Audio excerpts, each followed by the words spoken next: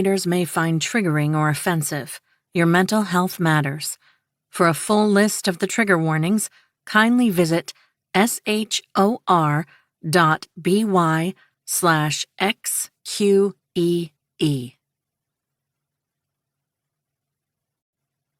Prologue. Cal. Creep, Radiohead. Age 18. If someone told me an hour ago that I would be pinned beneath Casablancas, partially naked and writhing against the hood of his black Mustang, I would have guessed he'd gotten himself into some kind of trouble and had resorted to drugging me and harvesting my organs to make a quick buck. Ro didn't hate me. He didn't love me either. I would guesstimate his feelings toward me were somewhere on the spectrum between, look at this adorable little moron, and shit, I forgot she existed. I was his baby sister's best friend, the awkward klutz who suffered from bouts of verbal diarrhea and extremely questionable fashion sense. Fine, I didn't suffer from the questionable fashion sense. I owned it. Sue me for celebrating my individuality. I always figured he liked me in the same way people liked puppies, because they were cute, dumb, and adored the ground you walk on even if you were a terrible human who peeled clementines in public places. But I digress. Harboring a small, totally manageable crush on your best friend's brother was a cliché. However, I was obsessed with the 90s, an era that celebrated true and tested formulas. Ergo, pining after him fit me like a tattoo choker. In my defense, Ro made it impossible for my adolescent self not to lust after him on account of him, 1, being 6'4" of lithe, corded muscles, floppy onyx hair, and a jawline stronger than my lifetime of New Year's resolutions combined, and 2, having the entire bad boy vibe down to a T, including a sports car, athletic jeans, witty one-liners, a dimpled smirk, and unlaced combat boots with tight-fitting jeans stacked upon them. To sum it up, he was a morally gray hunk who was a total red flag, my age group's favorite color scheme. So yes, of course, I, too, wanted to be ruined by Dylan Casablancas' older brother.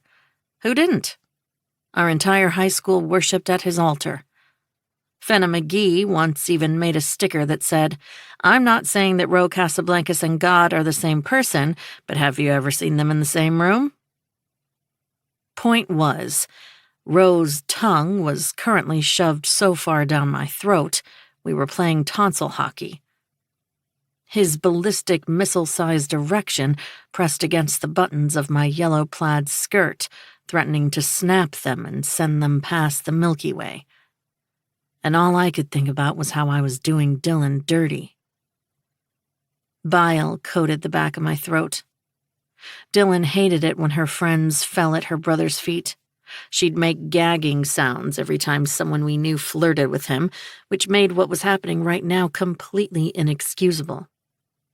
But I was semi-drunk, exceptionally raw, and uncharacteristically reckless. Plus, Dylan was so used to seeing Ro ruining her friends like it was an Olympic sport, what was adding one more into the mix? I was also a people pleaser, and I really wanted to please Ro. So I made complimentary moaning sounds I'd learned from the Pornhub University of Fake Orgasms. This included head-lolling, enthusiastic panting, and girly gasps. Ro took this as an invitation to move to second base, coiling his calloused fingers around the front of my throat and flattening me against the hood of his car. The hood still exuded heat from the engine, and I wondered if I'd sport second-degree burns tomorrow morning.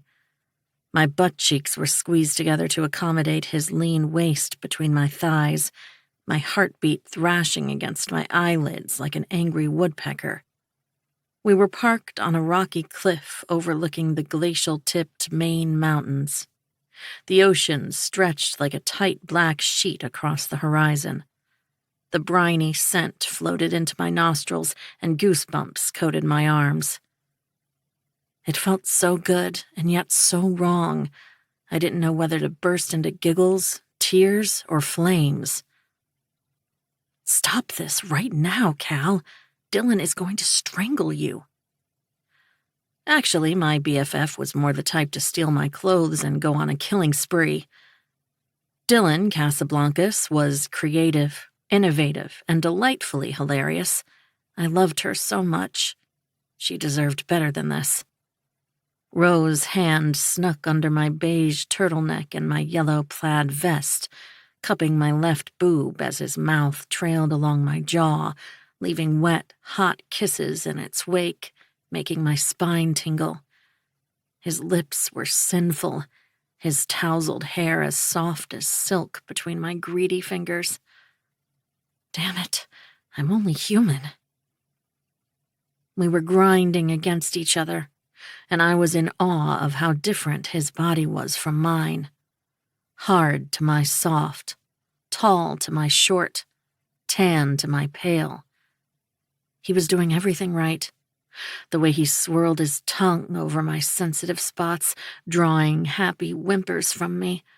The way his thumb rubbed the tip of my hard nipple, making it tingly and sensitive and desperate for more, felt like some kind of dark magic. "Fuck, you're beautiful." What a terribly un-assholey thing to say. Then again, Ro never directed his infinite wrath at me. Probably because I was like a sister to Dylan. There was a bonfire happening in the moorlands below the cliff where we were parked. A farewell bash for us seniors before we all scattered away to our respective colleges. Ro had dropped by to pick Dylan up. He was in town for a couple weeks, visiting from his fancy culinary school in Paris, but Dylan had wanted to stick around a little longer. Meanwhile, I'd wanted to go home, eat pickled eggs, and binge-watch Riverdale. Yet we'd ended up on the notorious Makeout Mountain, where couples went to lose their virginity and sometimes lacy thongs without being interrupted. Ro and I were friendly. He was always protective of me. I'd asked him to drive up to the cliff so I could take one last look at the ocean before I moved to New York. I definitely hadn't planned on attacking his mouth with mine like a rabid raccoon when we'd both stared at the yolky sun crawling up the sky. Yet, it had happened. It had happened, and now I was in his arms, the cold recipient of his kisses and licks and roaming hands. I froze, yet again feeling guilty about Dylan. She'd forgive me, surely. It wasn't like he was her boyfriend. Ro ripped his mouth from my skin, staring me down through a disapproving scowl. "Are you still alive?" "Mm-hmm." "Should I stop?" His fingers immediately loosened around my waist and back, and I suddenly remembered what had made me want to have sex with him in the first place. "No." I wrenched him closer and pressed my lips to his, doubling down on that rabid wildlife conduct. You can't stop." But maybe he should? My mind and my body were definitely not in sync. "Sure I can." His mouth moved over mine again, his voice velvet and smoke. "Consent is a real thing. Google it." I was blushing so furiously, it was a medical miracle my head didn't explode. His mouth grinned against mine, teeth grazing my bottom lip. "Fuck. You're so sweet, so innocent. I want to eat you out." "I want to eat you out, too." Wait, what? That didn't sound right. I had social anxiety and literally zero filters when I was nervous. "Do you now?"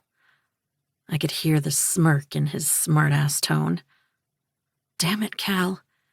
Not in, like, a cannibalistic way." "Show me, then. Use plenty of examples. I'm a slow learner." He growled, deepening our kiss. Our teeth brushed together and a wave of pleasure rolled along my spine.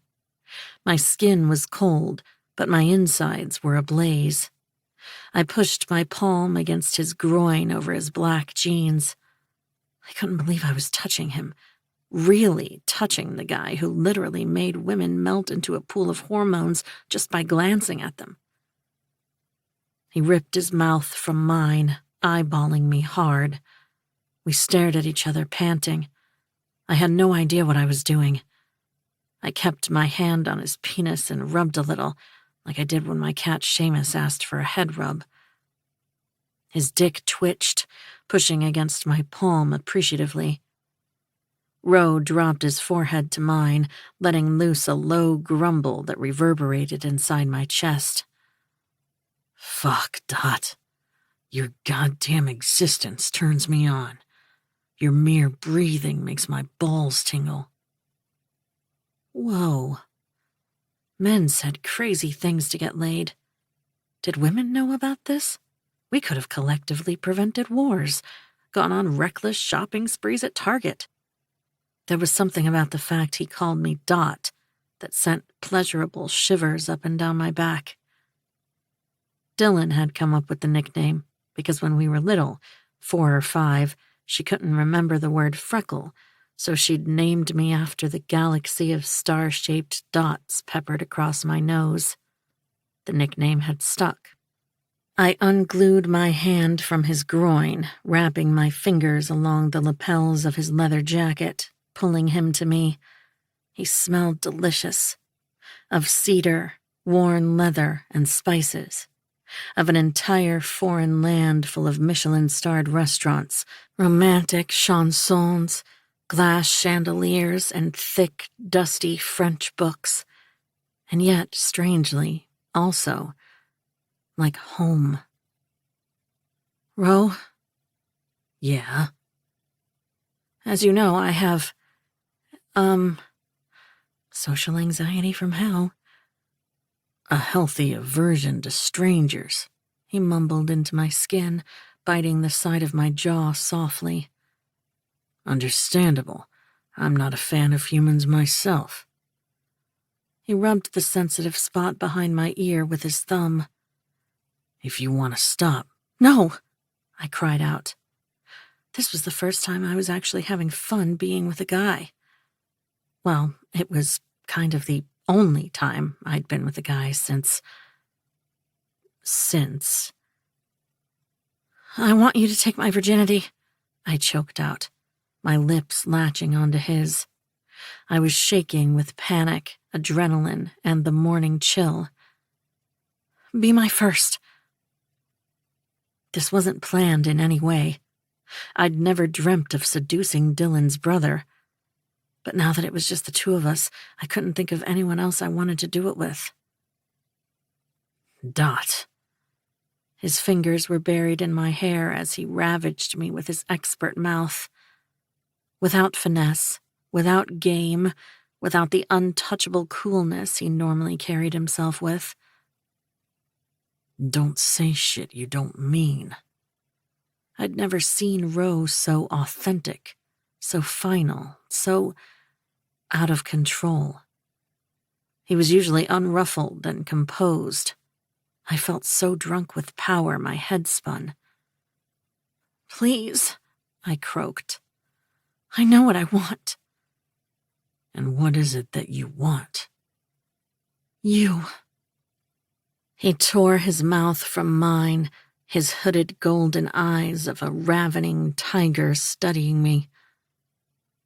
From 1 to 10, how sure are you? 10 is without a doubt confident, and 1 is forget what I said and take me home. 12. I blinked excessively, maybe 7 or 8 times in a row. It happened when I was anxious, a nervous tic I'd developed when I was 4 and never gotten rid of. Contrary to general belief, this didn't fall into Tourette's category. It was a chronic tic disorder. My way to wear my heart on my sleeve and show people how nervous I was. Are you sure you want me to take your V-card? His eyes narrowed. Yeah, Ro, I'm sure. Who else would I give it to? Some trust fund baby from SUNY? Someone with a broccoli haircut? A guy who doesn't even care about me and would make me sit in his dorm room and listen to his experimental techno music? Technically, Ro didn't care either, but I knew he'd never ridicule or tease me. He had a history of making me feel safe, and feeling safe wasn't something I was used to. His mouth slacked, and I could tell he wanted to refuse my request. He probably thought I was odd, just like everyone else in this small town. Why? His thick eyebrows nosedived. I decided to give him the truth. He deserved it, after all. Because I have severe androphobia, trust issues, and I know I'd never regret you. You're the only guy I know who is fuckable and not a fuck-up. Make sense? I'm a major fuck-up. He ran his fingers over my side bangs, tucking the hair behind my ear. But too fucking selfish not to fuck you. It's going to hurt, you know. He gave me a cool once-over. The first time, anyway. It'll get better the more times. There won't be more times, I interrupted him. I appreciated him pretending it wasn't a one-night stand, but that wasn't necessary. You don't have to say that to make me feel better. His desired, drunk expression melted into a frown. I'm not saying that to make you feel better. I'm saying that because fucking you is probably all I'll want to do once we start. Ro, this has to be a one-time thing. Dylan can't know. Please. I placed my palms over his chest. I was a coward and a cheat, and in that moment I hated myself more than Dylan could if she ever found out. And still, he was my one shot at not dying a virgin. He must have understood the gravity of the situation because he nodded. Okay. I'm ready, Ro. Let's do this. I shoved my tongue into his mouth before he could use it to change his mind. I'd already made a colossal mistake by making out with him. Might as well lose my pesky virginity before I went off to college. It was the right thing to do. First of all, because according to the rumors, he knew his way around a woman's body. Second, because his Adonis face was attached to some history, context, and nostalgia. He was comfort, familiarity, and ease, not some sordid mistake. And third, because I knew that despite his reputation, he wouldn't hurt me. And that last part, it was huge. Ro was my security blanket in many ways, even though he didn't know it. When we were kids, he'd throw Dylan and me into the public pool as many times as we asked. He'd taught us how to do cartwheels, drive a car, cheat in poker, pick a lock. He'd given us money for vinyl records, even though we never paid him back, driven us places, bought us ice cream when we were PMSing, dislocated a nose or two when someone catcalled us. Ro made sense. I didn't have cold sweats with him. I didn't go into hiding. Whenever I had extreme, nervous, verbal diarrhea in front of him, he didn't look at me like I was a freak. And I was confident enough in his presence to sass back. Our bodies fused into one another as he kissed his way down my throat, proceeding south, his head disappearing between my thighs. No, I gasped, desperately trying to yank him up to his feet. We don't have time. But the truth was, I was deathly afraid he wouldn't like the taste of me. Just do it. Great, now I sounded like a Nike commercial. And hurry up. You sure know how to set the mood. Rose stood up swiftly, returning his lips to mine, refusing to cheapen this experience for me. His strong fingers slowly snaked down my waist, flipping my skirt up. More grinding ensued. His cock slid up and down my slit through my panties and his jeans. I could feel heat rushing between my legs. He made sure I was hot and ready for him before he rolled on a condom, and then he was inside me, sealing my pained moan with an apologetic kiss. Tears seared my eyes, and I held my breath at the sharp sting. "Okay to move?" he grunted, lodged squarely inside me. "I strongly prefer that you didn't. We can stop, I know. Please just fuck me." Didn't I literally tell him not to? My head was a mess. So was the rest of me. "I don't want to hurt you." "I know. That's precisely why we should continue." He pulled out slowly, then thrusted inside. Soon I was clawing at his shoulders, staring at the sun slithering behind his messy dark hair as he drove into me, my white Mary Janes thumping against his car hood every time he pressed home. I held my breath the entire time. Clank, clank, clank. Steadfast and determined, he screwed me like I was a hood ornament he was trying to drill back into place. He was kissing and nibbling, exploring and admiring.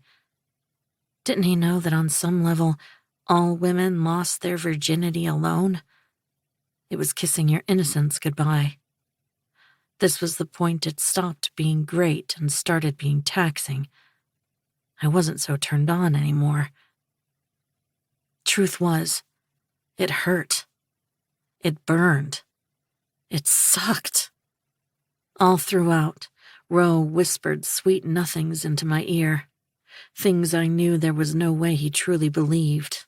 Things like, "Jesus, Dot, I could live inside that tight pussy if you'd let me." And, "You're the most beautiful girl in the whole fucking universe. No close seconds." And, "Watching my dick inside you is more breathtaking than Paris at night." It lasted way more than the average time my friends reported their boyfriends had sexed them. I was expecting 5 minutes, 10 if I wasn't lucky. But no, Rose seemed to carry on forever.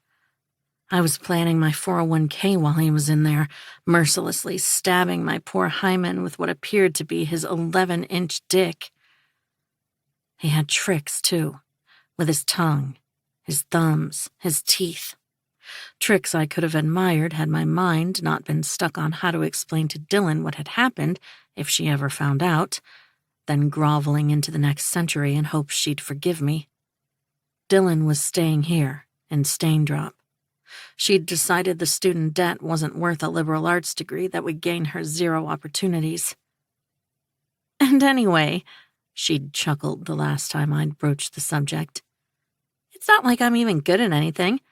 I'd be wasting money on a degree I'd probably never use." We'd promised to visit one another every other month, but I knew Dylan was worried I'd ditch her for new, shiny urban friends. Finally, praise Jesus, Roe grumbled, "Fuck, I'm coming." "Yeah, totally. Me too." I lifted my hand from behind his shoulder and bit into my fist to suppress a yelp of agony. I was worried my internal organs had gotten tangled around his penis.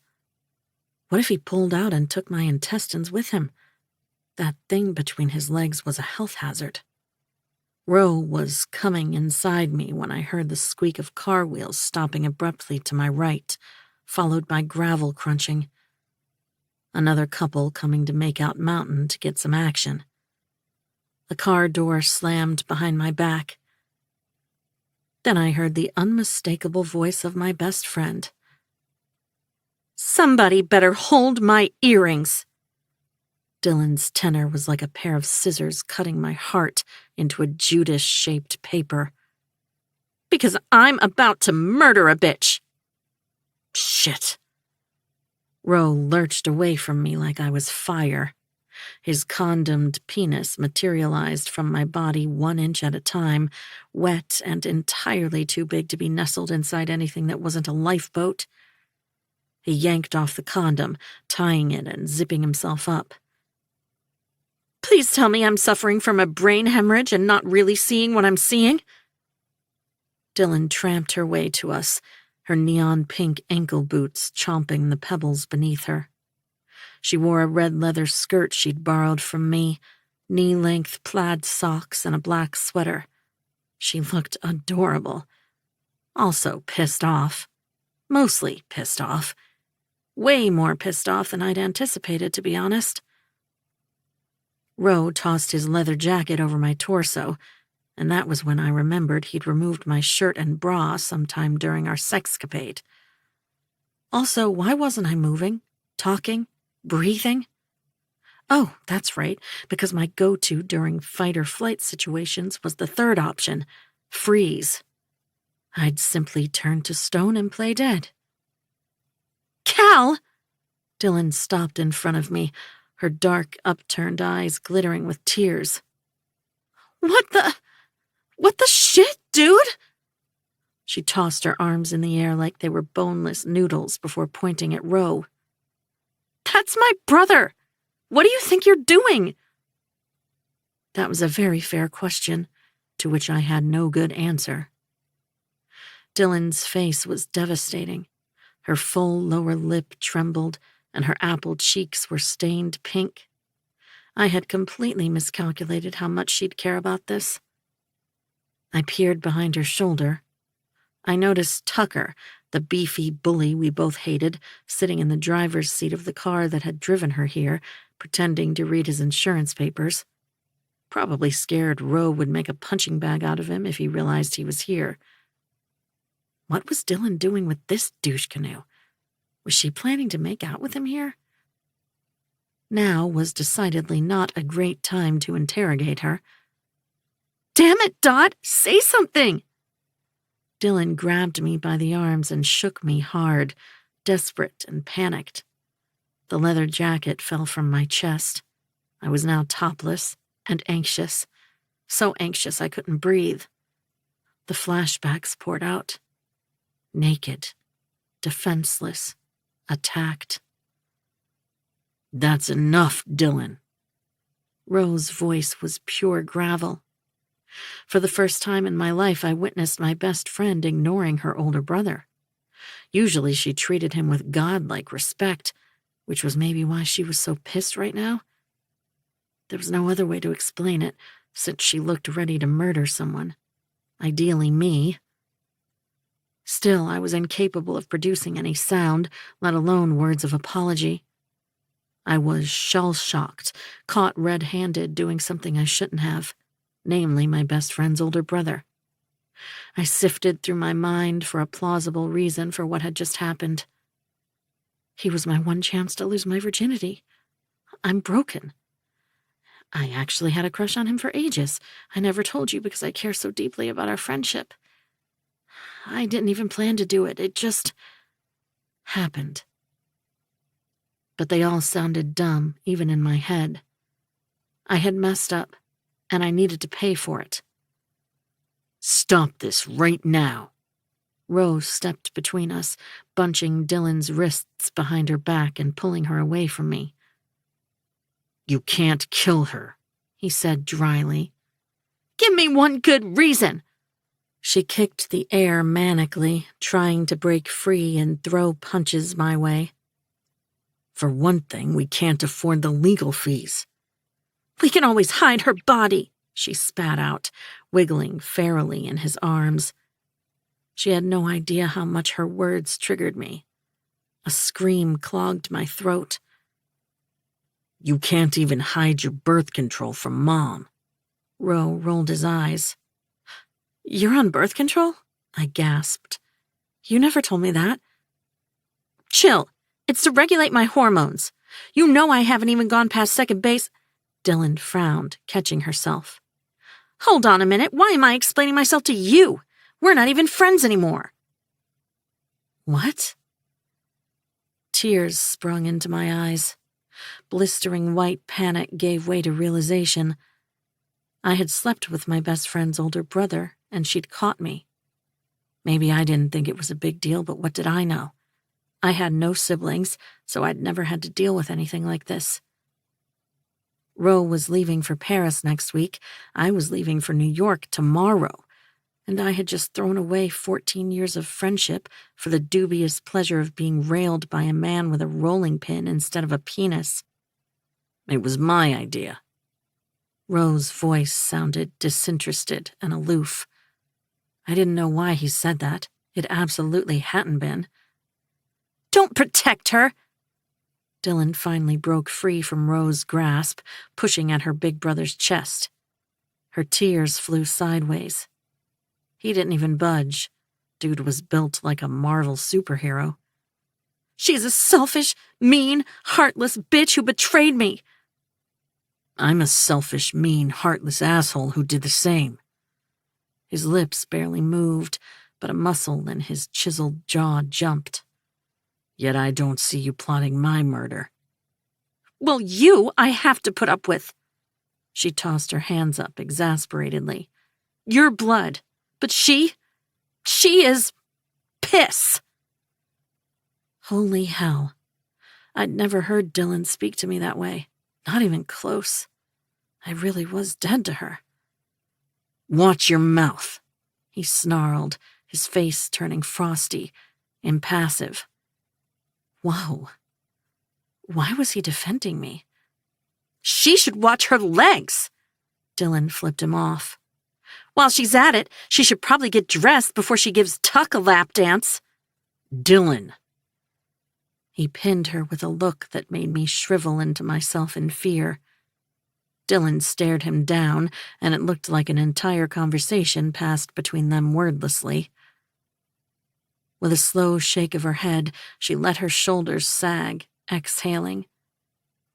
God, you're pathetic. Ro? Pathetic? I doubted he could even spell the word. Ro was magnificent, spectacular, self-assured, talented, and formidably hot.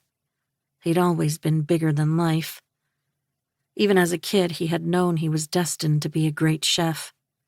When he was 10, he'd used test tubes and droppers to measure ingredient quantities to come up with new recipes.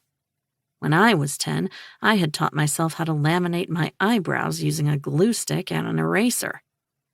Finally, the words that were bunched in my throat rushed out like a river. Dylan, I'm so sorry. I crouched down, hastily picking up my discarded bra and turtleneck. I'd been wearing Cher from Clueless's iconic yellow outfit, which I'd sewn for myself. My white knee-length socks were muddied. Actually, sorry doesn't even begin to cover how I'm feeling. What I did was deplorable. It was all a huge mistake. I'm sick to my stomach. Horrified, disgusted, revolted. Stop, I'll fucking blush. Ro rolled his tongue over his inner cheek, propping his unlaced army boot against the hood of his car. I ignored him. He wasn't really offended. Sarcasm was his native tongue. Revolted, no, repulsed by my own actions, I continued. Did you swallow a whole-ass dictionary? Ro's whiskey-tinted eyes slanted into furious slits. Also, you can say it felt like shit until you're blue in the face, but your body told me a different story when you dripped all over the hood of my car. Arg! Blasphemy! Dylan pressed her palms to her ears, squeezing her eyes shut. The mental image is now burned into my retinas, and I have no other choice but to murder both of you. I swear I didn't mean to. I was drunk, I continued, lying through my teeth. I had always been a liar. My white lies were like makeup. Small, harmless concealers designed to fix up the blemishes of my life, to ensure my loved ones' minds were at ease. Lying was second nature to me. If I thought someone I cared about wasn't going to like my answer, I made up another one especially for them. I shoved my arms into my sleeves, covering up, my eyes clinging to Dylan's beautiful, distressed face. It was a huge mistake. A one-off. I couldn't lose her. Couldn't lose my best friend. She was there when, in kindergarten, kids had made fun of me for wearing a socks and sandals combo. She had started wearing them to school too, as a fashion statement, a middle finger to the bullies. Dylan always marched to the beat of her own drum. She always did the right thing, even if that thing was scary. The opposite of me, she never lied. She wore the truth like a badge of honor, even if it was ugly. She had been there when my babushka had passed away, braiding my hair and listening to me for hours. There for the laughs, for the tears, for the college rejection letters, for fights with my parents, and when we'd veg out on the couch in our PJs, watching Teen Mom and polishing off my entire fridge. All I hear is me, me, me. Dylan's tear-rimmed eyes rolled in their sockets, and she tipped her head back, chuckling humorlessly. It's all about you, isn't it? You were drunk. You made a mistake. You feel disgusted. You have anxiety. What about me? Did you ever stop to think how much I hate it when my friends hit on my brother? How everyone wants to befriend Dylan Casablancas because her brother is hot? She thought I'd used our proximity to hook up with Ro? That was ridiculous. My crush on Ambrose Casablancas was akin to my crush on Chris Pine. Just because it was there didn't mean I ever had any plans to act on it. He was the least attainable person on planet Earth, with his mood, hair, and allure all darker than the pit of his own soul. Plus, it wasn't like I'd planned to date him. I didn't do boyfriends, and I definitely didn't do relationships. Relationships were for other humans who could people normally, and not topple over like a fainting goat at the slightest social interaction. Dylan! I rushed the 4 steps between us, erasing them completely as I fell down to my knees at her boots. The little stones dug into my shins with gusto. Blood oozed from my scraped flesh. It meant nothing. I swear. I never looked at Ro twice before today. Liar, liar, pants on fire. You know I always thought he was freakishly tall and a little frightening. And the compliments just keep on coming. A wry sneer rolled off Ro's tongue above my head. He was leaning against the hood of his car, arms folded, not a care in his world. Is your secret talent pissing people off, Cal? I hated him so much in that moment. Worst kept secret, as you can see. I flashed him a glare, gesturing toward his sister. Don't you dare answer my brother like that! Dylan shoved her finger in my face. He's way out of your league and the height of your love life. I was in complete agreement with her. Ro was the entire deal. Hot, smart, and talented as hell. Not only was he not in my league, we weren't even playing the same sport. He was football and I was cheese rolling, or something equally as eccentric. All I'm saying is I never meant for it to happen. It was a small lapse of judgment. I pressed my palms together, still begging her on the ground, my clothes filthy and askew. For a reason unbeknownst to me, I had underestimated how important it was to Dylan that I wouldn't mess around with her brother. Probably because literally every other girl at our school had, or had tried to at some point. Small? Ro inquired behind me. Huge, I corrected, my head so hot I felt like it was going to explode. Thick, too. Better? I shot him a dirty look. Infinitely. He fished in his front pocket for a cigarette, producing a pack of jetons. Of course he smoked French cigarettes now. Wow, okay. Dylan scrubbed her forehead, shaking her head. Guess I'm about to vomit the 3 slices of pizza I just ate. Please forgive me, Dylan. Please, I said desperately. Ro shook his head, trudging to the driver's seat. He slipped inside and started the engine. Dylan stared at me like a queen deciding whether to spare a lowly subject from execution. Her lips curled, arms folded over her chest archly. You know, Cal, I've always looked up to you. You're gorgeous, funny, smart, a kaleidoscope of colors and facts about the 90s. I mean, damn. You're a walking Wikipedia about serial killers and ghost stories, and still have the most sunshine personality I've ever known. It's tempting to stick around, to let those Calla Litvin sun rays kiss your skin.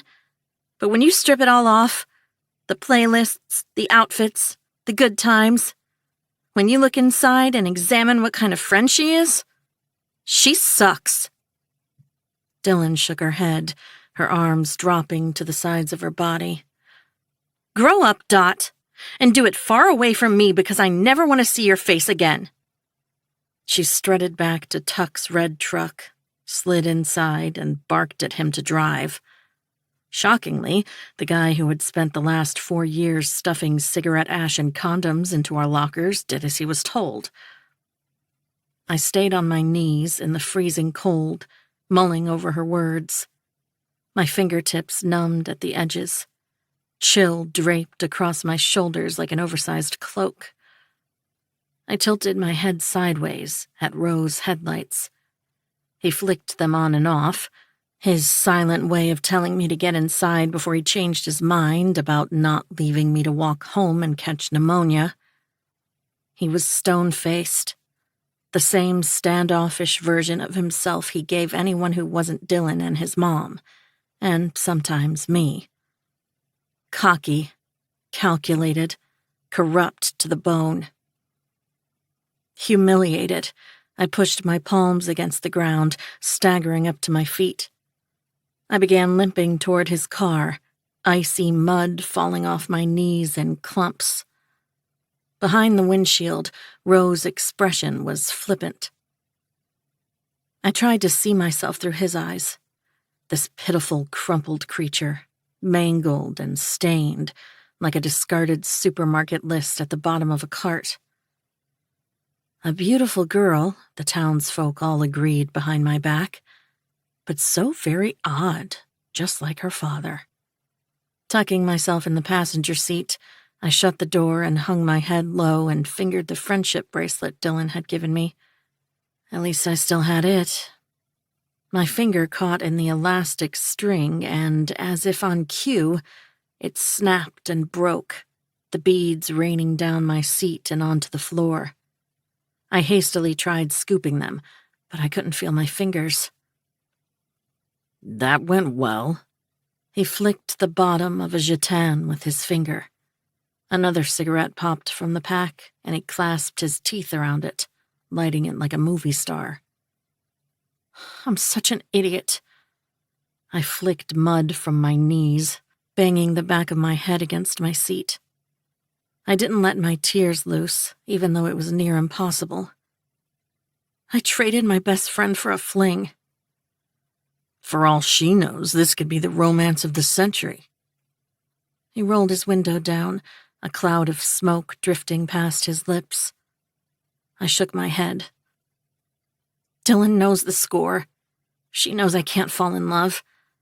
That I'm... The rest of the sentence perished in my mouth. A narcissist? He bowed a brow. Broken. I frowned. But thanks. You're not broken, Dot. He stuck the cigarette in his mouth, patting my thigh offhandedly. A little cut, sure. All diamonds are. Not me, I thought. Underneath my sunshine personality, all you'll find is darkness. So, he swiped his tongue across his upper lip, eyes hard on the road ahead. I need to tell you something. He was going to warn me off bothering Dylan. He was so protective of her and knew how much she hated me right now. But I couldn't bear it, the idea of her not being in my life anymore. Please don't say anything, I begged. My night is hideous as it is. It's not about Dylan. Of course it wasn't. It was about how awful I was, sleeping with my best friend's older brother. I was wrong about Roe. He was going to hurt me after all. Roe, please. There's nothing to talk about. Trust me, I'm as horrified about you and me as you are, probably more." He punched his steering wheel, muttering something under his breath. "Would you get out of your own fucking head for 1 second and listen?" He seethed. "No, thank you. My head is a terrible place. It's exactly where I deserve to be right now." I wanted to apologize for the way I'd treated him, to try to beg him to reason with Dylan. But I also wanted to hold on to whatever little pride I had left in me. We zipped past lush New England trees, English lampposts, and the local library, all cloaked by a bluish-orange dawn. The lighthouse gleamed behind a curtain of my unshed tears. With piercing pain, I realized that home wasn't Staindrop, Maine. It was the Casablancas siblings, and I was forever banished. "I really am sorry, you know," I murmured when he stopped in front of my house, the engine still running. His stare was glued to the windshield, his jaw so tight it looked painful. "You guys are like my family, and I like you so much. You are the two people I always felt truly myself with." But I didn't have the guts to say these words. I swallowed. "And I hope everything works out for you." Rose's eyes, blank and hollow as a Greek statue's, were still trained on the road ahead. "Good luck at Columbia."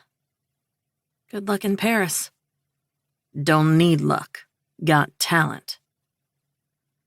He drove off without sparing me a glance.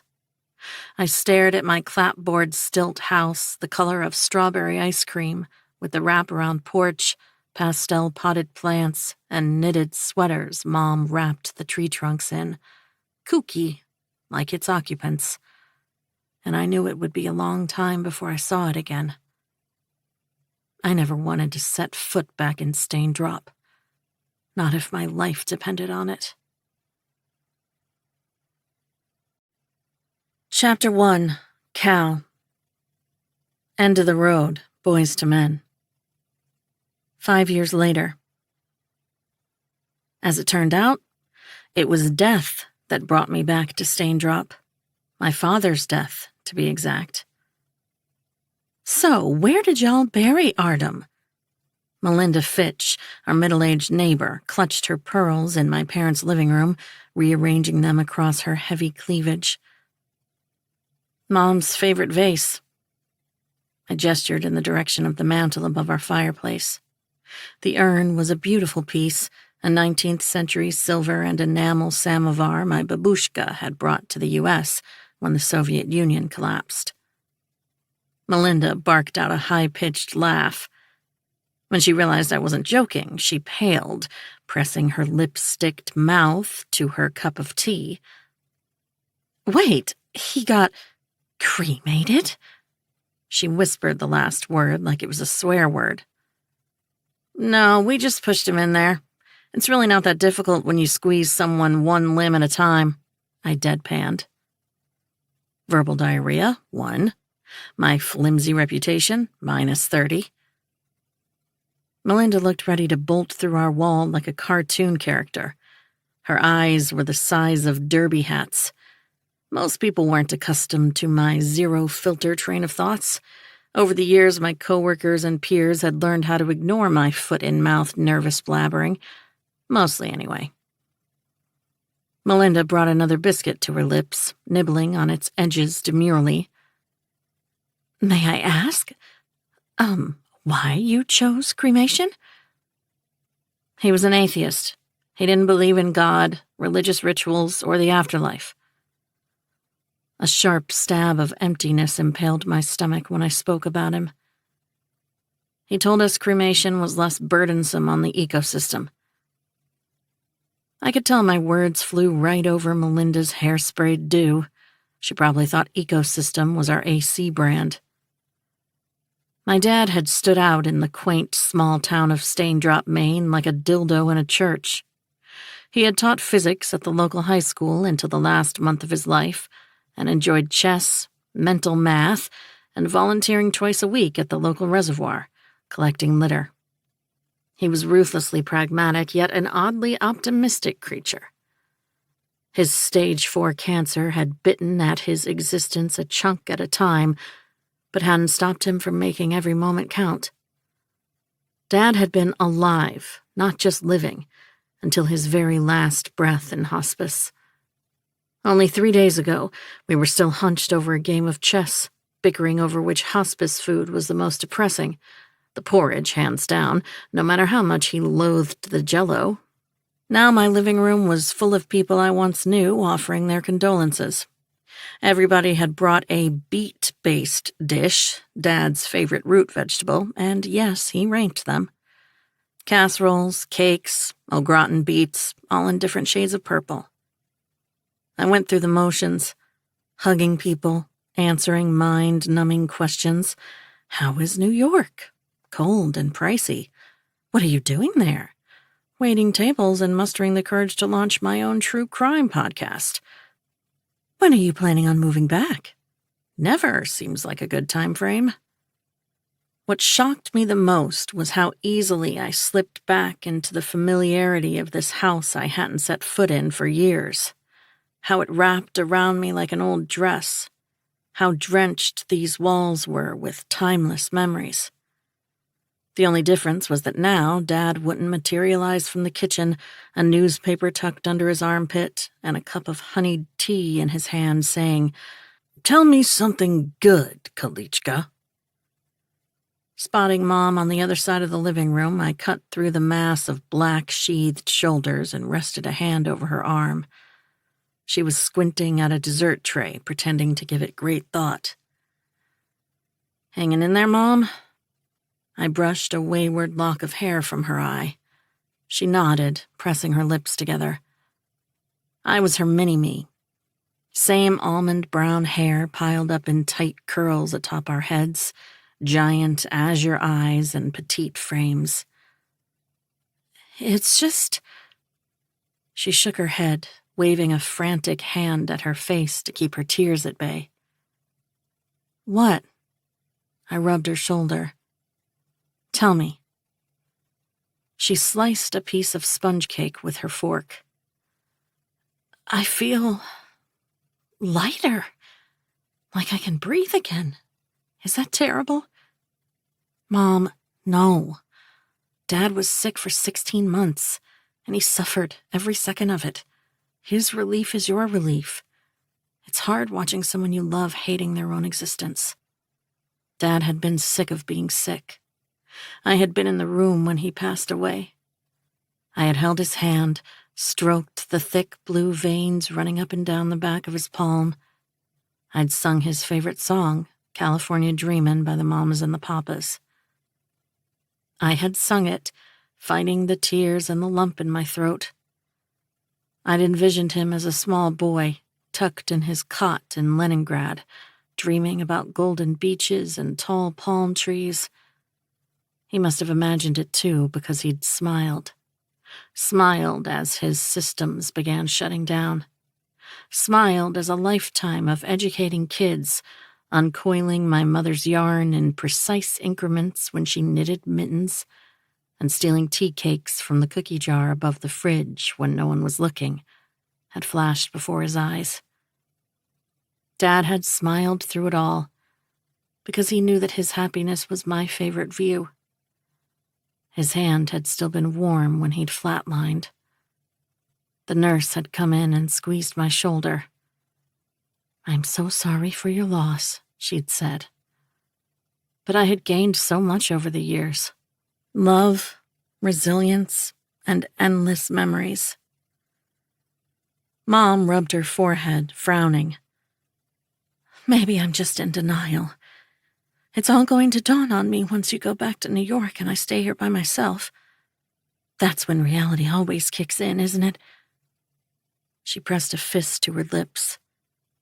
"When everyone leaves and grief is your only companion." I clutched her in a hug, desperate to comfort her, but not really sure how. "You know, it's going to be weird the first time I sleep here by myself." She glanced around the room, her throat bobbing with a swallow. "Even when Dad was at the hospice, I always had a friend stay over. I married him when I was 21. I'm not even sure I know how to be alone." Mom needed someone next to her. The accusations Dylan had hurled in my face the night our friendship had perished crashed over me like a tsunami. About me being a shitty friend. Maybe I was a shitty daughter, too. After all, I had managed to successfully avoid stain drop for 5 years. I'd seen my parents plenty. We'd met in Portland, New York, and some places in between, but I never made the journey here. Then I thought about being a parent, the act of sacrificing your time, your sleep, your money, your attention, your concern, your love, all for what? So that one day your kid would give you half a hug and tell you that everything will be okay, then run off to New York leaving a trail of half-assed apologies? Mamushka always told me that when you became a mother, you expanded, found ways to provide more of you to meet your child's needs. Maybe it was time I expanded as a daughter, too. Rose to the occasion. I'll stay here for a while, I heard myself say. No permission was given by my brain for my mouth to utter these words, and yet here they were, out in the wild, entering my mother's ears before I could stop them. "You'd do that for me?" Her head snapped up, eyes flaring with hope.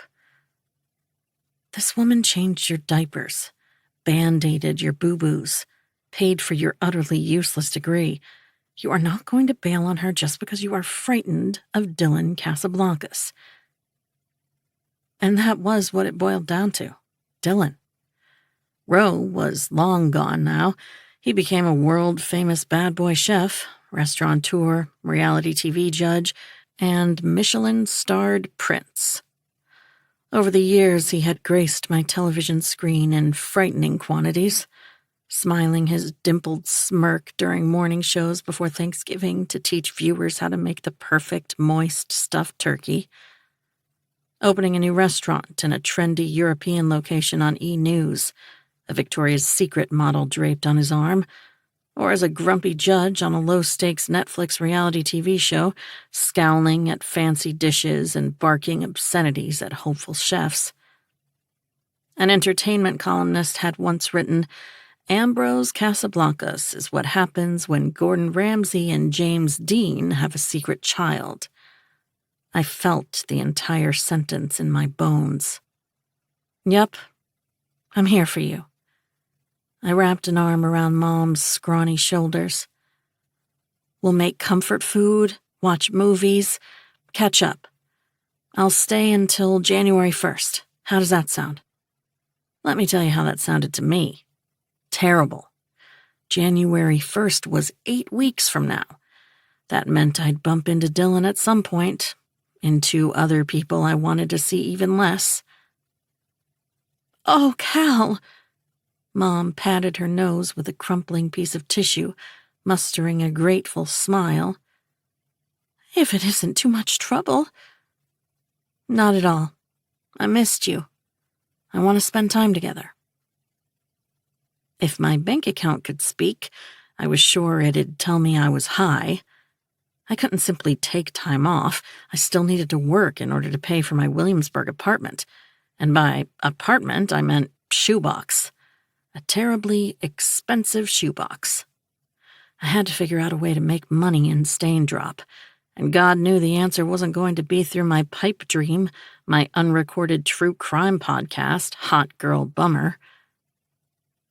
"Only if you're sure." Mom clutched my arm. "I don't want you to stop your life for me."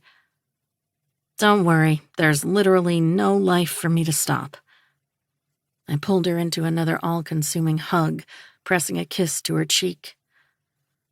"We're going to have a blast, Mamushka. Just like the old days, you'll see." "Really?" Hope painted her face. "Really. Nothing will ruin this for us." As I said that, the door flung open, and in walked Ambrose Casablancas, and a very pregnant Dylan.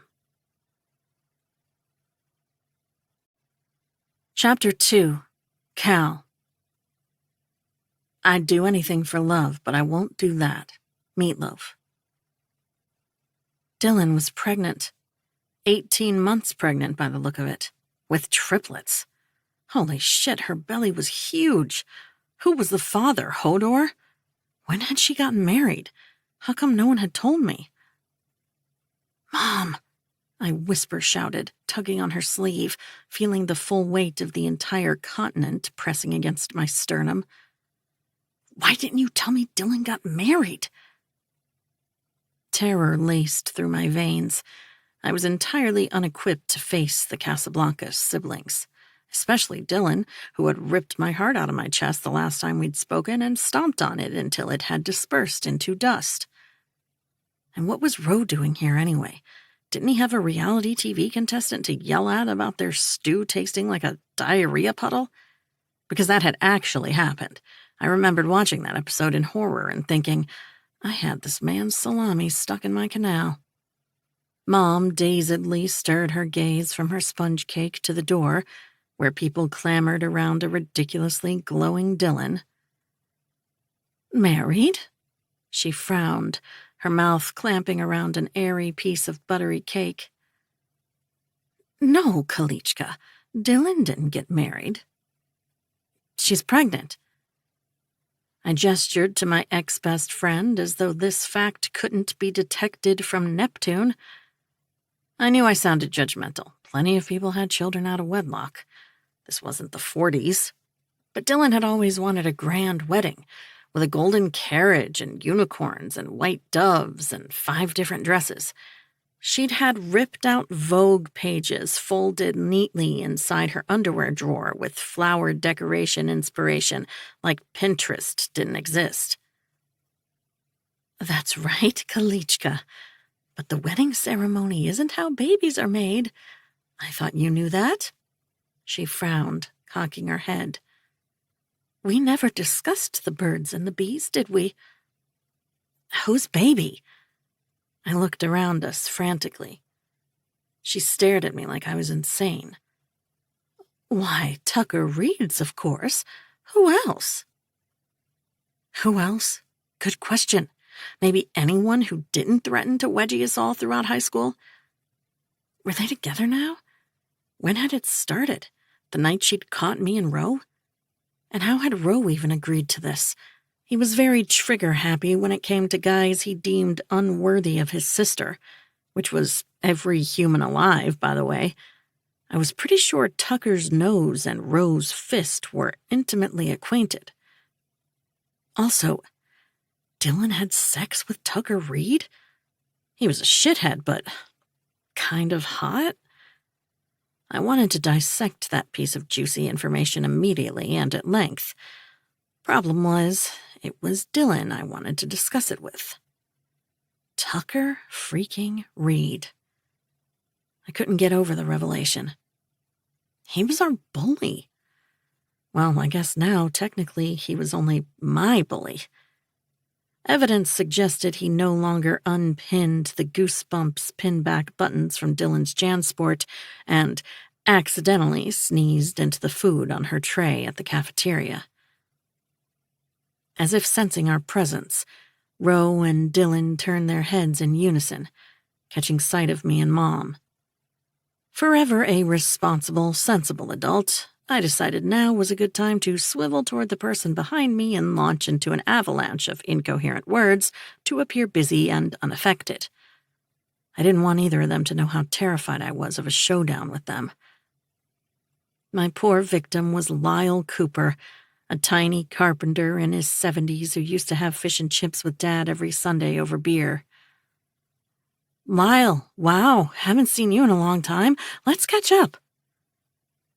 I was acutely aware of Ro and Dylan as they sliced through the throng, ambling to my corner of the room. More accurately, Ro was ambling and Dylan was wobbling. They stopped to talk to Mom, who stood right beside me, and I tried to simultaneously converse with Lyle and eavesdrop on their conversation. Sorry for your loss, Mrs. Litvin. Mom sends her regards. Dylan. Pain can only be dulled by time, and you know we're always here for you. Also, Dylan. Artem was the first person to truly believe in me. I heard Rose say in his bottomless baritone that licked at my skin like fire. He saw my potential, made me work for things. They say every kid needs one grown-up to love them and one to believe in them. My mother loved me, but Artem, he believed in me. My mouth kept on moving, and it occurred to me that I was talking to Lyle and that he was listening, though not with great enthusiasm. A troubled frown engraved his crumpled forehead, and he kept sloping his head back and forth. Was I even speaking in English? All I'm saying is Meatloaf shouldn't have called it I'd do anything for love, but I won't do that, because what's even the point? I rambled. Oh God, someone shut me up immediately. Well, Mr. Meatloaf, clearly you won't do anything for love. There's no exception to the word anything. Everything is kind of baked into the cake, you know? The song should have been called I Would Do Most Things for Love. But I guess that would have been less catchy. It's all about the marketing. In my periphery, I caught Roe pressing his knuckles to his mouth, enjoying my first-degree murder of whatever coolness I had left.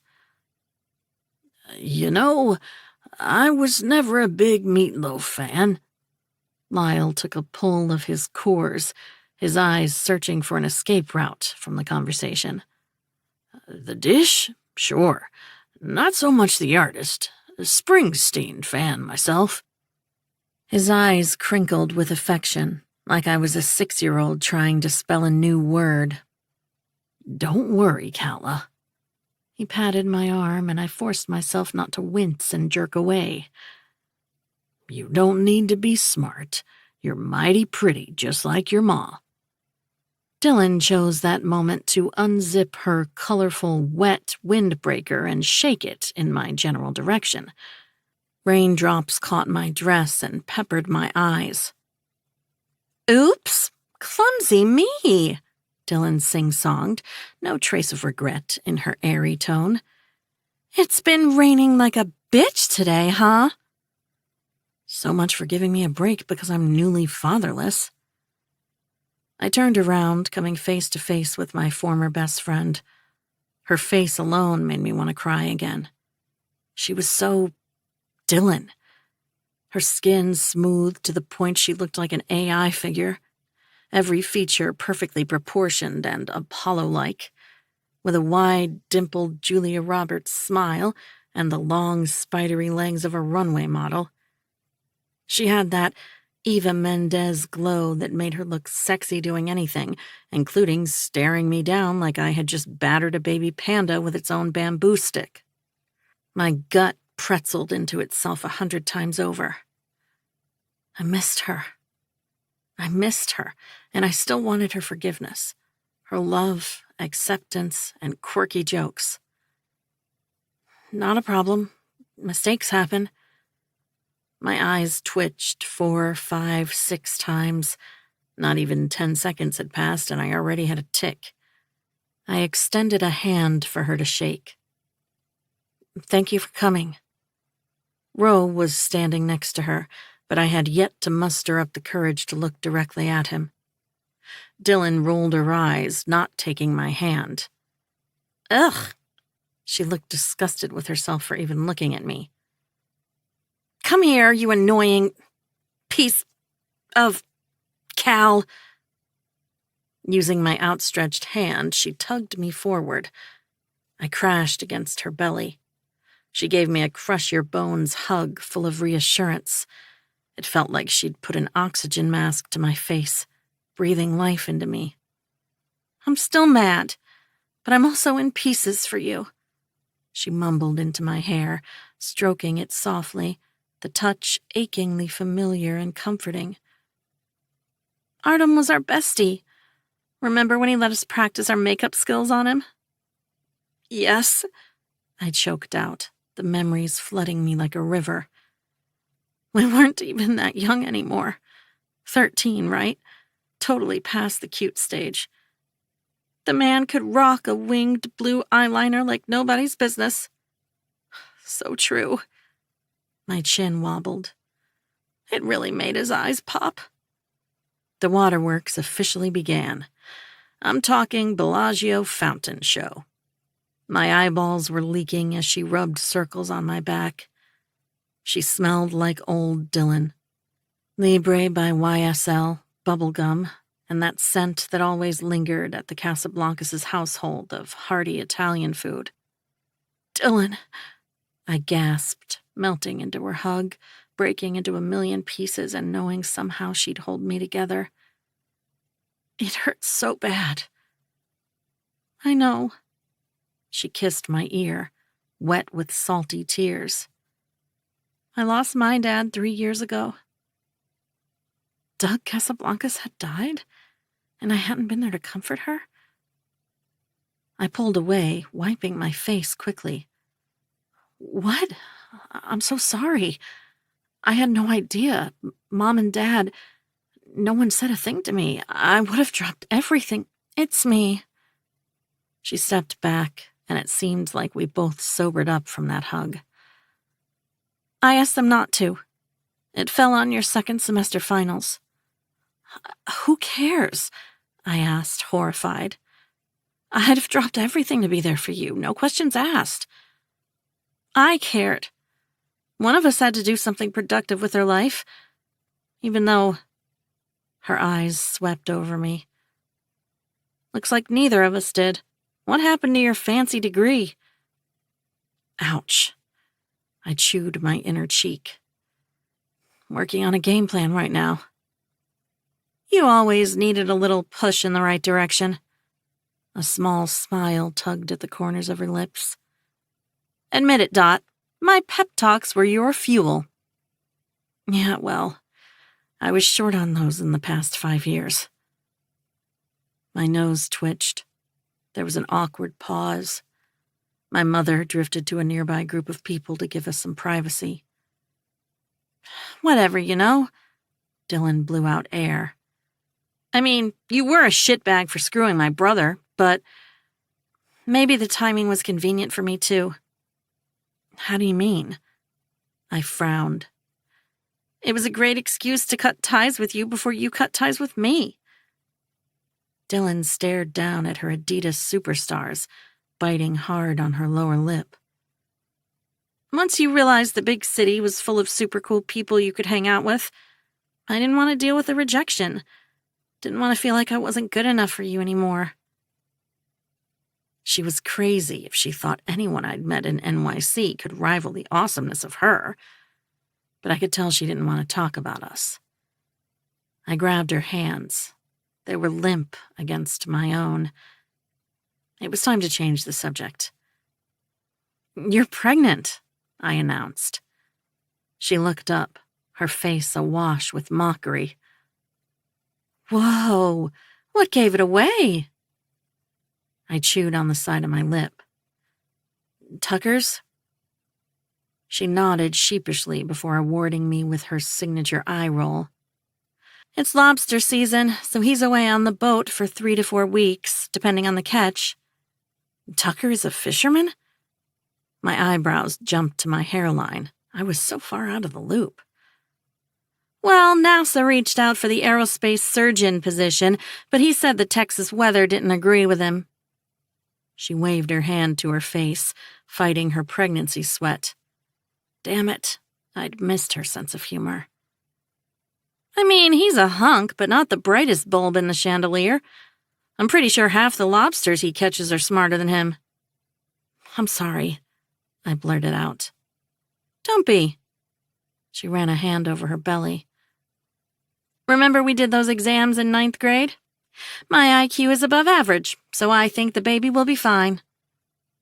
I meant I'm sorry he is out in the ocean, risking his life. Oh, I'm not, she answered airily. All he does when he's around is watch football, drink beer, and complain I don't fulfill my womanly duties. Team Ocean all the way. There was a beat of silence as we both stared at each other. Finally, I couldn't take it anymore. I mouthed, You had sex with Tucker Reed, Dylan. Oh my God. That made her snort out a laugh. She slapped a hand over her mouth, frowning sternly. Shut up. I'm still mad at you. I'm not here to make amends. Not even if I beg really hard? I wiggled my brows. Ask again after I eat. I'm hangry. She glanced around the room, taking inventory of the people and dishes. Now, if you'll excuse me, I'm going to make myself a pregnant lady plate and devour it while listening to a complete stranger reciting birthing horror stories to me. Last time I socialized, Melissa told me about her 2 inductions, steroid shots, and emergency C-section. Hard to top that, but I have faith.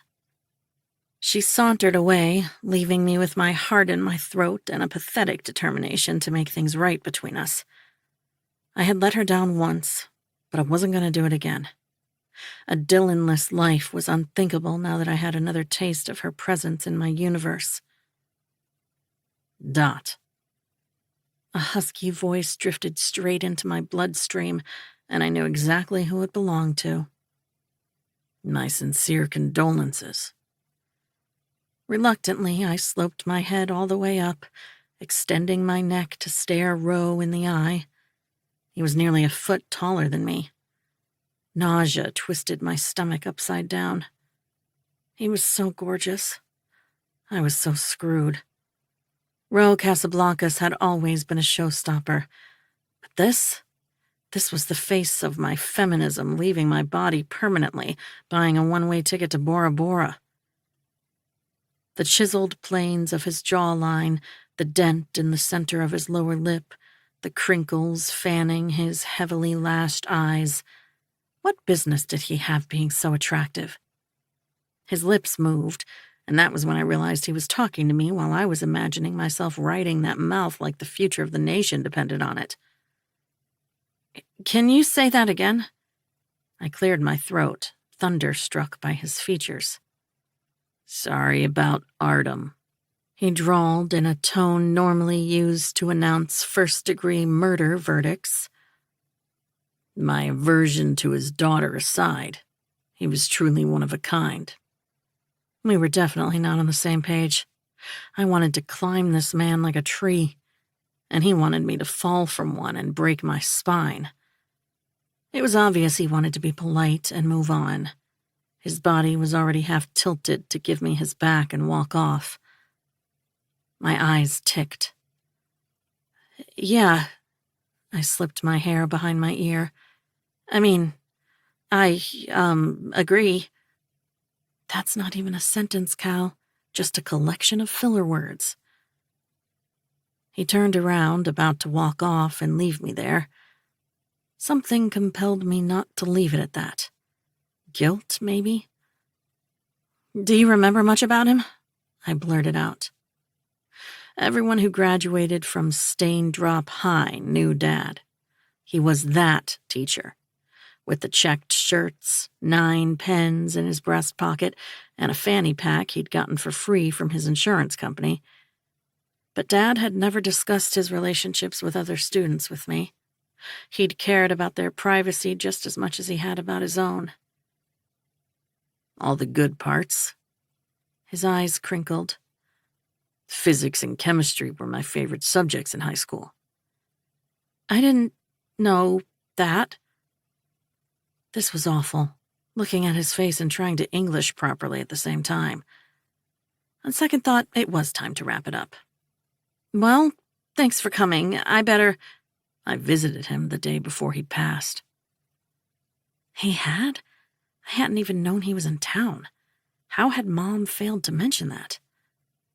Well, she didn't know he took your virginity and whatever was left of your soul the night before you moved to NYC. I stared at him, too shocked to pick up my jaw from the floor. You did?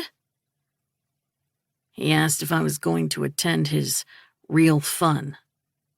Roe quoted with his fingers. That was what Dad had called his impending funeral, real fun, because he'd wanted people to be happy that he'd lived, not sad that he'd died. Said to remind you that he isn't in pain anymore, that he is probably in heaven right now, playing chess with Leonid Stein and Abe Turner and eating beluga caviar. I blinked at him, registering his words. That was the most dad thing I'd ever heard. He didn't believe in heaven. He said you'd say that, and to tell you that he was wrong. The first and last time that happened. Ro half shrugged. Tears stung my eyes, but I was smiling. What else did he say? He asked you not to call it a celebration of life, because that always feels like rubbing it in to the dead person. I felt my chin wobbling. And you remembered his exact words? Well, it is 3 sentences, Rose said coolly, glowering. And I'm not a fucking idiot. Is there anything else? Something more he wanted to tell me? That's all she wrote. I started laughing and crying simultaneously, somewhere between touched and moved and completely shattered. Rose said nothing, just stared at me dispassionately with his liquid gold eyes. I wiped my face quickly.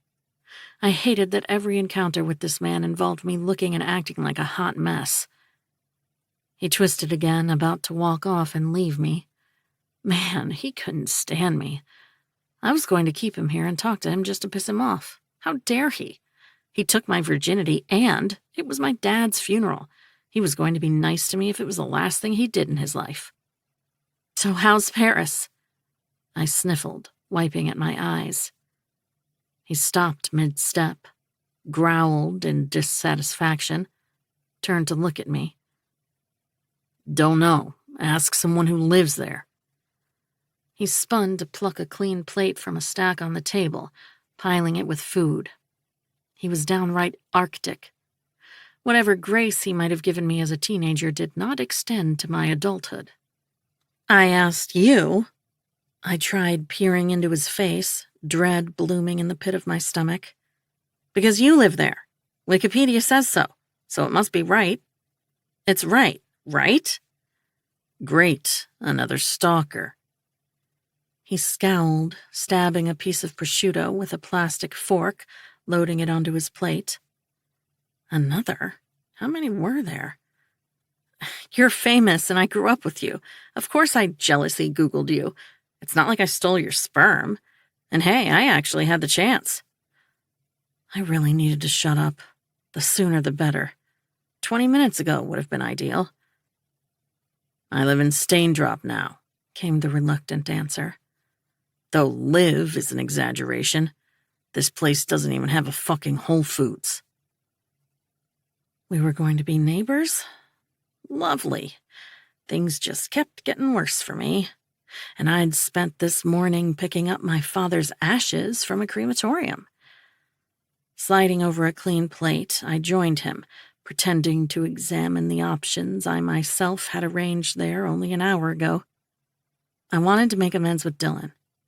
I'd just lost an important person in my life and craved balancing it out by returning a special someone to it. The way to Dylan's heart passed through her brother's approval. So maybe him and me occupying the same town wasn't such a bad idea. Why'd you move back? I piped out. Opened a restaurant here about a year ago. He grabbed a piece of cherry pie, shoving it into his mouth without tasting it. Descartes. His French accent was on point. So were my nipples, which apparently improved of his grasp of the French language. Really? I hadn't heard. The Michelin people did. Gave it 3 stars. The first restaurant in the state of Maine to receive the honor. Just won the James Beard Award for it, actually. Guess that levels things out. Sarcasm was a good look on him. Hell, a trash bag probably would be too. Also, why did he have to be good at everything he touched? It was completely exasperating to someone like me whose life was a string of failures, interspersed by bodega runs and late-night trips to the laundromat. Why the name Descartes? I munched on the corner of my mouth. Taco Bell was taken. He rubbed his thumb over his lower lip, and my nether region clenched in response. No, what I mean is, why him of all philosophers? Descartes was known for the connection he had made between geometry and algebra. My father had been fascinated by him and had spoken of him often. "Are you always so full of questions?" He seethed. "Are you always so full of attitude?" I sassed back. "Yes," he said simply. "Made an entire career based on it. Asshole is my entire personality." "You weren't always like that," I pointed out, my gaze holding his. "Once upon a time, you were the best part of my day some days." My confession frightened me. It was too honest, too raw. Rose's face remained blank and unimpressed. Not one muscle twitched. "What a crappy adolescence you must have had to put so much stock in someone who didn't give a shit. Go back to torturing Lyle with your VH1 trivia." I think I'd rather torture you. You're closer, and unlike Lyle, I don't like you. So I guess you're stuck with me. I didn't care about his scary reputation or the fact that I was usually a ball of anxious sunshine just trying to get along with everyone. I couldn't let him get away with this kind of behavior. Rose's eyes flicked over my frame briefly. He pushed another piece of unidentified food into his mouth. "You changed your hair color." "Just the tips." I felt myself blushing and was surprised that I did. Yes, I'd had a crush on him when I was a teenager, but I was over him. I'd only thought about him whenever he popped up on my TV screen or in glossy magazine covers. Indigo. It represents sadness and mourning. "Didn't ask." "Didn't care," I fired back. "You want to offend me with your offhanded attitude. I'm not one of your TV protégés." "If I stop answering you, will you go away?" He scrubbed his jaw with a frown. I pressed a hand to my chest. "You wound me, Ambrose. I thought we could catch up." He said nothing, piling more food onto his already overflowing plate. Over the years, Roe had opened and helmed upscale restaurants across Europe that were booked 6 months in advance. But that didn't make him a food snob. He still liked mac and cheese casseroles and his mama's famous lasagna. Me? I chose my meals like I chose my paths in life. Badly. Junk seemed to be the recurring theme in both of those fields, and I always ended up feeling like crap. I picked the color by my mood. I heard myself drone on, even though Rose certainly wasn't keen for me to elaborate. So before Dad died, the tips were yellow. I was feeling kind of confident, brave about the week ahead. I thought I had a few more days with him. He harumphed to show me that he had heard me but offered no words of consolation. Wetting my lower lip, I said, I will be in town for a while." "Not interested," he quipped, tone wry. "Cocky much?" I was going to say, I'd really like to reconnect with Dylan. "You do? Huh, the feeling doesn't seem to be mutual." He brought a piece of Walmart pie to his lips, chewing slowly.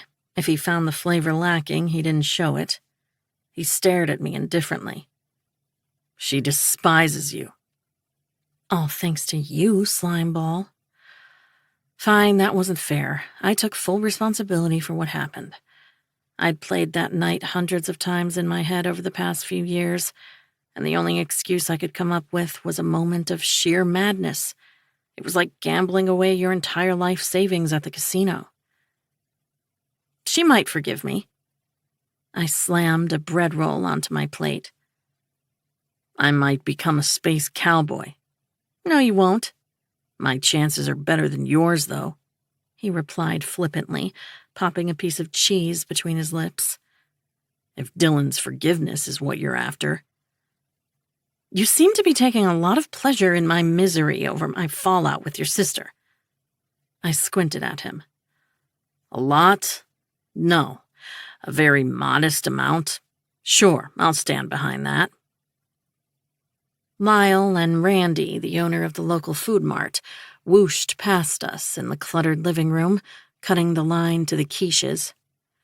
Randy sent Roe a fuming glare that concentrated enough hostility to fuel a nuclear bomb, baring his teeth at him. "Hey, Casablancas, come to ruin another fine piece of this small town?" He all but spat at Roe's feet as we stood on the buffet-style line along a table. Whoa, what the hell? Roe was royalty in this place. Staindrop's golden boy. He had been handled with adoration and respect before he'd gone on to become the American Alain Ducasse. His shitty attitude added to his mysterious aura and bad boy persona. "I think I'm going to spare her." Roe dunked a sponge cake in an unidentifiable syrup, sniffing it before tossing it into his mouth. "Not my type and talks a mile a minute." Too stunned to be properly offended, all I could do was stare at him, jaw on the floor. "I wasn't talking about Calla. I was talking about this house." Randy balled his free fist, taking a step in Roe's direction. "Talk all you want about either. As always, no one's listening." Roe smirked defiantly. Randy shoved his plate in Lyle's chest, stepping into Roe's vicinity with his fist raised above his shoulder. "You got something to say to me, chef?" "Yeah, actually." Roe ate the rest of the distance between them, dropping his plate at the table with a loud clank. "Eat. Shit." Gasps erupted from every corner of the room. Whispers and loud shrieks ensued. And poor Lyle, who still looked only half recovered from our meatloaf conversation, pushed Randy to the other side of the room, shoving at his chest like he was breaking up a bar fight. "Knock it off and show some respect to Artem.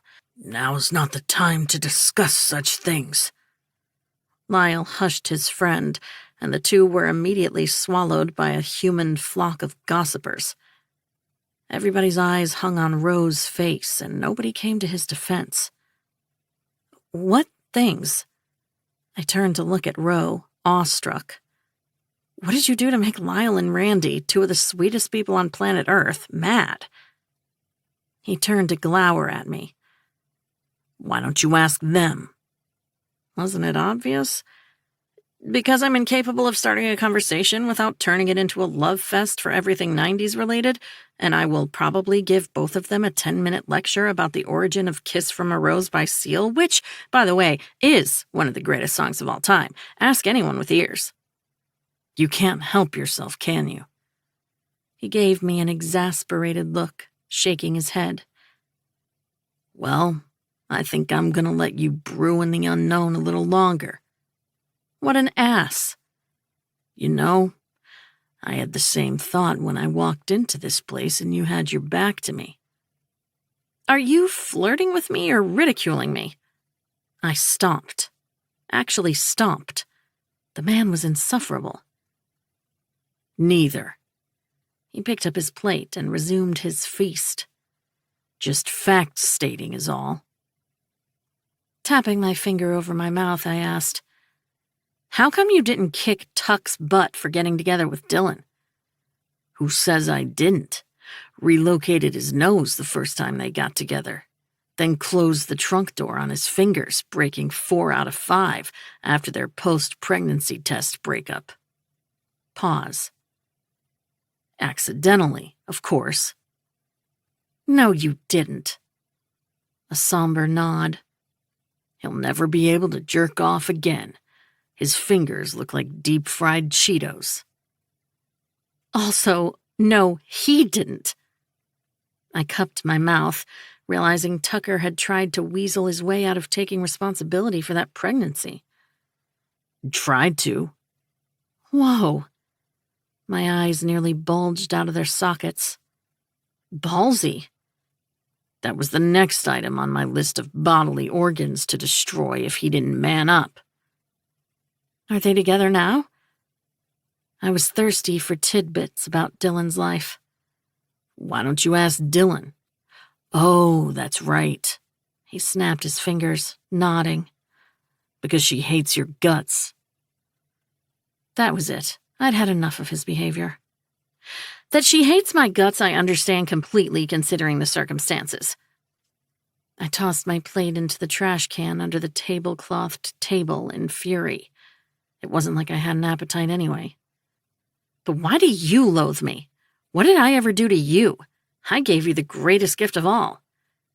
Pretty sure you moved away because of college, not as a gesture of good faith. He popped an olive into his mouth. I'm talking about my virginity, you swine. That was a gift? He squinted at a piece of Munster cheese dangling on a toothpick with the utmost concentration. What's the return policy on that? Absent-mindedly tidying up the table to do something with my hands, I continued. I was wrong to do that to Dylan, but I didn't hurt you in any way. Yet you're the one who can't stand me. Why? I can stand you fine. Is that why you're being sarcastic with me?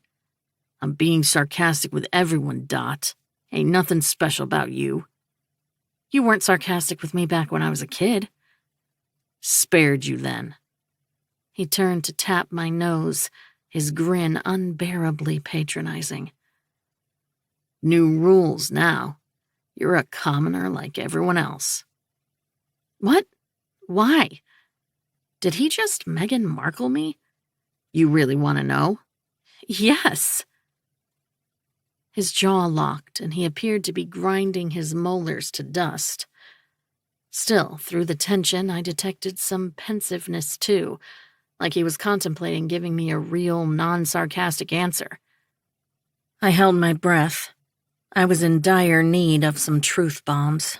I was back in a small, close-knit town, unfamiliar and unfriendly, and didn't want to make any more mistakes.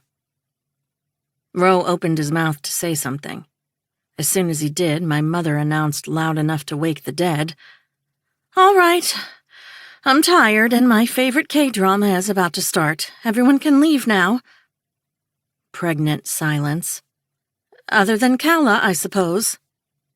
It completely ruined my moment of truth with Ro. He clamped his mouth shut, turning around and striding in her direction. I chased him, refusing to admit defeat. "Hey, wait, what were you going to say?" Doesn't matter. Does to me? The human ocean of grievers parted for Ro, but the looks the townsfolk gave him no longer oozed awe and admiration. Everyone seemed put off and wary by his presence. This made no sense. Did they not see what I saw? A disgustingly accomplished businessman? An artist? A sex icon? The celebrity who put Staindrop on the map? Marina. Ro planted a hand on Mom's shoulder, kissing her cheek earnestly. I'll be around. Let me know if there's anything I can do for you. There's something you can do for me. I tapped his back persistently.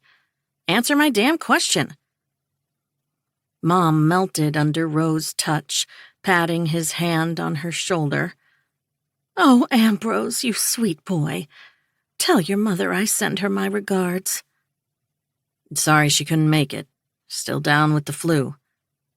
That's all right. I know Zeta always means well. He shook me off his shoulder and disappeared. People began swarming around Mom and me, offering hugs and words of encouragement before taking off to their griefless lives. I thanked them, my eyes frantically searching for Dylan in the room.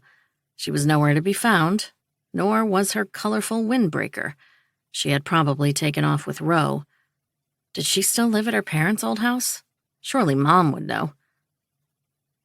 Once our living room emptied out, Mom closed the door, pressing her forehead to the wood with a shaky exhale. "I'm going to dash upstairs, change into something more comfortable, and watch Crash Landing on You before we start cleaning this place up. I need to decompress." "Decompress away, Mamushka. I'll do the dishes in the meantime." I nodded, sashaying to our kitchen. I opened the door.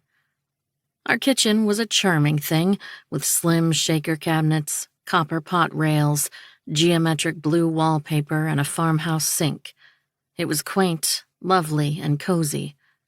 If you didn't include the beastly man that stood inside it, filling up the entire room. Please tell me you are an unfortunate hallucination caused by my lack of sleep. I stepped into the kitchen in a daze. Ro was there, washing the dishes at the sink like he wasn't a famous, stunning human with pictures of him in a tux available for download on Getty Images. Suds of soap coated his sun-kissed, veiny forearms. The black sleeves of his dress shirt bunched around his elbows, straining against his thick arms. He had tattoos, 2 full sleeves of delicious ink, all culinary-inspired. Knives, herb roots, and a human-looking pig in a chef apron butchering a piece of human flesh. You're not hallucinating. He frowned at a pan, trying to scrub a dry piece of potato and cheese from it. This time, anyway. What are you doing? I glowered. The dishes. I thought it was self-explanatory. Do you always do the dishes in people's houses without asking? I parked my hands on my waist, committed to being his bitter enemy. I wished we could be friendly. I really did. But Ro had chosen war. It's a fetish, came his lazy drawl. Don't tell Sheriff Mention. He let me off on a warning last time. I fished my phone out of my dress's pocket. Yes, it was awesome and had pockets, pretending to punch in a call. Hello, 911. My emergency is an unwelcome guest who won't leave. He ignored me, scrubbing dirty dishes with gusto. Seriously, I can take it from here. Kindly evacuate my premises. Not your premises. Ro slid a sparkling roasting pan into the rack by the sink. Excuse me? Yes, they are. Is that what the deed says? He picked up a dirty plate from the water-filled sink, leisurely scrubbing. It's what my mouth says. Your mouth just spent 40 minutes talking about meatloaf. He scowled at the bubble-coated plate he was cleaning. It's obviously only good for one thing, and that thing ain't an appropriate topic for conversation. You're unbelievable, I screeched. You're incoherent, he slapped back. I don't know why I gave you my virginity. If it makes you feel any better, I think I deserved it even less than that Grammy. Right, I almost forgot.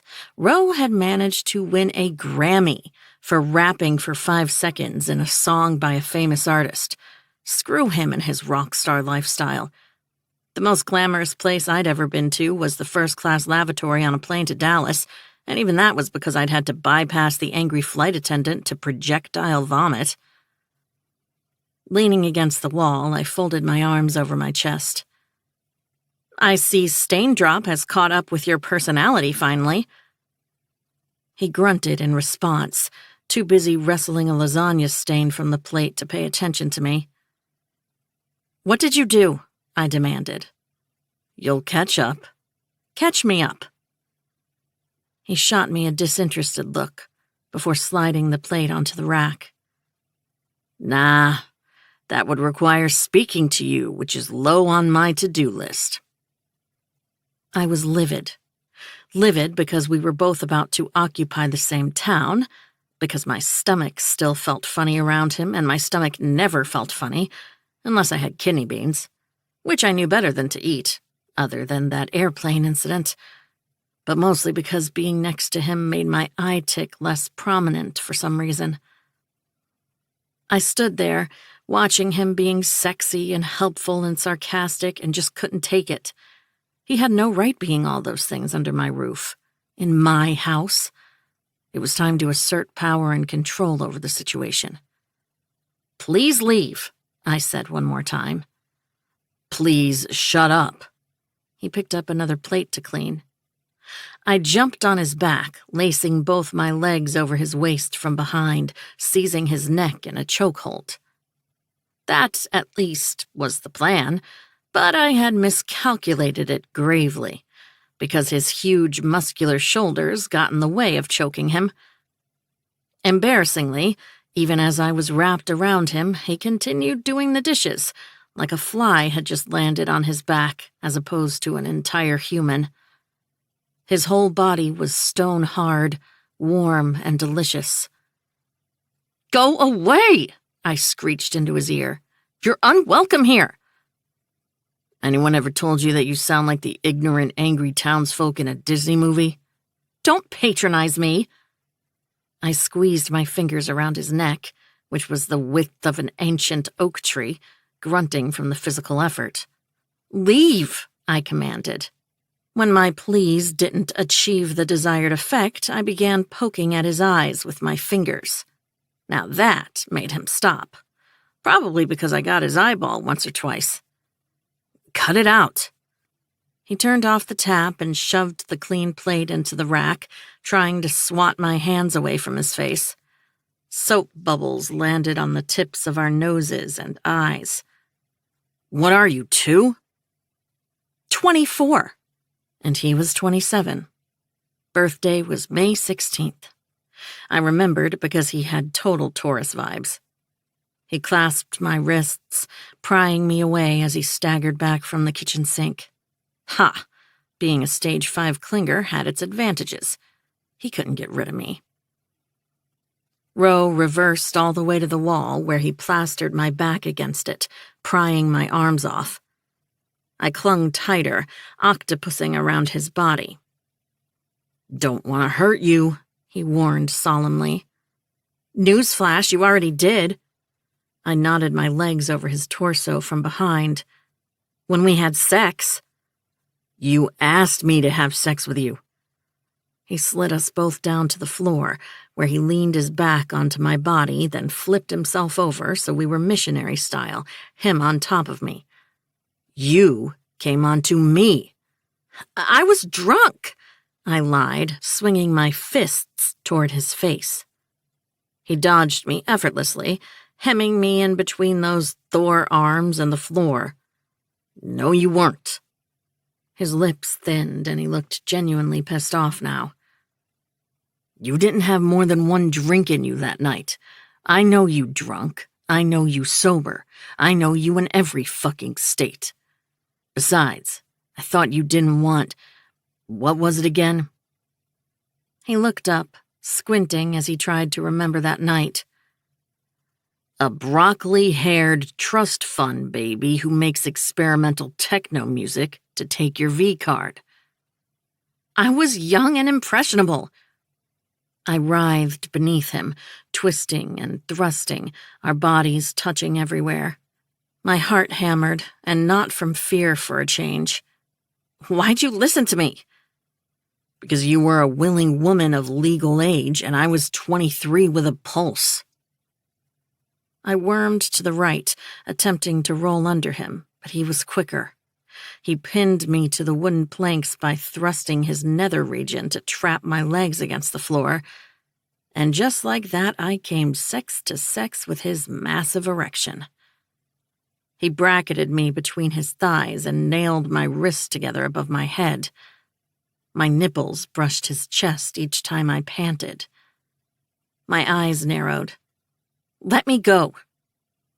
His gaze dropped to my lips. "Been trying to do that all afternoon, and you keep coming back." "Sounds about right," I bit back. "It's the only way I come with you." "Baby."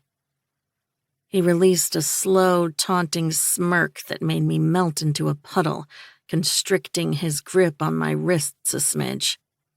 "Just say the word and I'll destroy your pussy and your chance of ever coming with any other man." "Joke's on you, no one other than my magic wand has ever made me come." "I'm serious, Ro. If you don't let me go right now, I'm going to do something really awful." "Like what?" A spark of interest ignited in his eyes. "Ugh, good question." "Bite you?" I twisted my mouth uncertainly. "Don't threaten me with a good time, Litvin." "I'll sing. You've never known pain until you hear me belt out Hello by Adele. I try to hit all those high and low notes. I also do the echoes for full effect." He was fighting a grin, and satisfaction filled my chest because I had almost made him smile, and nothing made this man genuinely smile, not even the supermodels he was flaunting all over the globe. Say the magic word, Dot, and I'll set you free. Please, nah, our magic word. The one we came up with together. Oh, shit. He was doing that whole routine we'd used to do growing up. Whenever Dylan was busy and I was bored, I would wander into his room and rummage through his stuff. If he caught me, which he rarely did because he was always out doing big, lovely row things, we would grapple until he would inevitably press me against his bed or the floor and have me beg him for mercy. Only I hadn't used the word please. I had used another word that used to make him laugh. What the hell was the word? Think, Cal, think. Asshole!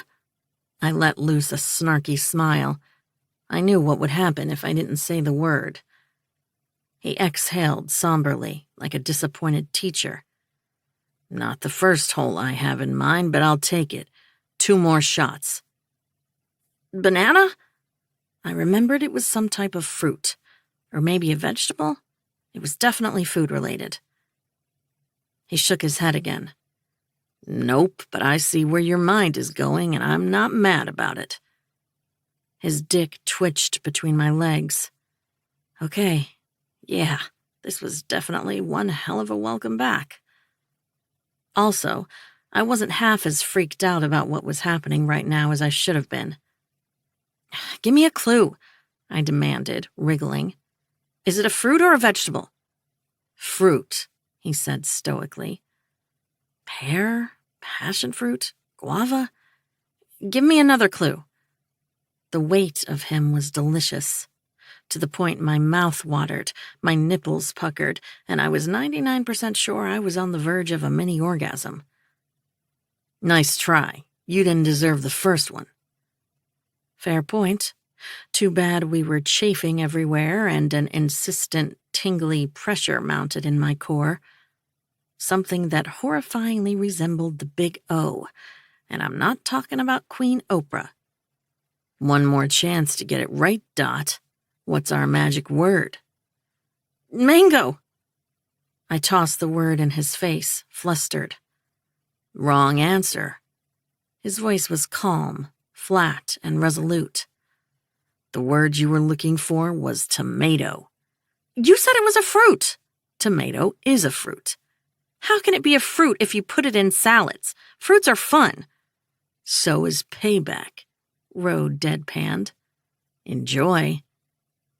He used his free hand to tickle my armpits and neck, feathery fingers skimming all my delicate areas, and my writhing became violent, frantic thrashing. I was the most ticklish person on planet Earth. It was a medical condition. I could pee myself. I swung upward, trying to bite him in retaliation. Let go of me! I was squirming, laughing, and begging, tears prickling my eyes as I tried to escape his fingers, but they were everywhere. My ribs, my neck, and behind my ears. I was horrified and delighted that the grumpiest human alive had managed to put a smile on my face on the saddest day of my life. I was dangerously close to peeing my pants and coming, and needed Mom to come down right now before I did something I would never recover from. Desperate, I sent a silent prayer to the universe. Dear God, I know I'm not much of a devout Christian. I also know I only gave up something for Lent once, and it was Skittles, and even that was because I'm allergic to red dye 40. But I really need a solid right now. Please make Rose stop tickling me. I really can't handle another humiliation, and I have a feeling beginning my stay in Stain Drop with a pea stain the shape of Nebraska on my dress and convulsing with an orgasm while he wrestles me into submission are going to make my time here challenging, to say the least. I promise to be good, to donate what little I have to charity, and to not shut the door in Jehovah's Witnesses' faces when they tell me you want me to do something special with my life. Is starting a true crime podcast special enough? Just being pragmatic here. Your girl has bills to pay and has a scented candle addiction to subsidize. Faithfully, Cal. P.S. Please send my regards to Jesus and tell him I'm sorry he died for my sins just so I could sleep with my bestie's brother, then borderline assault him in my mom's kitchen the day of my dad's funeral. He deserved better. God must have had a slow day because he heard me. Suddenly, eureka! Roe's front pocket began vibrating. His phone flashed through his dark pants, and we both stopped, staring at it. Fine, I was staring at his baseball bat-sized hard-on. His zipper looked so strained it was a wonder it didn't dislocate to a parallel universe. Roe leaned backward on his shins, releasing me from his grip as he pulled out his phone and swiped the screen, scowling. Now what? Dude made the Grinch look like Phoebe Buffay. His jaw clenched, and he straightened his back, running a hand through his floppy, shiny hair. His shirt rode up, offering me a glimpse of his rock-hard, bronzed abs. You're shitting me, he bit out. That explains the smell, I quipped, smoothing my dress down and patting my wild hair into submission. Roe ignored me. The person on the other line continued talking. My arch-enemy rose to his feet, letting out a puff of air as his frown deepened. I'm going to make a nutcracker out of their bone cartilage. Oof. On my way. Hey, where are you going? I growled. You didn't even apologize. He grabbed his jacket from the back of a dining chair, not even bothering to put it on. The door slammed abruptly, shaking on its hinges, leaving me to pant on the floor, feeling empty, confused, and with two brand-new pieces of information to digest. 1, tomato is a fruit, and 2, Roe Casablancas was hotter than ever, and burning with hatred for me. Chapter 3. Cal. Excerpt from Androphobe's Anonymous Forum. Obituary. Legit gonna hurl myself off a cliff. McMonster. This better be a figure of speech because I'm about to find your address and have someone bust your door down. My conscience can barely fucking cope as it is. Obituary. Aw, who did you kill? McMonster. Don't change the subject. Are you okay? Obituary. If you are asking whether I'm suicidal, the answer is no. I just need to vent.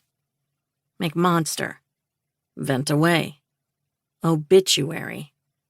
Do you want the long version or short one? McMonster. Short. Obituary. Return to the small town I grew up in for a personal matter and everything is off. McMonster. That's small towns for you. Obituary. How would you know? You grew up in Philly. McMonster. Educated guess. How can I make you feel better? Obituary. Tell me it's okay to take back my promise to my mom and go back to NYC instead of staying here for 8 weeks? McMonster. You know the answer to that question, kiddo. Obituary. Boo. Obituary. Well, give me an incentive. McMonster. Do the right thing so karma doesn't get your ass? Obituary. Karma is literally still stalking me for a chocolate bar I stole from my grandma when I was 6. Too late for that. Obituary. Let's meet up when I'm back in New York. McMonster. Aw, socializing? I thought you were better than that. Obituary. Come on, we've been talking for 3 years. Obituary. And before you say anything, no, I don't care that you work at a fast food chain, and I don't care if you think you look like an ogre. I like you. And I don't like men, hence why we're here. McMonster. I'll think about tit. Obituary. Okay. Mine are great, by the way. McMonster. Asterisk. It. Obituary. Sure, Jan. McMonster. Shouldn't you be scared of men? Obituary. Well, it's easier to flirt when you have no idea what my real name is or where exactly I live. It's not like you can come over and take me up on my non-offer. Obituary. Also, my androphobia is not so bad that I can't work around men or talk to them in public settings. I just don't want to date them, kiss them, be in a relationship with them. I'm not asexual, I am extremely sexual. And thank you, Harry Styles, for making me discover my sexuality. But I'm scared if I entered a relationship with a man, he'd hurt me. Physically, mentally. Make sense? McMonster. Perfect sense. So you're not gonna hump my leg if we meet? Obituary. I mean, I'd like to keep my options open. Obituary. Remind me what you are doing in an androphobia forum? McMonster. Abusive man in my life made me very fucking wary of my kind. Obituary. Don't write all men off. They're not all bad. McMonster. Yeah? Obituary.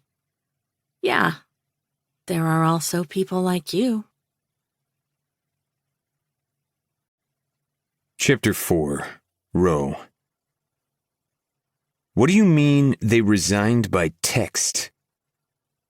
I was standing at the heart of Descartes' dining area, surrounded by rustic decor, stained glass, and useless idiots. I was 2 idiots short, though. Donnie and Heather, my servers, had decided to quit together and hand me a generous 20 minutes notice, along with a figurative middle finger. Let me explain again. I'll refrain from using big scary words this time. Ryland, my restaurant manager, smoothed his crisp dress shirt with his palm, ignoring the staff milling around us to get the place ready for service. Now I'm going to talk extra slowly since I know your brain short-circuits once you're pissed off.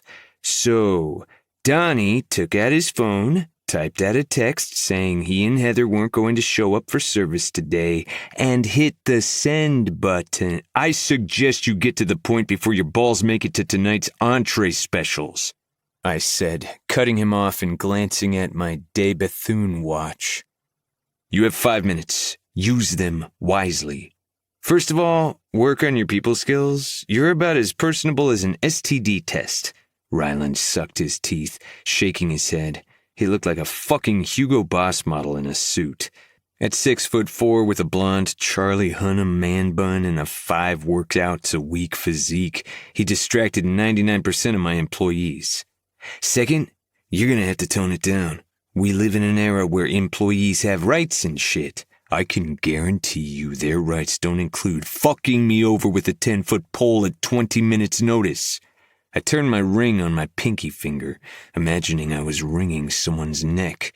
He scrubbed his face exasperatedly. See, this kind of language is why 3 of your ex-staffers filed a complaint against you to OSHA. The R&B singer? I frowned. OSHA, not Usher. Ryland pinched the bridge of his nose. The pro-workers organization? Doesn't ring a bell. Why would Donnie and Heather quit together anyway? I bite out. I was in a particularly dangerous mood today, having spent the last hour arguing, wrestling, and nearly creaming my pants thanks to Calla Litvin, the bane of my miserable existence. Ryland stroked his chin leisurely, his douchebag vibes dripping all over my floor. Let me think. Maybe because they're engaged? To each other? I tried to conjure them into memory, but I was bad with faces and names. Fine, I actually had no fucking clue who Heather and Donnie were. I just knew I needed them to open service tonight. Rye chuckled. Shit, Ro. Do you care about anything other than work? Baseball. During seasons, the Mets don't suck. I glanced around, throwing blood-chilling looks at my staff to make sure they weren't slacking. How was I supposed to know they were bumping uglies? Through the power of sight and deduction, they were all over each other like a genital rash after spring break. Ryland threw charming smiles at servers who smoothed tablecloths and arranged utensils around us. The man could flirt with a fucking Stanley Cup and win it over.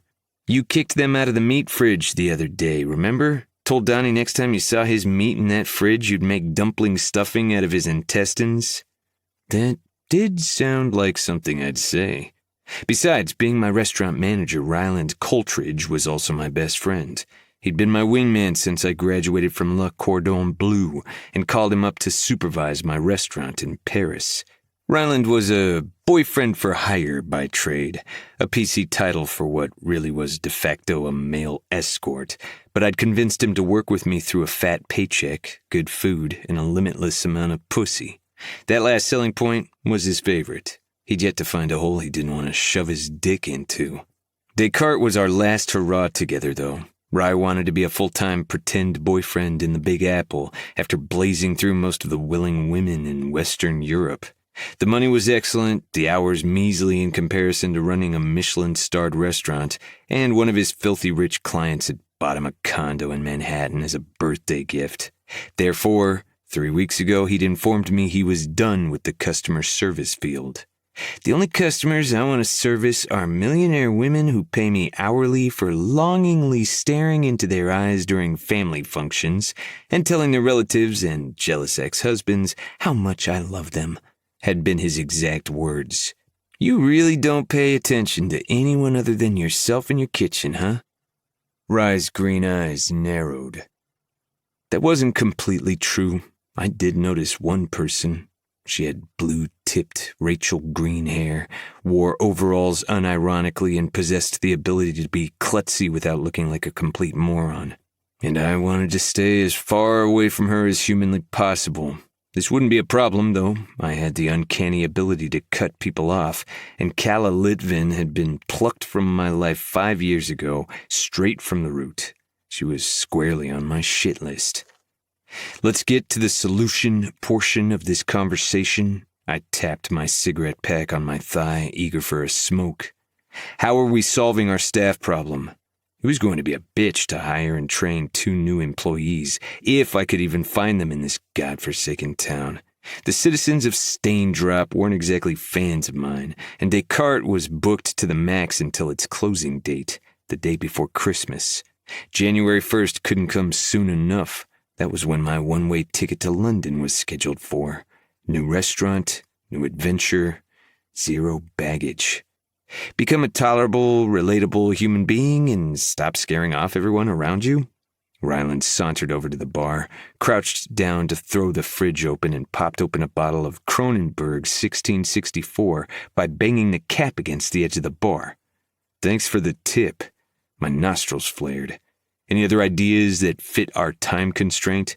You wanted something immediate? He took a pull of his drink. Then your best bet is your sister and your mother. The former is on bed rest and the latter is recovering from the flu. Think harder. That brain of yours is good for more than taking directions from lonely rich women. I'm too hot to use my brain. Only average people have to saddle themselves with an actual personality. You have a personality, I informed him dryly. A shitty one, but it's in existence nonetheless. He pointed at me with the bottle, not even a little offended. What's your idea, Einstein? Find me Donnie and Heather, drag them here by the hair, and make them give us the 2 weeks' notice they owe us. Donnie's bald. Ryland took another greedy sip. He'll be limbless, too, once I'm done with him. Rice swished the beer in his mouth, mulling over my words. Even if I did want to spend my night at the police station awaiting bail for assault and harassment, they've probably already boarded the plane. Fuck. Descartes attracted people from all over the East Coast, mainly out-of-towners. The price point and fine dining aspect of the menu didn't appeal to Staindrop's usual palate, which favored anything that was breaded, deep-fried, over-salted, and swimming in ketchup. You must know some servers looking for a job. I began pacing. Service opened in less than 30 minutes, and I had left Taylor, my sous chef, to handle the kitchen while trying to extinguish this fire. Rye gave me a concerned look. Not anyone desperate enough to work for your grumpy ass. Flip side, you're about to run off to London to open your shiny new restaurant. Flip side, my ass. He knew me better than that. My perfectionism wouldn't allow this ship to sink, even if it had a hole the size of Antarctica at the bottom. Descartes was still mine until it closed. I died before I failed. Hold on a minute. Ryland held up his finger, brows pinching into a tight V. Why are you dressed like an Italian mobster who got lost at a Neiman Marcus store? I looked down. I wore a black dress shirt and designer slacks, a departure from my signature Henley and ripped black denim uniform. Is it a crime to look good? I really didn't need him riding my ass about Cal right now. Hope the fuck not. Ryland pulled another beer from the fridge, uncapped it, and slid it my way across the bar. I'd get life without parole. And do you know what they do to people like me in prison? He gestured toward his face. 10 hours of community service and sex addiction rehab? I asked conversationally. Someone needed to keep his ego from overtaking the continent. I was doing the whole nation a service. Oh, shit! Ryland slapped the back of his neck. Artem Litvin passed away. You went to his funeral today, right? Better get it over with. Rye was going to find out sooner or later that Cal was in town. He was the one teacher at school I didn't want to set on fire. I shrugged, bringing the bottle to my lips. So you saw Cal? Ryland's eyebrows were floating somewhere above the atmosphere. Briefly, I grunted. Want to talk about it? Hard pass. She did enough talking for the entire decade. Still adorably weird, I see. He plastered his palms against the designer bar between us. Well, if you want to talk about it, we can grab a beer after we close. Ryan and I never talked about things. We bickered and taunted, sometimes even brawled. Had I really been that pathetic growing up? I remembered being in love with her, but I didn't recall handing her my nuts in a flower bouquet for Valentine's Day. I banged the empty beer over the bar after one sip, pointing at the thick butcher block between us. Clean up the condensation before we open. This is not amateur hour. Just remember you are not that kid anymore. Ryland produced a rag from a drawer behind the bar, slapping it over his shoulder. He made his way back to me. You know, the one who'd have stayed here getting a McJob if it meant she let you in her flowery corduroy pants. Shut up. Eyes on the prize, Ro. You can't afford to veer off plan. You have a new restaurant to open. Listen to yourself. I snarled, fingers tightening around the shape of my cigarette pack in my front pocket. I'm not changing shit for anyone. She eats saltine crackers with a fork. He slid the rag over the butcher block, wiping the condensation and ignoring my words. Anyone deserves better than that, even your sorry ass.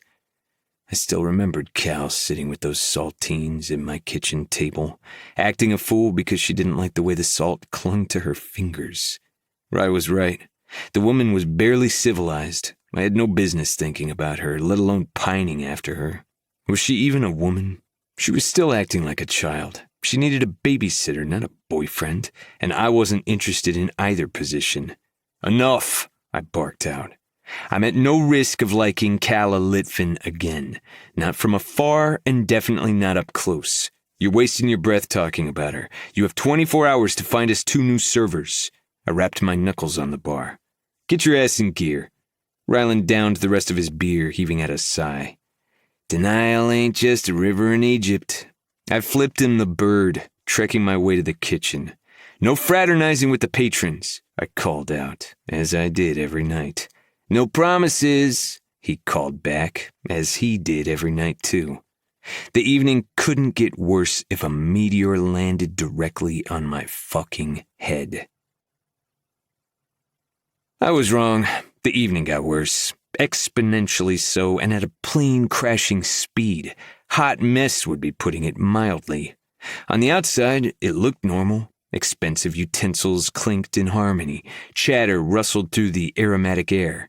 There was laughter, hushed conversations, and upholstered chairs scraping softly. The kitchen sweltered, the sense of sweet marjoram, thyme, and rosemary clinging to my nostrils. I loved the sensory overload that came with helming a restaurant, the fast-paced culture of it. It drowned out my fucked-up thoughts and forced me to focus on the here and now. And there were a lot of fucked-up thoughts, courtesy of my messy childhood. Our normal ratio was 1 server for every 3 tables. This service, it was 1 server for every 6. Considering we had a 10-course prix-fixe menu, availability was non-existent, and the patrons were pissed. Rightly so. Tables had to wait up to 20 minutes between dishes, and the flustered servers were so overworked one had spilled red wine on someone's Dior dress, and another had stepped all over a customer's casted foot. My chef, de partie, had decided now was a good time to have a mental breakdown because a customer had insulted his scallop caviar tartare, and the kitchen porter had thrown a tantrum after Rye had asked her to serve beverages for the night. Overall, if I could erase this entire day from my memory bank, I would, and pay handsomely for the pleasure. Chef! The maitre d' popped her head into my kitchen, a 20-something Swiftie with blonde side bangs and bright red lips. No, I said automatically. She cringed, about to shrivel into her face. What is it, Katie? Taylor, my sous chef, spun on his heel, giving her his full attention. He was a good-looking kid, tall, black, tatted, with hazel eyes that made every female staffer swoon whenever he was nearby. There's a VIP customer who wishes to speak to Chef, she said sheepishly. No, I reiterated, chopping celery at the speed of light. Yes, Rye zipped into the kitchen, bypassing the maitre d'. People come here to get a glimpse of the famous Chef Casablancas. You need to make an appearance anyway. You do every night. I put the knife down. We stared each other down. I knew he was right. I hated people, but I loved my career. If parading myself around like a zoo animal meant getting patrons more hyped for my next culinary venture, it was no skin off my back. Fine. I slapped the swinging doors of the kitchen open, prowling to the dining area. Can tonight get any fucking worse? Absolutely, Ryland said ardently, high on my misery. He joined me as we sliced through the white-clothed tables and candlelit chandeliers. Wait till you see who wants to have a word with you. That got me intrigued. It couldn't be Cal. First of all, she wasn't a VIP. Second, she was too broke to afford a glass of water in my establishment, let alone eat an entire meal. Third, even if she had all the funds in the world, she still had the palate of a toddler. Her taste in food, if you could even call it that, was deplorable. She lived on a steady diet of corn dogs, Pop-Tarts, and Sour Patch Kids. She would eat her own foot on national television before willingly tasting an ortolan. We approached a square table of what seemed to be a couple on a date. The first person appeared harmless enough. Blonde, leggy, the too short to be a model type, in a dress that could moonlight as a sports bra, it was so short. Then my eyes landed on the man sitting in front of her. Kieran Carmichael. A privileged piece of shit whose daddy owned the one and only department store in town, the human answer to smegma. I had suffered through 12 years of school with this prick. We were bitter rivals, both jocks, both popular, both wanting to piss on each other's territory. Ran in the same circles, dated the same girls. Kieran's favorite hobby used to be telling me I stank of the fish my fisherman dad sold to his father every day, and I'd enjoyed reminding him he had less personality than a stop sign. Ordinarily speaking, I would put a hole through someone's face if they bothered me and move on with my life. But Kieran was a different breed. His family had power and influence. I had known if I'd messed up his face, my father would have been out of a job, and then there'd be no dinner on the Casablancas table. So I'd sucked it up, braved 12 years of digs and bullshit. Now my family no longer depended on his, and it was game on. 2 decades worth of anger seared through my guts, lava bubbling in my veins. Thought you said a VIP wanted to see me. I eyeballed the maitre d' next to me, arching a brow. Sir, he's a famous soccer player. Katie stuttered nervously. For Ashburn, D.C.? FC? Kieran patted the corners of his mouth with a napkin, a bored smirk mortared on his face. I have the season off because of an injury. Didn't ask. Normally they want players to stick around, attend home games while in physical therapy, but my contract bypassed all that red tape. I'm, kind of a big deal. Kieran gave us a smile with so much cheese I got fucking heartburn. I kept my eyes on his date just to piss him off. How can I help you? Oh my God, hi. His date flashed me a megawatt beam, fanning herself with a menu. Gosh, you're so tall. I've seen you on TV, but never realized you were this handsome up close. She had a soft Alabama drawl, and I was extremely close to laughing. Kieran was such a fucking cliche. going for the Southern Belle type. Thank you. I bowed my head in faux humility. How can I be of service? No, really. She squeezed her breasts together, leaning toward me, subtle as a tank, this one. We came here because I told Kieran. Didn't I tell you, Kiki? I have to taste everything you make after seeing you on The Great Chef Down. And when you tossed pepperoni on that contestant and told him he was a prick pizza, priceless. She clapped excitedly, laughing. Was she going to get to the point sometime soon? Because I had a servicing crisis and a leftover boner from pinning Cal to her floor this afternoon. My dick still twitched every time I thought about those blue hair tips. Annie wanted to let you know the food is delicious. Kieran yawned into his fist as though admitting I made good food pained him. I hoped it did. Already know that. I crossed my arms over my chest. Kieran glanced at his Rolex, taking a bite of his entree. You're welcome for the validation, buddy. I wasn't his buddy, but I was about to become his undoing if he didn't evacuate himself from my premises. Averting my gaze his way, I said, Get the fuck out.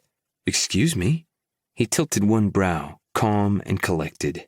He had ridiculous shiny light brown hair and wore a black turtleneck, the international prick uniform. I didn't buy the whole tamed down version he was selling me. I said, Get the fuck out. We're paying customers, Kieran pointed out unflappably. No amount of money is worth you contaminating my restaurant. The lady is welcome to stay. I clasped my hands behind my back, ignoring Ryland, who shot daggers at me with his eyes. Dateless. She's my cousin. Personally, I'm not a fan of incest, but that explains your IQ. Oh my goodness. Blondie shielded her face with a manicured hand, ducking her head sideways. Kiki, you never told me he hates your guts. We should leave. I see at least your cousin's parents aren't related. Good idea, I'll show you to the door. I stepped back to give them space to stand up, knowing we were drawing the attention of other diners and still not giving much of a shit. I loathed this man with a capital L. If I could serve him a piece of extra cold revenge for everything he had put me through, I didn't mind the page 6 headline. Nothing kissing a few babies and signing a nice check to an animal shelter couldn't fix. Kieran stood up unhurriedly, showing no sign of embarrassment, and his cousin followed suit. Hadn't realized I cut you so deep I carved you into an asshole. Don't flatter yourself. I brushed off invisible lint from his designer turtleneck. You're no more than an anecdote. It just so happens I don't feed bullies. They're already full of shit. Now kindly fuck off. I ignored Ryland's stunned face, along with the dozen phones directed at me, agape mouths and hushed whispers. Did you just throw out a customer? Ryland jerked his thumb over his shoulder. Diners were shifting uncomfortably in their seats. I wasn't worried. Chefs were known to be douche rockets. Gordon Ramsay's entire career was built upon the ruins of other people's hopes and dreams. One of the most popular soccer players on earth at that? He's no Messi. I glanced at Kieran's plate, noting it was completely empty. No, but you are. Rice scrubbed his face, probably itching for a joint. Messy as fuck, not to mention reckless. Resign. Been there, done that, he reminded me. Can't fucking wait to kiss this job goodbye. You can keep the kissing part. I've no interest in your herpes. Now if you'll excuse me. I stomped my way back toward the kitchen. A hand reached out to me from one of the tables. Slender, cold fingers laced around my wrist. I turned to look at the person. It was a brunette in her early 30s, sharply dressed. Mr. Casablancas? She flashed a seductive smile that did nothing for me, the lilt of a French accent ribboning around her words. My name is Sophia Vent. I'm a reporter for Cooks Illustrated. I never gave interviews, unless it was a part of my contractual obligation for a TV show promo, in which case I had my people go over the questions in advance with a fine-tooth comb. My past was too tangled, too complicated for me to open my life up for the world's entertainment. I was wondering if you would... No, I cut into her words. You didn't hear my question yet, she pointed out smartly. Unless it ends with let me suck your cock, in which case the answer would be no but thank you, the answer is still no. Hey there! Ryland slid between us, chuckling good-naturedly. Sophia Vent's face looked like I'd just slapped her, and I didn't blame her. There was no excuse for this level of assholeness. Normally, I reined it in much better. Rye bowed his head at Sophie, looking genuinely horrified. He was a damn good actor, and an even better liar. So first of all, apologies for his crassness. Easing him into civilization has been a step-by-step process. Clearly, he escaped his cage.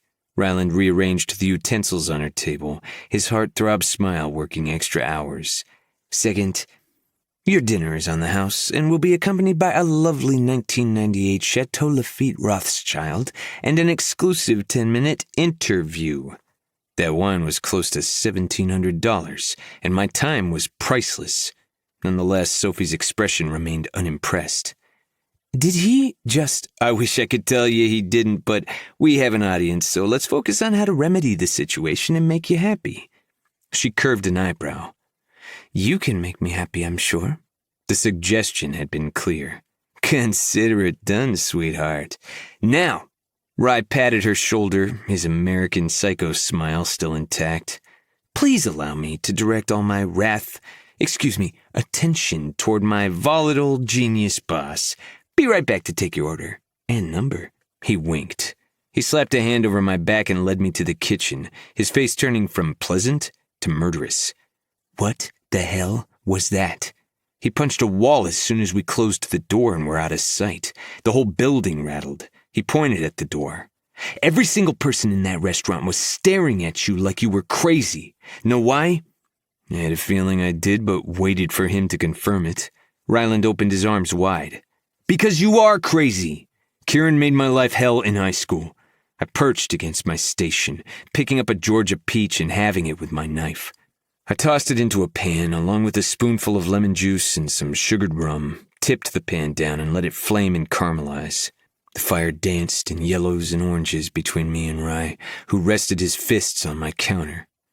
Yeah, I remember. I had a front row seat to that horror show. You two had a 4-year-long pissing contest, and everybody got rained on. Ryland pushed off my counter, pacing the small space between us as I lowered the flame. But you're no longer in high school, and he might no longer be a dick. It's a free country. I can serve whoever I want. I tilted the pan here and there, letting the peach simmer in its own juices. And I choose not to serve male genitalia. What I needed was a cigarette. Didn't give a shit that it was probably giving me cancer. Didn't have much to live for anyway. Fine, Kieran is a sore subject for you, so I'll let it slide. That thing with the journalist, though? He pointed at the door. That's sexual harassment. I said I don't want to fuck her. I glowered at him, sliding the peach onto a plate. You said she wants to fuck you. Where's the lie? I flicked my gaze over his shoulder to watch through the partition window as a server handed the Sophie chick our best wine. If I had a drink for every journo who made a pass at me, I'd be Hemingway. Rye tucked his iPad under his arm, shaking his head. Women don't like to be told they aren't desirable. You'd know that if you ever bothered talking to one. You're making me sound like a misogynist. It's not like I talk to men either. I'm an equal adversity person. Well, the good news is now tonight can't get any worse. Ryland stared out the door's window. Chef? Taylor came to a screech in front of me holding onto my butcher block. Yeah? The grill station is on fire. Chapter 5. Cal. McMonster. Still alive. Obituary. Just barely. McMonster. Reassuring. Obituary. You sound disappointed. How is my beloved NYC? McMonster. Same way you left it. That bad? Obituary. Worse, actually. McMonster. What happened to take you back there anyway? Obituary. My father passed away. Obituary. Sorry I didn't say anything. It just seemed... Well, honestly, I'm really raw right now. Just typing it out and facing this as my new reality is difficult. But it wasn't a surprise. He'd been sick for a while. McMonster is typing. McMonster is deleting. McMonster is typing. McMonster is deleting. McMonster. Sorry for your loss. This was a very weird response from McMonster, who was usually so attuned to my feelings I sometimes suspected I was being catfished by a female therapist. I'd been speaking to him almost every day since I'd signed up to the androphobia forum some years ago. My actual therapist had thought it was a good idea for me to talk to people who shared my experience and dread of men, but as it turned out, it was just this specific person I clicked with. My fears felt intimate, too private to share with strangers. But the thing about McMonster, he didn't feel like a stranger at all. Chapter 6. Cal. Torn, Natalie Imbruglia. You should do something with yourself. Mom pressed her frozen foot across my cheek on my 6th day in stain drop, making me yelp in protest. We were both strewn over the couch in the living room, eating ice cream and watching a reality TV show about lavish LA realtors who dressed like Barbies. I slapped her foot away, screeching, I'm trying, Mamushka. Running a true crime podcast is a career, okay? So far, I'd been dragging my feet about getting a real job after graduation because the idea of doing my own podcast with the occasional guest appealed to me more than becoming an intern in some marketing agency that refused to pay me enough to subsidize my weekly subway pass.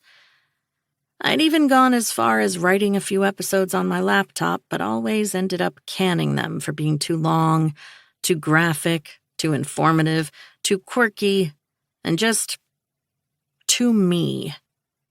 I was currently in the research phase of the operation, which in practice meant I was occasionally Googling how to start a true crime podcast. Now all I needed was written episodes, a studio, a producer, a marketing manager, and motivation. Clearly I was this close to making it happen. I'm not talking about your work in New York. Mom shook her head, sticking her spoon in a mountain of pistachio ice cream to flick a lock of hair off my face lovingly. I'm talking about this place, this town. If you're going to stick around for a while, you need a job. Oh, sure, right. I stared at her skeptically. And where am I going to get that? Stain Drop wasn't exactly the big apple of opportunities. It was more the small raisin of unemployment.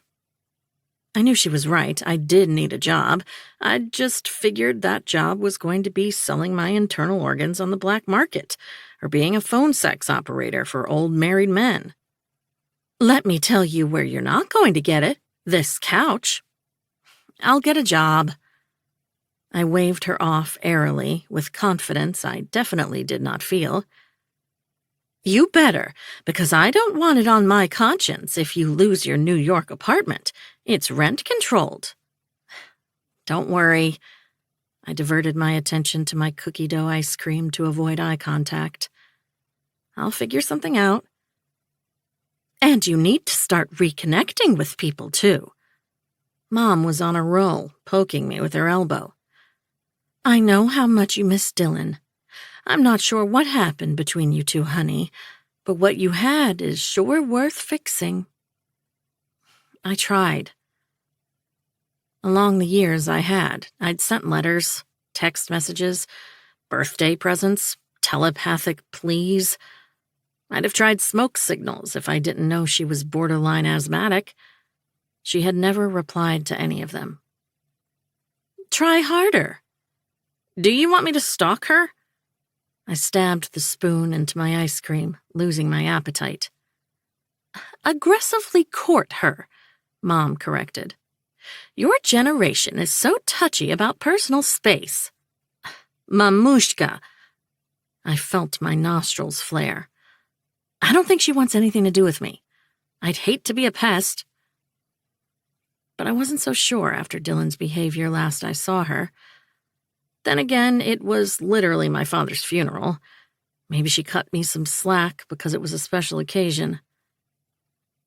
A good friend is a treasure, and treasures are hard to come by. Then why did she give up her treasure? Though really, I ought to try one last time. My out-of-control anxiety aside, Dylan wasn't horrible to me at the funeral. Mom twitched her mouth back and forth, pondering the question. I'm thinking maybe you did something that made Dylan think you weren't her treasure anymore. Is it possible you hurt her, so she decided to hurt you back? She was right, of course. I was the one who'd betrayed Dylan. I was the one who needed to atone for my sin. I thought about what Mom said when I went to bed in my childhood bedroom later that night. Darkness clasped me like loving arms. It was like being cocooned in a time machine. My obsession with the 90s was a result of acute longing for a time I hadn't been here to witness, a time without social media, before the internet took off. It represented anonymity and serenity to me, two things I cherished more than anything. And this room almost made me believe I was right there in the 90s. The faded purple walls, Beverly Hills 90210 and Green Day posters, heavy quilts piled up on my single bed. Polaroid pictures of Dylan and me were pinned onto a detective board, strung together by red string. Dylan and me roller skating. Dylan and me in a snowball fight. Dylan and me at prom, as each other's dates, obviously. Dylan and me at a Death Cab for Cutie concert. Dylan and me doing cartwheels in the sun. Almost every happy memory I had was attached to Dylan Casablancas, and she was now going to be a mother. Mom had a point. Patching things up wasn't just about Dylan being there for me. I wanted to be there for her too. I stewed in memories and regrets for a few hours, wide awake and tormented by all the time lost, before flinging my blanket off and padding barefoot to my closet. The clock signaled that it was 2:30 in the morning. "Shut up, clock," I muttered as I tossed my closet doors open and rose on my toes to reach the tallest shelf, where a Doc Martens shoebox decorated in plastic rhinestones and doodles rested. The shoebox of dreams. The box where Dylan and I threw little post-it notes with our bucket list items, our hopes, our birthday wishes. Walking back to bed, I sat crisscross on the duvet, flicked on my phone's flashlight, removed the lid, and picked up one of the heart-shaped folded notes. Bucket list, bungee jump, Cal. Bucket list, visit all 50 states, DY. Birthday wish, the perfect 90s CD burned especially for me, Cal. Bucket list, flash a president, DY. I tilted my head, frowning. How much weed had we smoked senior year? Too much was the probable answer.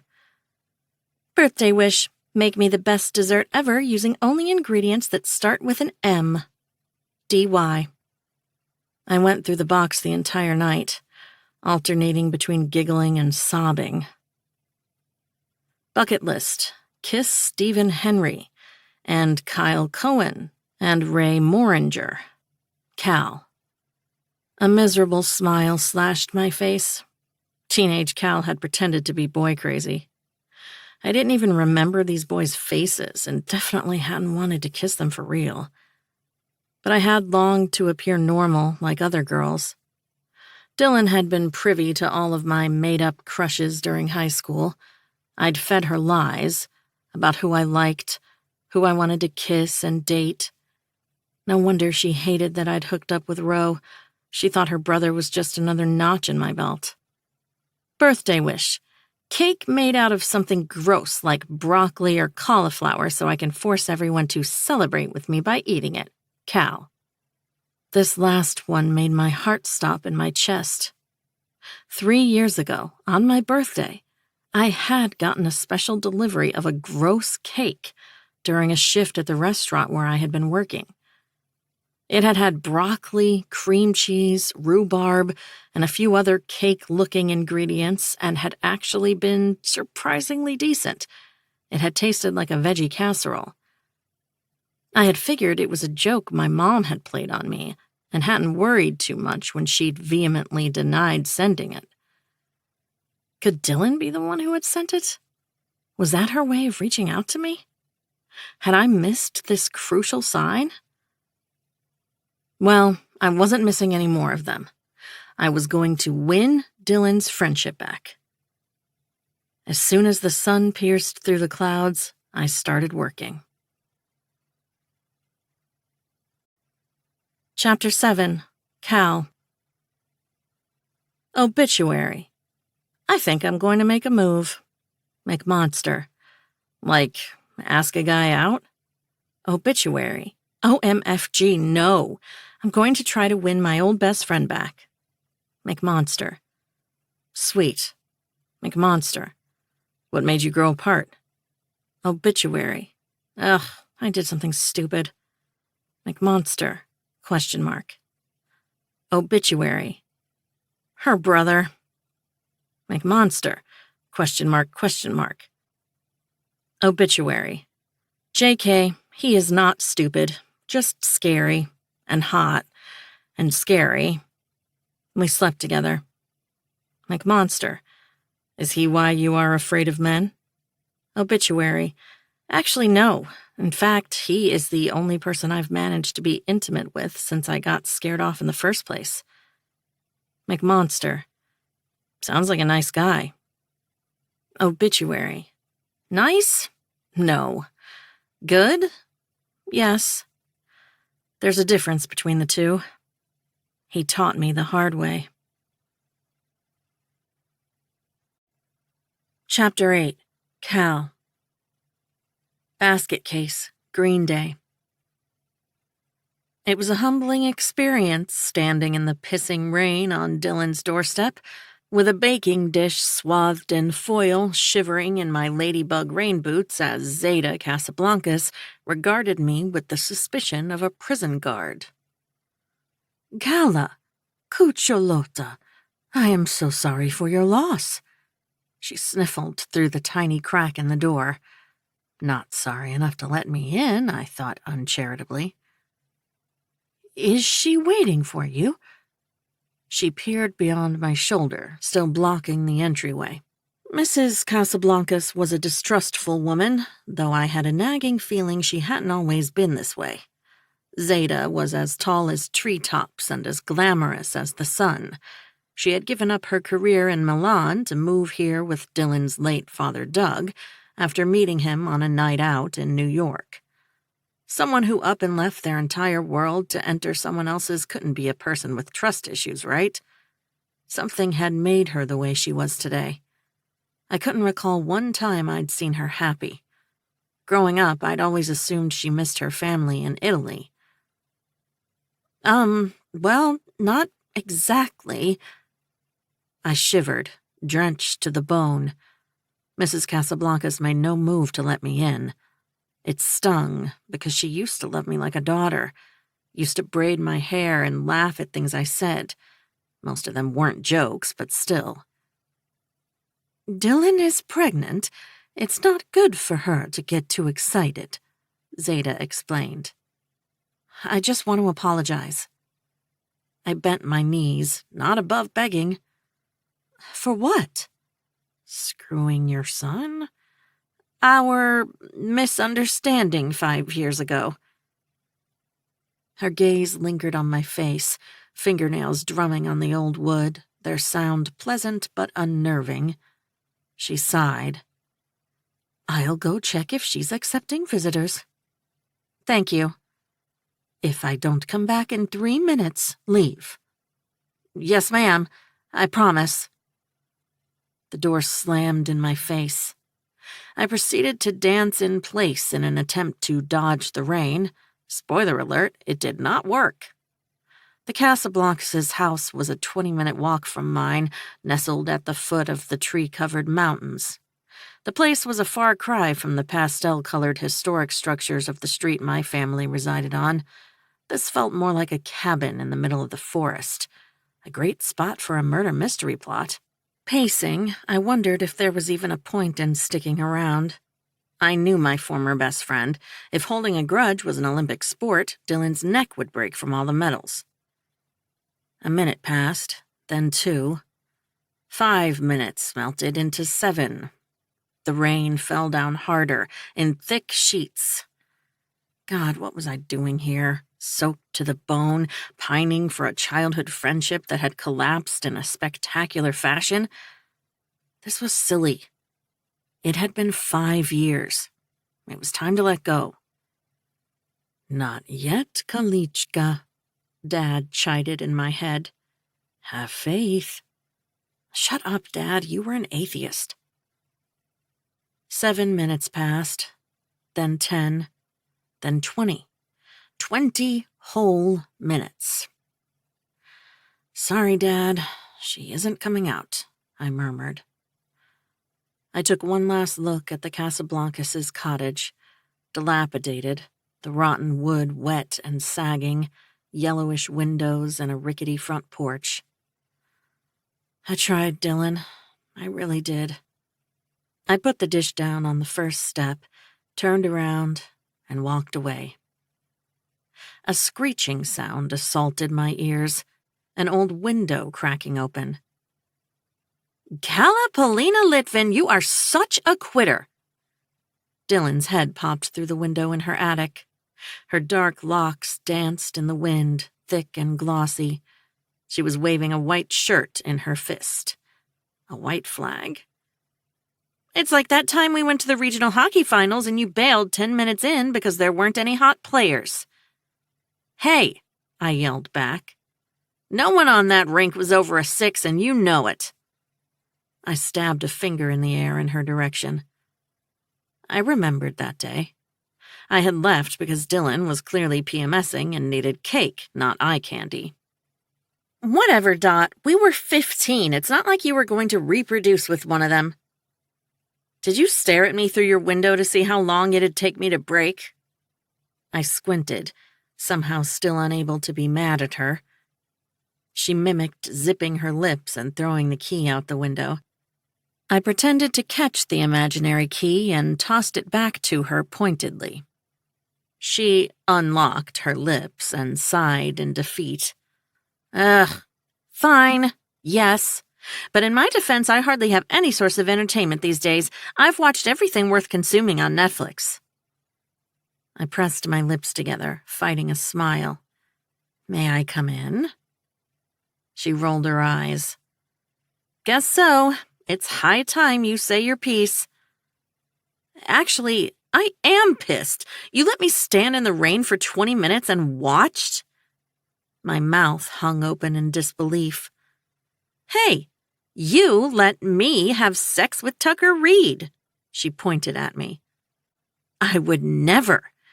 I clutched my chest, staggering backward as if she had shot me.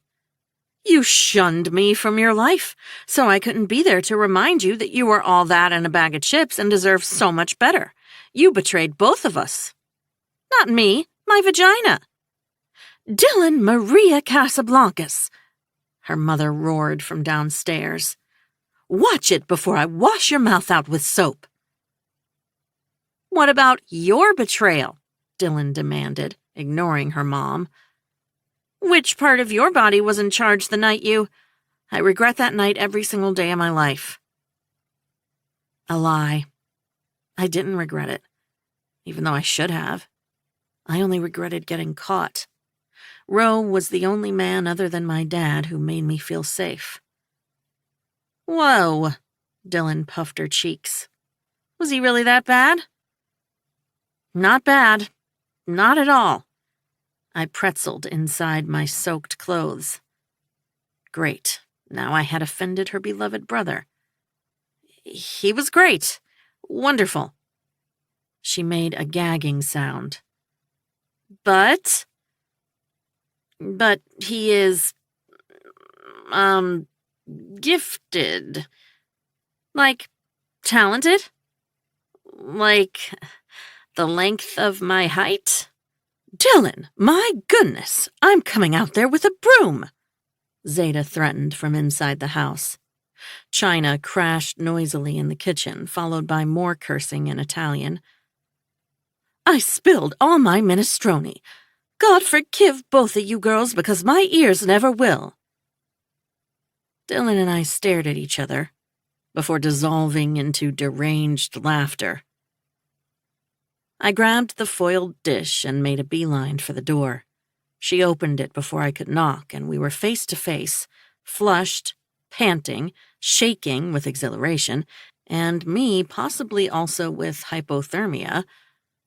"Holy crap, you look so pathetic," Dylan said cheerfully, gathering my cheeks in her hands. "I love me some good groveling."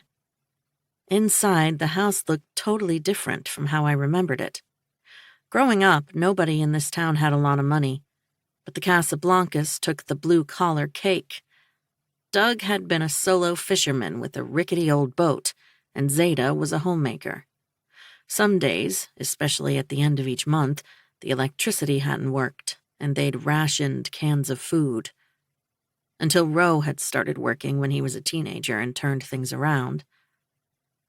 Now I saw that the inside was completely refurbished. The wooden floors were gleaming and brand new. The lights were bright, the furniture substantial and modern, and there were shutters. Ro's doing, no doubt. As if reading my mind, Dylan tipped her chin up proudly. "Ro's building Mom a whole new house, 4,000 square feet, white picket fence, red roof. It's almost done, just off Main Street and Winchester Road." "Oh, wow," I breathed out.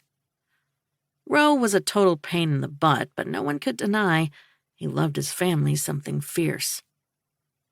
"Yeah," Dylan's face clouded. "He is kind of forcing me to live there too, since... Never mind. Anyway, we're battling it out. I don't need his charity." I had no interest in talking about the person who had made us fall out right now, so I tried to refocus her. "So I brought you a few things." "Edible things?" Dylan squinted, rubbing her belly through her yellow satin nightgown. 50% of them, yes." "Yummy edible things?" Dylan elevated an eyebrow. "Because Mom and Ro are making me eat all kinds of healthy shit full of iron and magnesium and whatnot." "Dylan, you're on bed rest." Zeta materialized from the kitchen like something that needed to be purged, brandishing a kitchen towel as though it were a weapon, clad in a house robe. "You don't look very restful, and you're definitely not in bed. Bring your apology offerings upstairs." Dylan snapped her fingers and tilted her head to the stairway with a flourish. I followed her, my heart in my throat. On our way up, I asked, "Are you and Tuck still... together?" "Yeah." "Guess so." She offered a little shrug, throwing the door to her room open. Holy crap, Ro really did gut this place and redo it. It looked fantastic. All pastel colors, throws, and decorative pillows. The room Dylan had dreamed about when we were teenagers. The room she deserved. Though I'm not so sure how much of it is Tuck wanting to be with me, and how much of it is Tuck not wanting to die at the hands of my cranky brother.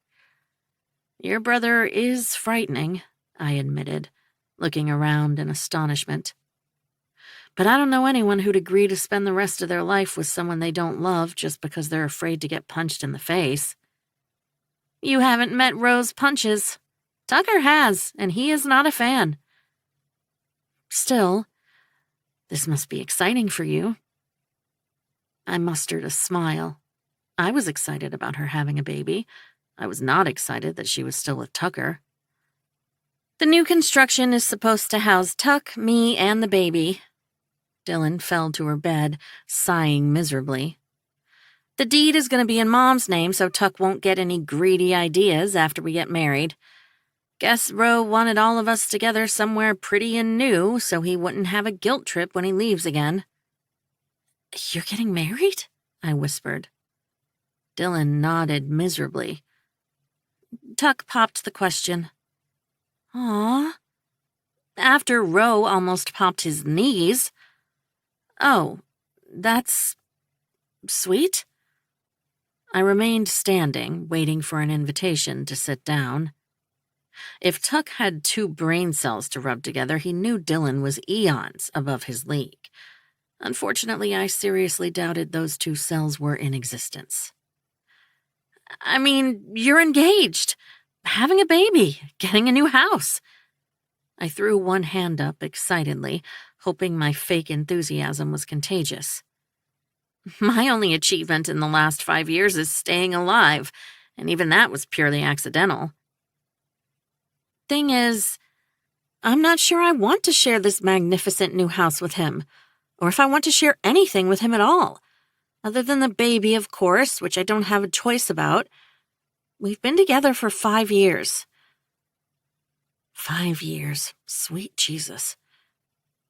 But he also has a terrible temper, is about as intellectual as an expired bag of trail mix, and we can't agree on anything other than the indisputable fact that the worst La Croix flavor is cherry blossom.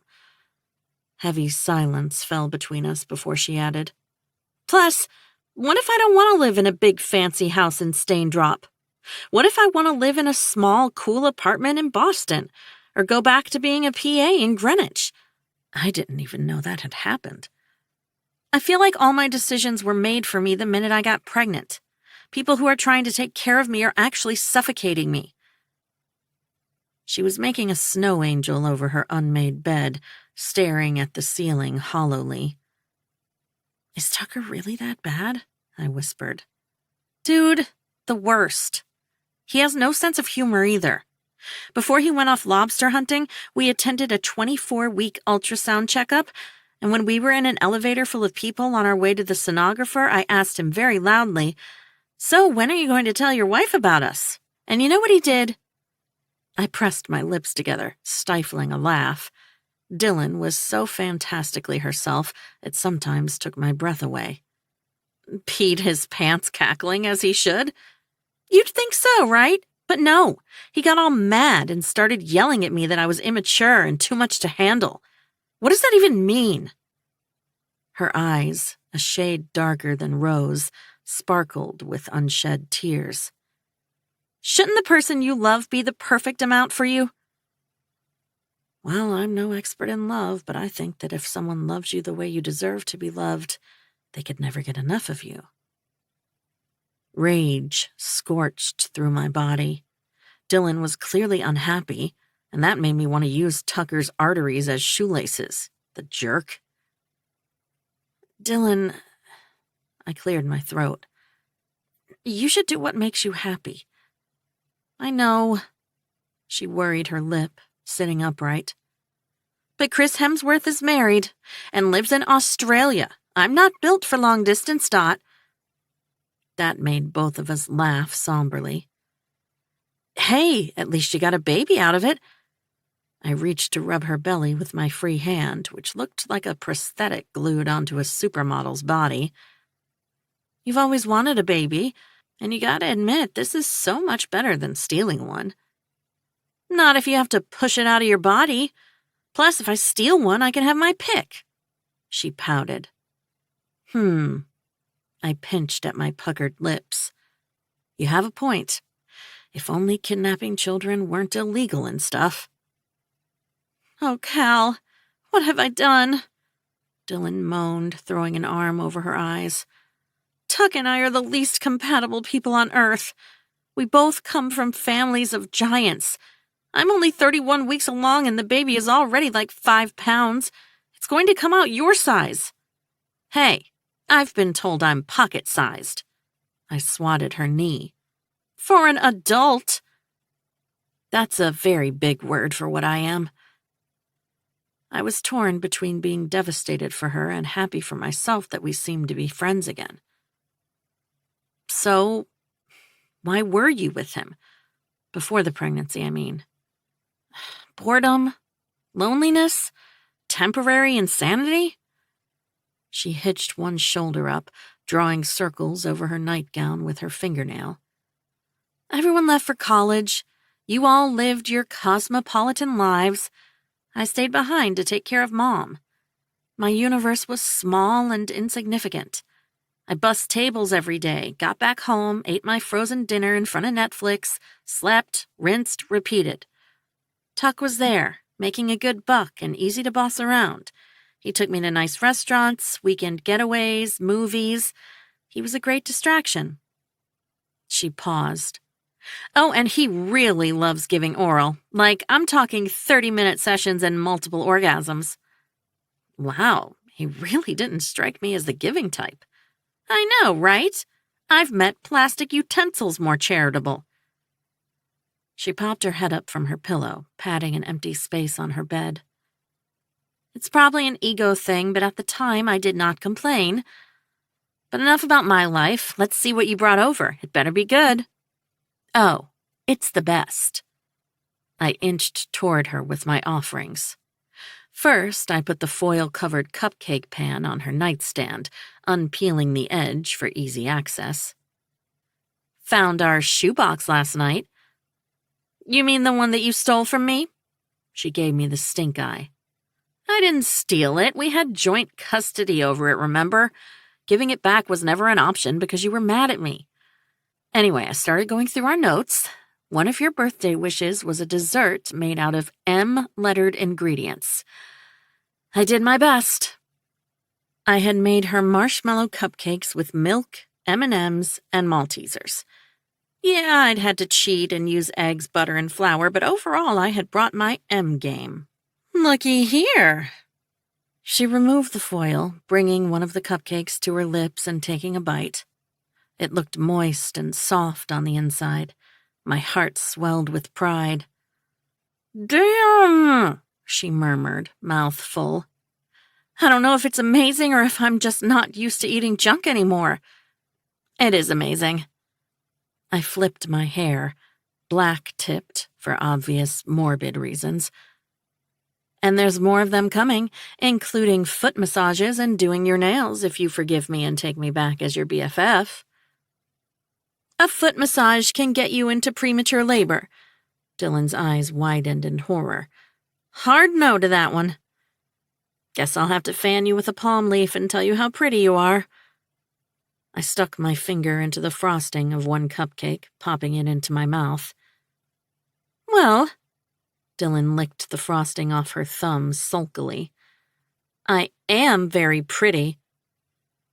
I perched my ass on the edge of her bed, careful not to wet it with my clothes. Dylan took another bite, craning her neck to peer at the plastic bag behind me. What else did you bring me? Siri, play Material Girl. I slapped her hand away when she tried to snatch the bag from around my body, laughing. Siri, play My Best Friend Screwed My Older Brother. She finished her cupcake in one bite. Oops, never mind. No one wrote a song about a betrayal so cutting and deep. I'm sure there's a country song about it, I muttered. It's not like I slept with your boyfriend. If you'd have slept with my boyfriend, we wouldn't be having this conversation. Why? Dylan snorted. I'm not a medium, silly. I can't speak to the dead. I was glad I had come here. Chop, chop, Dylan clapped. What's my next gift? You can't squeeze any of the Hemsworths into a bag so small, so I already know it's not what I want. I sincerely hope you are not on any FBI watch list. I sighed, producing a burned CD from the plastic bag and handing it to her. I made you a playlist of baby shower songs. Dylan flipped the CD to its back, where I had slid a piece of paper with a handwritten song list. This better not have Isn't She Lovely? Oh! She jutted her lower lip out and nodded, impressed. Plug in, baby? Epic intro, I confirmed. Baby got back? Her gaze skated my way, eyebrows arched. Fun, right? I beamed. There goes my life! Dylan gasped, punching my arm, hard. Hey, that's what the rumors say. I rubbed my arm, chuckling. Whatever happened to no kids before we hit 30? You broke the pact. No, he broke the condom, and you're horrible. You still love me. A reluctant moan escaped her lips. Ugh, I really do. It's such a curse.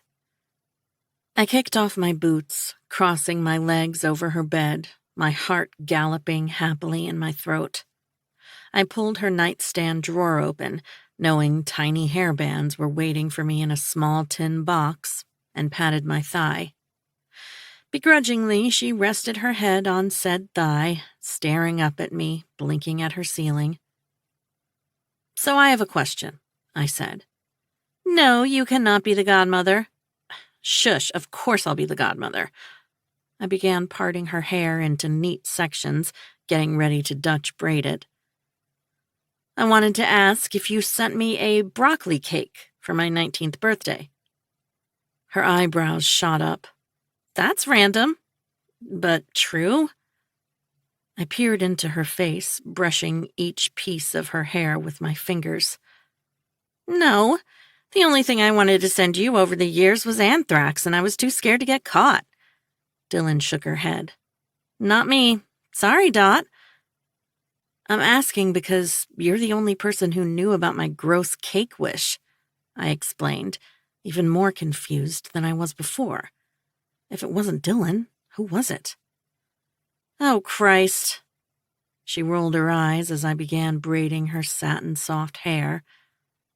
"Christ what?" I frowned. "Christ Jesus?" She pressed her lips together, eyes flaring in her alarm like she had said something she shouldn't. "Tell me." "Shut up." She clamped her mouth shut. "Come on, Dylan." She leaped up, grabbed one of the red and pink cupcakes, and shoved it in my mouth. She missed by a few inches, and it landed on my ear and hair. I gasped audibly. This was a declaration of war if I ever saw one. I picked up a cupcake, hurling it in her face with surprising force. It hit her eye. Dylan's jaw slacked. "No, you didn't." "Did too." I crossed my arms over my chest. She picked up the cupcake she'd shoved in my face from my lap, smearing it all over my face. I, in return, shoveled cupcake crumbs and frosting into her mouth. Soon we were flinging cupcakes at each other while making squeaky sounds. I got her cheek, she got my hair. Dylan's church bells laughter filled the room. I was laughing too until I remembered she was on bed rest and wasn't supposed to get too excited. That was when I raised my arms in the air in surrender. I was pinned under her, trying to scoot back and sit up. "Stop! You're on bed rest!" Dylan, who had been about to shove a cupcake down my throat and suffocate me, collapsed backward on the mattress and groaned.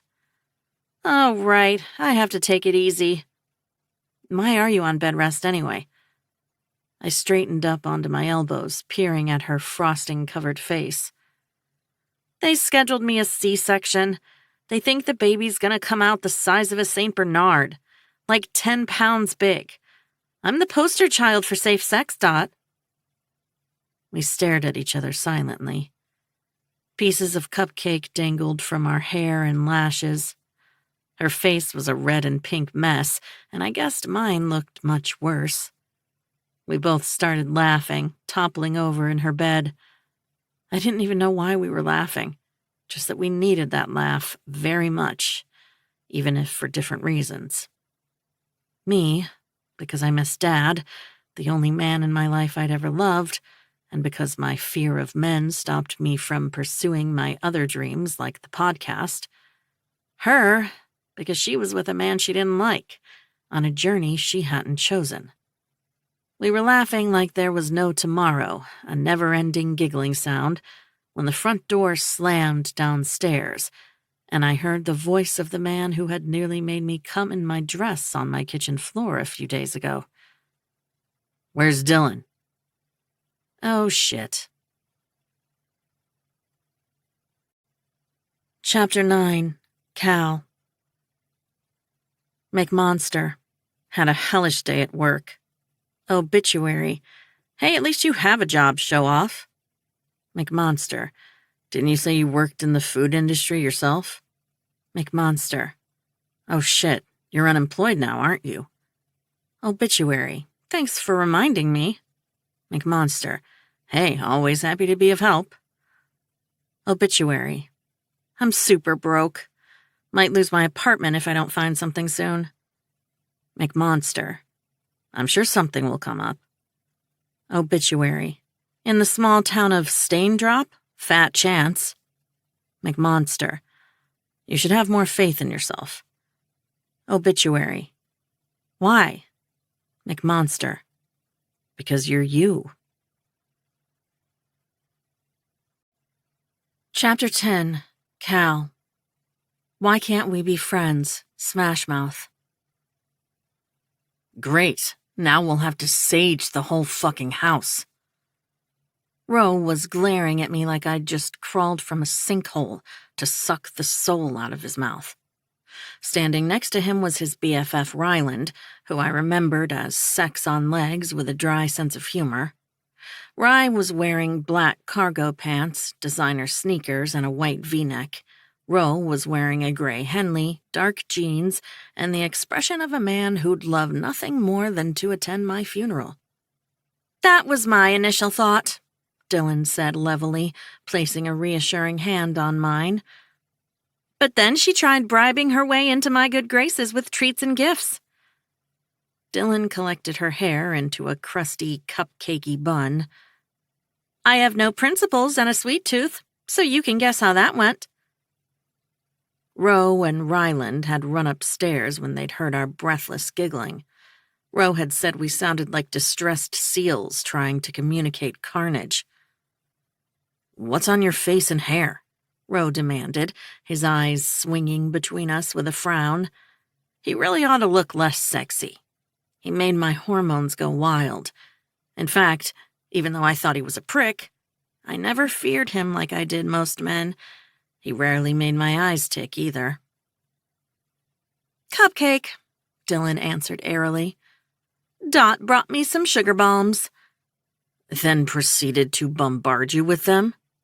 Her brother quirked an eyebrow. She started it, I coughed into my fist. Snitch! Dylan slapped my thigh with a gasp. I winced. Dude, he is big and bad-tempered and already hates me. He won't touch you. Yeah, Ryland's eyes ping-ponged between us. But he sure as fuck would touch Cal, as history has taught us. That earned Ryland a slap on the back from Ro. Aw, too soon? Ry laughed. Behave yourself. Ro's voice was a lot of things. Calm, menacing, and blood-chillingly threatening. Surely he didn't know I feared men. Even if he did, why would he care? Ryland seemed unbothered by the chiding. When have I ever? Too late to start now. I scooped pieces of cupcake out of my bra, dropping them into my palm. Ryland whistled low. In other news, Calla Litvin is all grown up and looking delicious, all puns intended. Seriously? Ro turned to him again. Look away before I pluck your eyeballs out with a spoon. Ro's gaze flicked along my locks briefly when he realized that I had changed the tips, but he didn't comment on the matter. Ryland pressed his lips together, shaking his head. Goner. This time it was done faster than a light laundry cycle, Dylan told Ry. I had no idea what they were talking about. I just knew that with each sentence they brought Ro closer to obtaining a criminal record. Cal, leave, Ro barked. No, Cal, stay. Dylan nodded her arms over the top of her belly, staring at him pointedly. Wow, way to make me feel like a Labrador getting trained to be a service dog. I looked between the siblings, itching to remove myself from the situation. Who should I listen to? The person who can toss you out the window without breaking a sweat, Ro recommended dryly, and has every inclination to do so. The person whom you'd like to make amends with. Dylan dipped a finger into my bra and sucked some icing into her mouth. And is also on bed rest and shouldn't become upset. I firmly planted my ass back on her bed, sending Ro an apologetic grimace. Sorry, buddy. Not gonna make the same mistake twice. Speaking of mistakes, how's that baby cooking, Dylan? Ryland asked conversationally, leaning his shoulder against the doorframe. Ro shot him a pissed-off look, which, in my humble opinion, was the only look he was capable of. Hey, shithead, don't you have new staff to find me? You need new staff? Dylan cocked her head. How come? Actually, I was intrigued too. He owned a bougie restaurant. The tips must be divine. And I was used to working for top-notch eateries in Manhattan. Plus, it would show Dylan that I could keep my hands to myself this time.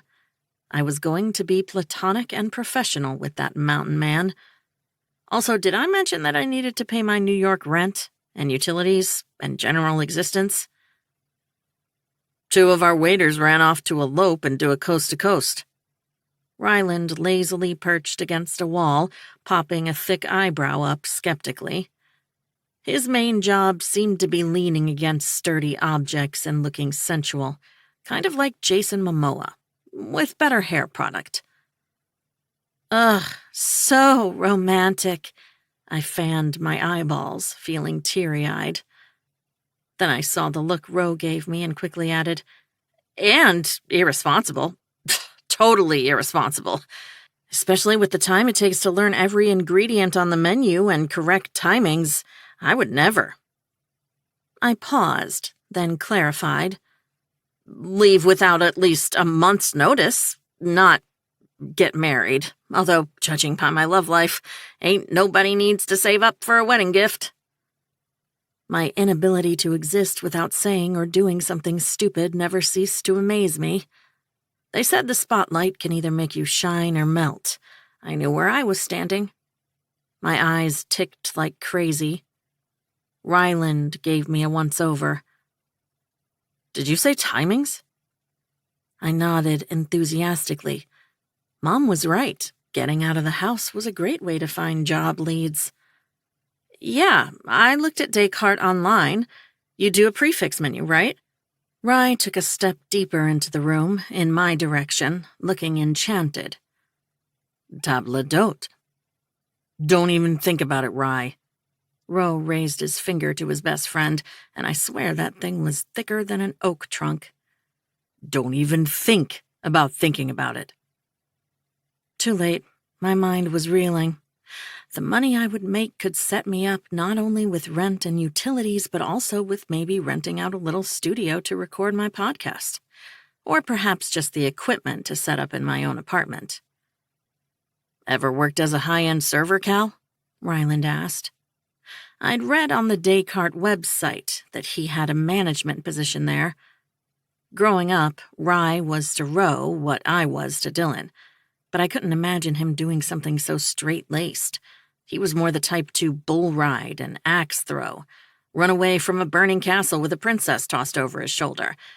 He had always been too charming for his own good. Yes? I exclaimed, ignoring Ro's death glare that was currently burning a hole through my temple. I worked for Avant-Garden for 2 years while I was in college, and just finished a 2-year contract at Tsukamishi. Don't care if she won the Georges Baptiste Cup for Best Server for 7 consecutive years. Ro jabbed his thumbs into the belt loops of his jeans. She isn't hired. I was also a chef de partie at Teddy's one summer. I perked up sunnily, flashing Ro what I hoped was an adorable smile. I have 3 references and a bevy of experience working under pressure, and under assholes, too. Ryland barked out a laugh, clapping at my little performance. She's the one, Ro. Glad you're familiar with assholes. Ro checked his phone, tucking it back into his pocket. Because the only job you'll be getting in this town is scrubbing toilets, and not mine. Honestly? Dylan ignored her brother. You sound perfect for the job, doesn't she, Rye? Chef's kiss. Ryland touched his fingers to his lips. And other party favors if this guy has his way. He wiggled his brows and looked at me just a moment longer than he should. I stiffened. I didn't like men's eyes on me, even if I knew Ryland. You're about to be 6 feet under if you don't knock it off. Ro's lips barely moved, and my muscles immediately uncurled and relaxed. One thing hadn't changed. He was still protective of me, because I was an extension of Dylan. Growing up, Ro was always one phone call away if I needed a ride home, even if he spent the entire drive ignoring me.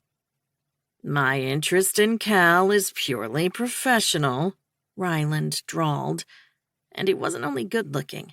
He was good everything. He had that aura that made him look famous somehow. People gravitated toward him, like planets circling the sun. No offense, but I like him with a bit more meat and edge. You look like an infant saint in a medieval painting. A cherub, I burst happily. That's the best compliment. It's an insult he'll pay for, Ro countered. And it's not happening. Get your head out of your ass. She has experience. Ryland threw a hand in the air, losing patience. We can't afford to pass that up.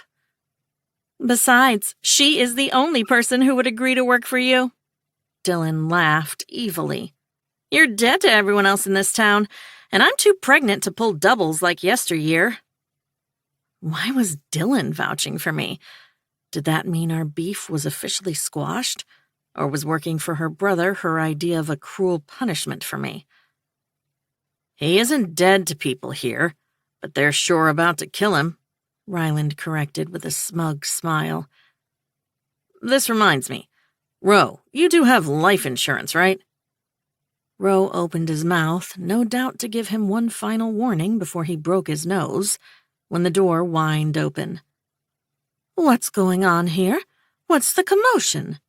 Zeta stuck her head in the door, scanning the four of us. Dylan sat dutifully on her bed, looking like a birthday cake had exploded on her. I was by her side, Ryland was standing next to us, and Ro was on the other side of the room, looking 50 shades of pissed off. Ro is 2 servers short, and Cal just offered to fill in. She has experience. Dylan threw out her hands in a can-you-believe-it gesture. Talk some sense into your son, Mama. You'd be crazy not to hire her, Zeta tutted, palming her cheek worriedly. No one else would work for you in this county. I think you miss the R in country. Ryland took out a small tin box from his pocket, rolling himself a joint. Whoa, what had Ro done? And why wasn't he in jail for it? In less than 2 months, the restaurant will be permanently closed. Cal is probably looking for long-term. Ro's jaw ticked in annoyance. 2 months from now, I'll be leaving. I'm flying back to New York January 1st, so actually, this is perfect, I countered. Of course you are. He scrubbed his face, muttering, Shit. What now? I sighed. Was there anything I did that he didn't find appalling? I'm flying to London the same day, he explained. Why, what a coincidence. Ryland looked between us, amusement adorning his sculpted face. You can share an Uber to the airport. In the meantime, you only have 8 weeks to suffer one another. Doable, right? Wrong, Ro said at the same time I exclaimed, Easy peasy. Seriously, what was his deal?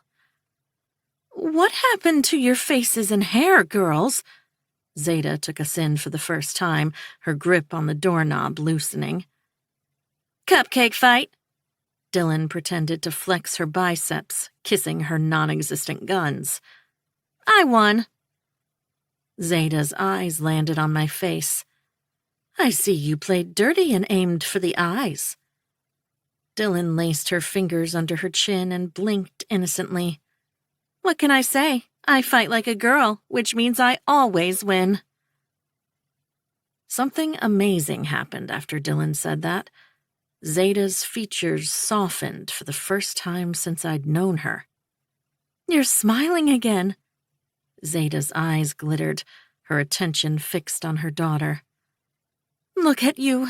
You're happy. Don't be ridiculous, Mom. Dylan wiped the smile off her face instantly, shooting me an embarrassed look. Even if I were, it's not because of Cal. Apropos, Cal, you're hired as a waitress at Descartes, Ryland announced dryly, pulling out his phone and tossing it into my hands. He tucked his joint behind his ear. Program your number and email in and we'll hammer out the small print. Congrats, kiddo. Yes! I jumped up in the air, mustering some courage and offering my open palm for Ryland to shake. He stared at it dispassionately, not making a move. No thanks, sweetheart. Touching you is not on my agenda. I like my limbs exactly where they are. Tucking my crusty cupcake hair behind my ear, I said, I won't let you down, I promise. I won't let you in. Roe marched toward Ryland, fury rolling off him like vapor. She isn't hired. I'm vetoing this one, Sir Frowns-a-lot. Ryland clapped Roe's shoulder. You need employees, and I need you off my back. Fair trade-off. Roe, can I speak to you alone, please? I pretzeled my fingers together. I didn't want this opportunity to go to waste. Plus, we'd been at each other's throats ever since I had gotten here. If I was going to worm my way back into Dylan's life, I needed to patch things up with him, regardless of my potential employment. No, he said point blank. Ambrose Casablancas, where are your manners? Zeta shrieked. The trash, Dylan guessed. Buried 20 feet under, next to radioactive waste, Ryland suggested. Maybe he left them in the womb before you pushed him out, Dylan theorized, picking frosting from her split ends. What happened? You used to be fond of her. Zeta wiped her forehead with her elbow, a smear of spaghetti sauce running across it. Give the girl the time of your day. Last time I gave her the time of my night, she ruined it. He bared his teeth at me. I turned crimson red thinking about the night he had taken my virginity. Can't we let bygones be bygones? I asked hopefully. Stop saying bye and gone without leaving. Roe's scowl deepened. You're giving me false hope here. Please be reasonable. My voice was low and steady. I was beyond qualified, and he needed the help. Couldn't he look past his dislike for me? On the contrary, I'm very reasonable. I'm reasonably sure you and I are not going to get along as coworkers. Look, it's a small town, and I will probably run into you, but by God, I'm not going to actively let you into my goddamn sphere. Sensing the urgency of the situation, I flung myself over to his corner of the room, pressing my hands together and bending my knees. My fingertips accidentally brushed his muscular forearm. A shock of electricity shot through my spine at our fleeting touch. Roe, please. He pulled away fast, hissing as though my touch wounded him. Jesus Christ, get off me. Get off him? I had barely touched him. A look of pure panic must have shown on my face, because I flushed hot, and cold shivers ran through me at the same time. Worse still, I felt my eyes stinging with tears. You're not going to cry, girl. Not over a boy, and not over a job.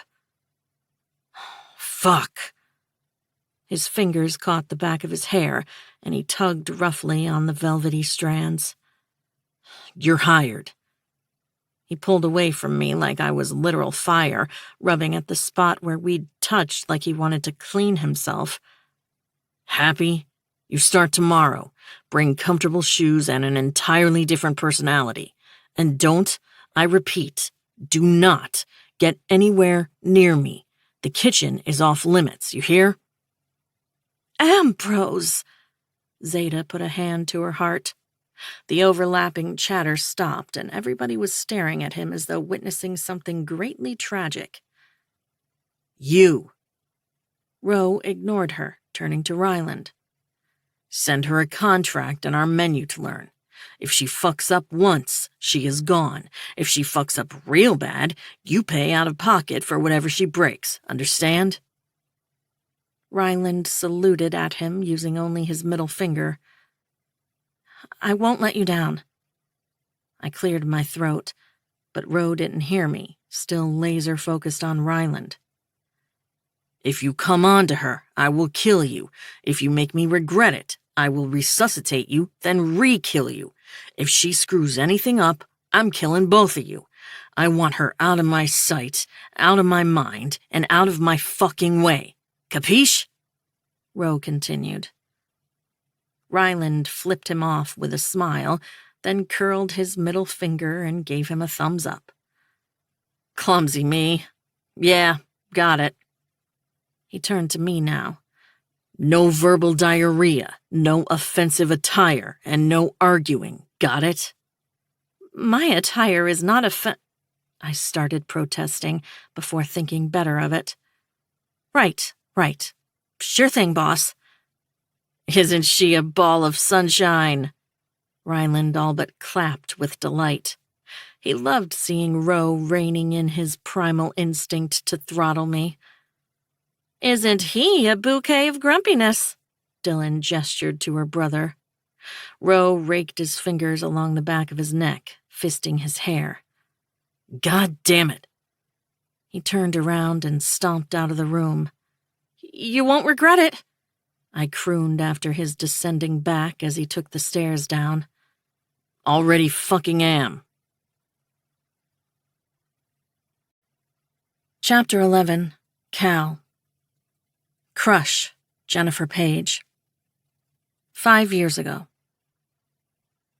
It was the first summer Ro came back from Paris, and the town was reeling with his presence. Even though he wasn't yet famous, people lined up to meet him at the Casablancas' door like he was Mick Jagger, hoping some of his stardust rubbed off on them. They kissed the ring, gushed about his success, and begged for recipes they could wow their families and neighbors with. For the first time since Dylan and I were in kindergarten, Ro didn't pay me any attention.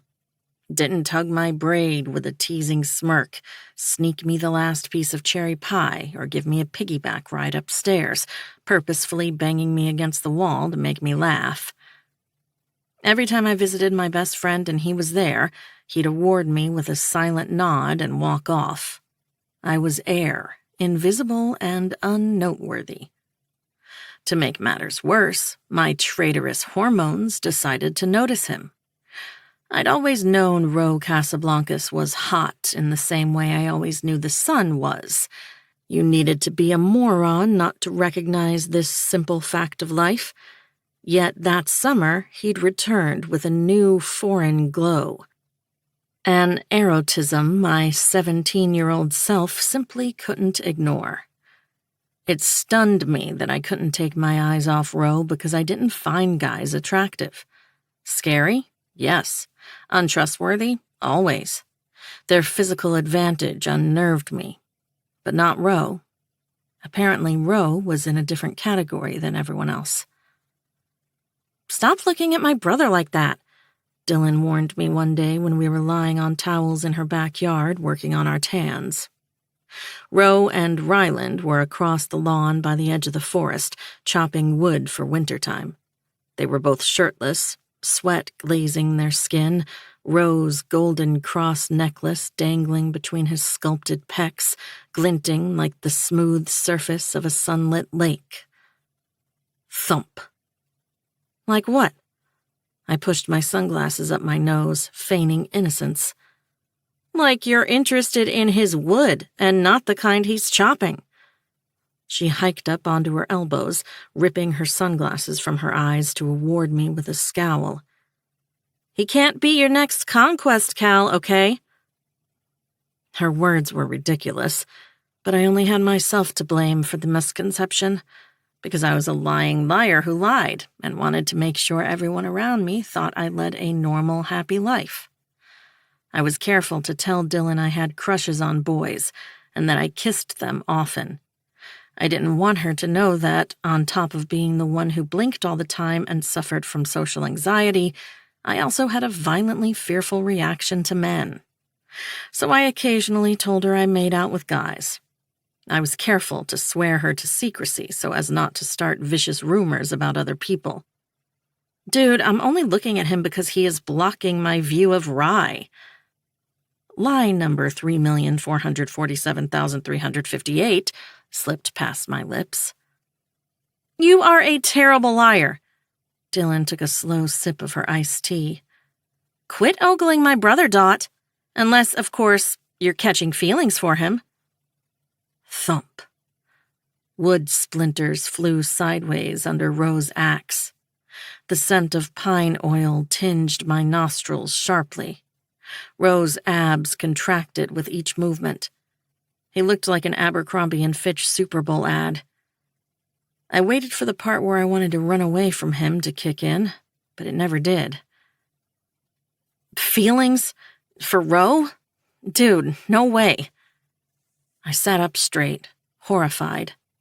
Luckily, my complexion hid my intense blushing. I was already purple from trying to get a tan. Thump.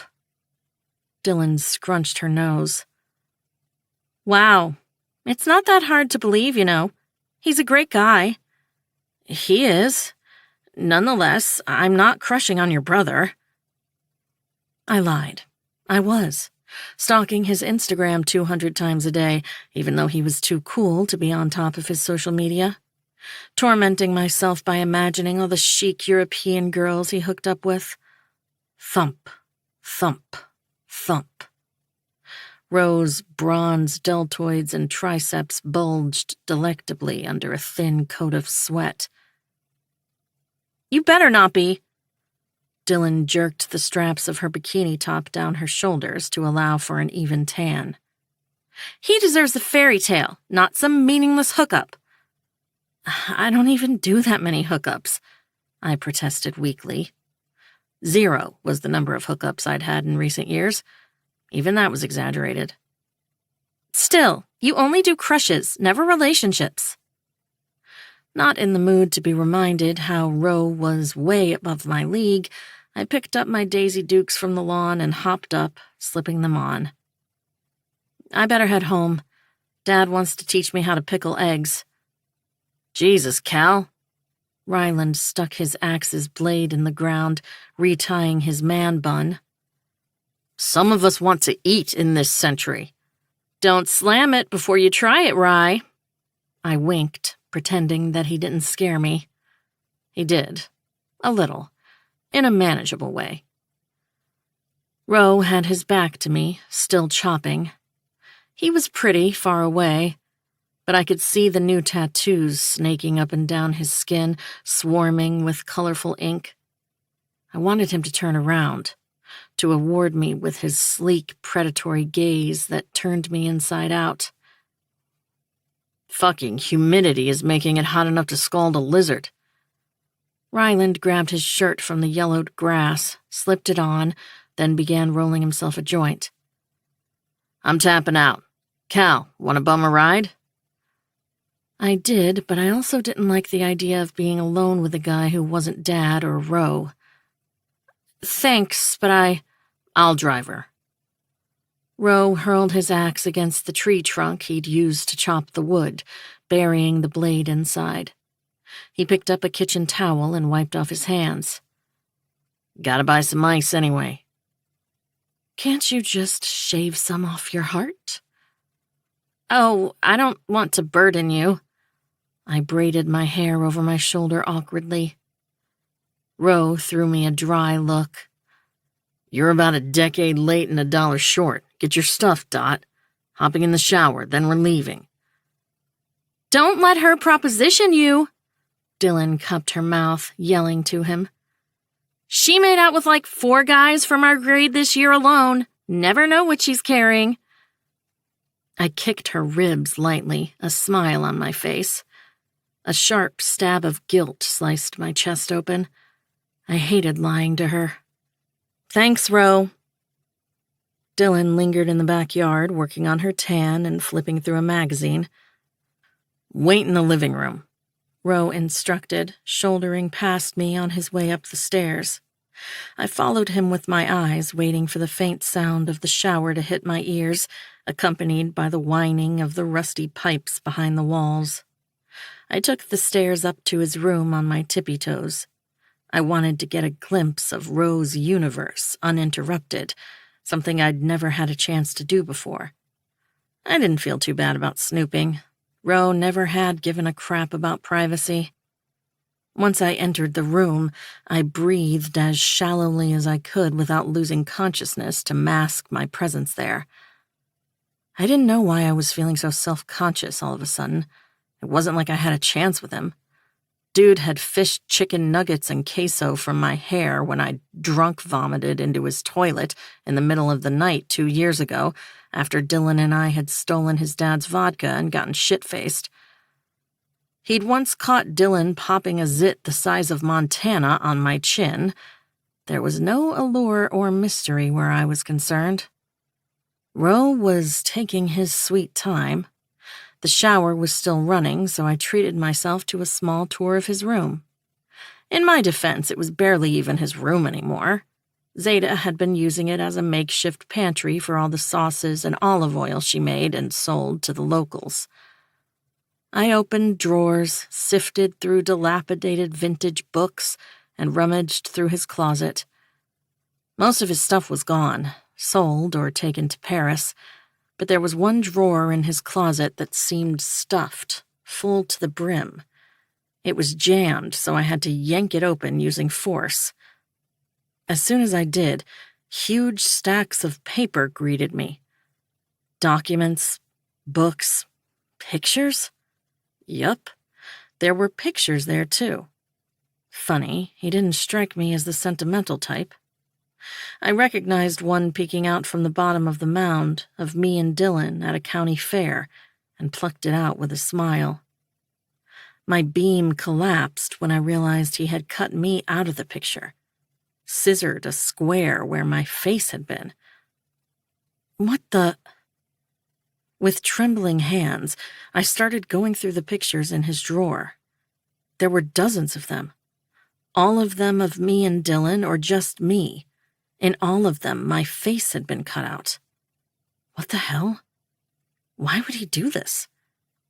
We weren't friendly anymore, but we weren't enemies either, as far as I could tell. Tears prickled my eyes, but I didn't let them loose. The bedroom door opened with a familiar old house grunt. I twisted around savagely, my cheeks stinging pink. He stood there, his six-pack on full display, his hair a damp mess. A towel was wrapped around his slim waist. "What the fuck are you doing here, Dot?" Hot, liquid anger swirled in my gut, making my entire body hum with fury. Why? I raised a stack of ruined pictures in my fist, tilting my chin up daringly. Why do you hate me?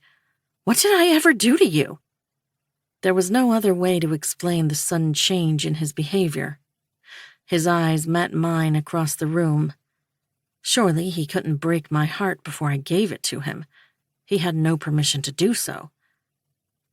What was I talking about? I had no heart to give. It had been smashed into powder, ground into dust. Then why is it pulsing so loudly between my legs now that it's just the two of us? "It's not what you think," he said woodenly. His voice sounded foreign, detached. My knees buckled.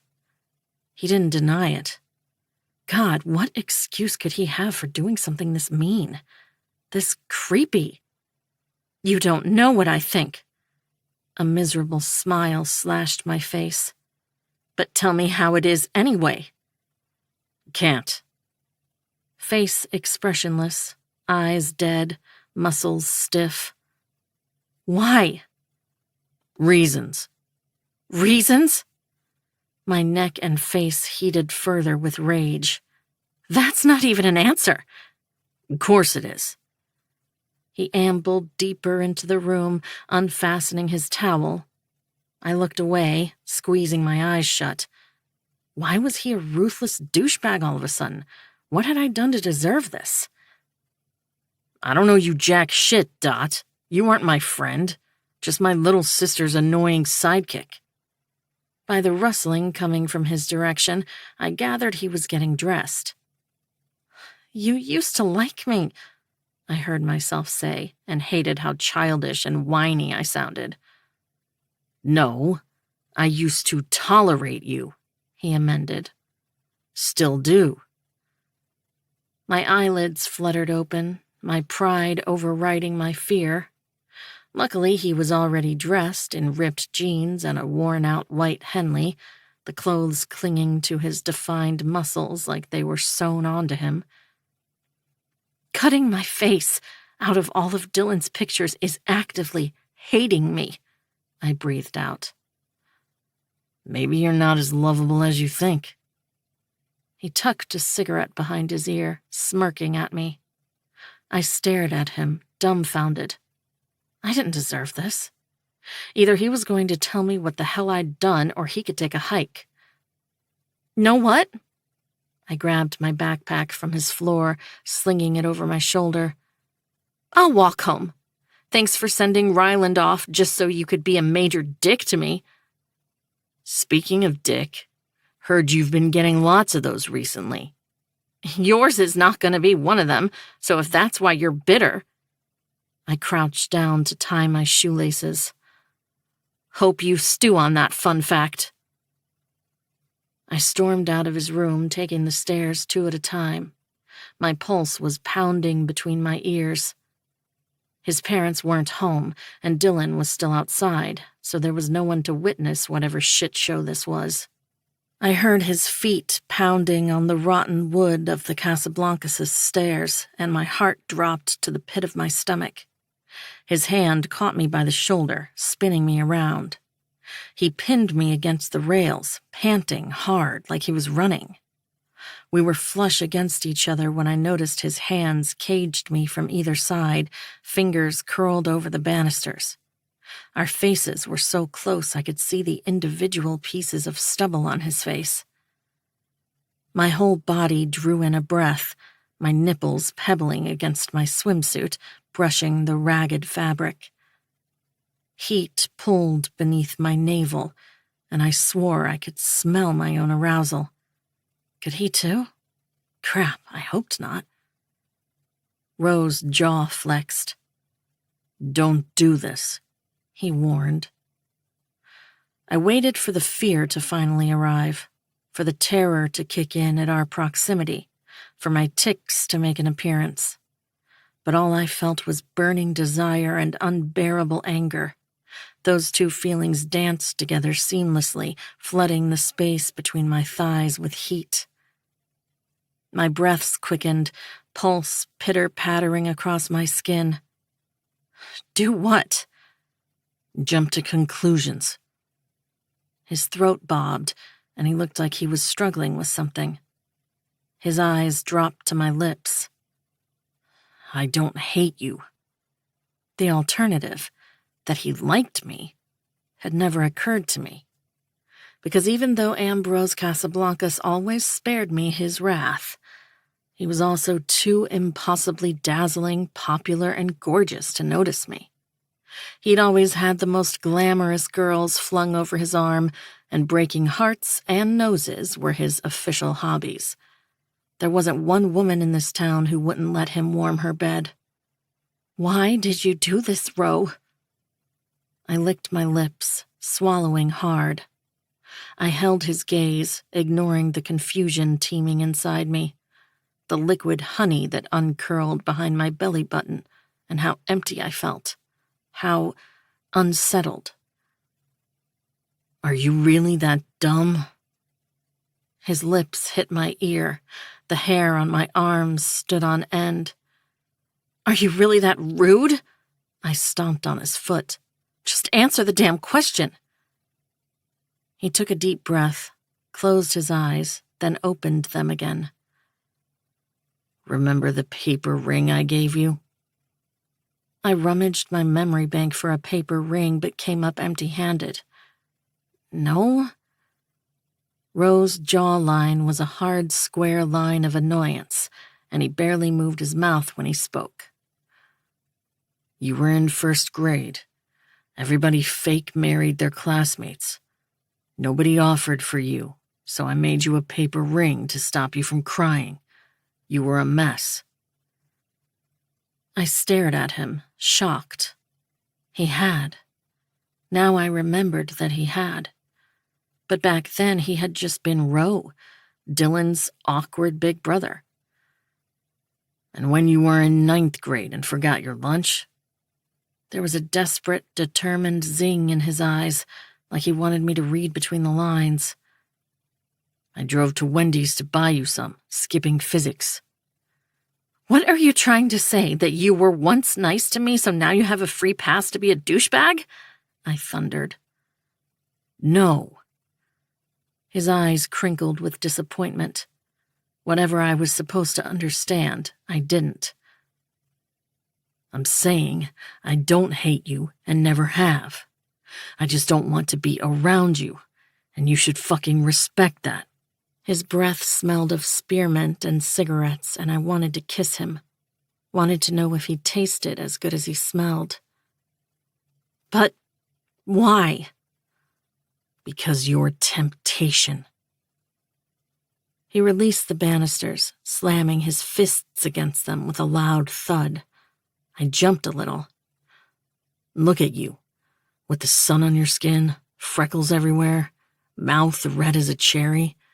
My dick swells just from knowing you and I share the same zip code. Whenever you speak, all I can do is stare at your mouth and imagine it wrapped around my cock. You're a shiny apple. And do you know what people do to shiny apples? His nose glided down mine, and I could almost feel them, his pouty, perfect lips. What? I croaked. You eat them. We were chest to chest, heartbeat to heartbeat. To the core. Oh, fuck. Best blush? Anything coming out of Roe Casablancas' mouth. I got it. We couldn't do this to Dylan, act on this attraction, throw caution to the wind. Nothing was worth letting her down. Not even a taste of heaven. And besides, what good would it do me? I'd probably puke in his mouth from fear once he had his hands on me. My whole body felt like he'd set it on fire, tight and sensitive to the touch, and I wondered what would happen if he actually did touch me. His gaze glided to my lips. I felt like he wrapped me in a soft, warm blanket, like the universe had shrunk around us and we'd become the very center of it. Mostly, I felt safe, because even when he was angry, he was my comfort object. My voice was strangled, pained.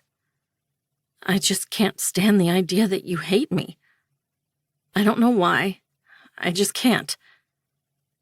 I don't hate you. He couldn't help himself. He raised his hand and picked at the string of my bikini, careful to avoid my skin, rolling the thin material between his thumb and finger. We both watched, transfixed. I so don't hate you. It's not even fucking funny. I pressed myself against the railings, closed my eyes, and enjoyed his proximity. No touching, no lines being crossed, just his heat pulsating next to mine, feeding off each other's energy. Your little sister's annoying extension, right? I gulped. No, Cal. His nostrils flared. Nothing about how I feel for you is sisterly. His fingers rolled south, still only touching my bikini string, skimming the area where the cord met the triangle covering my breast.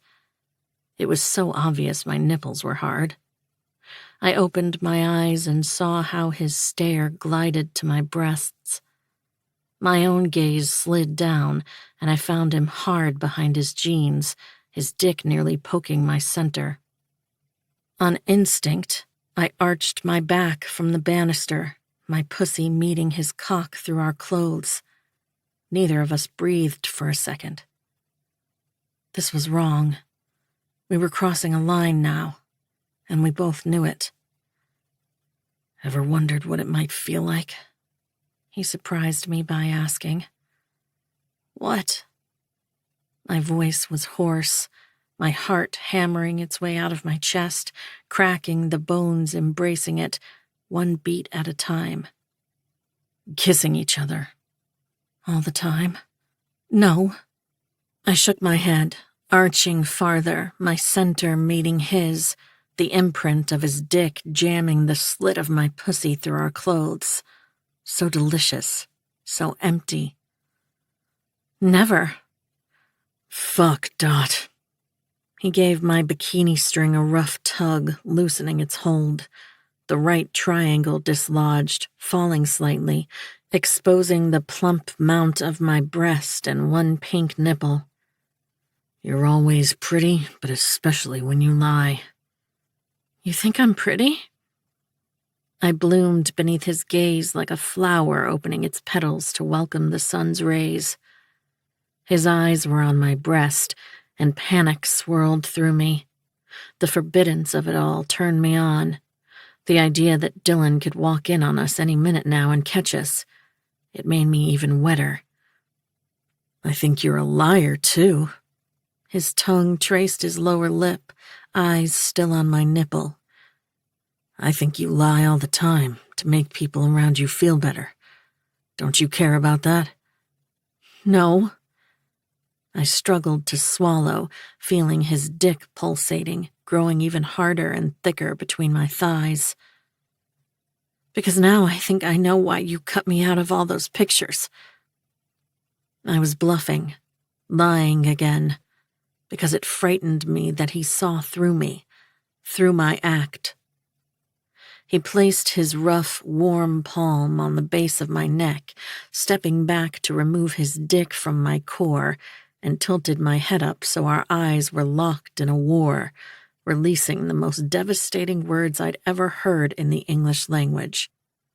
I wasn't the one who cut you out, Dot, he said. Dylan did. Chapter 12, Cal. Obituary. Well, I'm officially employed. Like Monster. Should I pop the champagne? Obituary.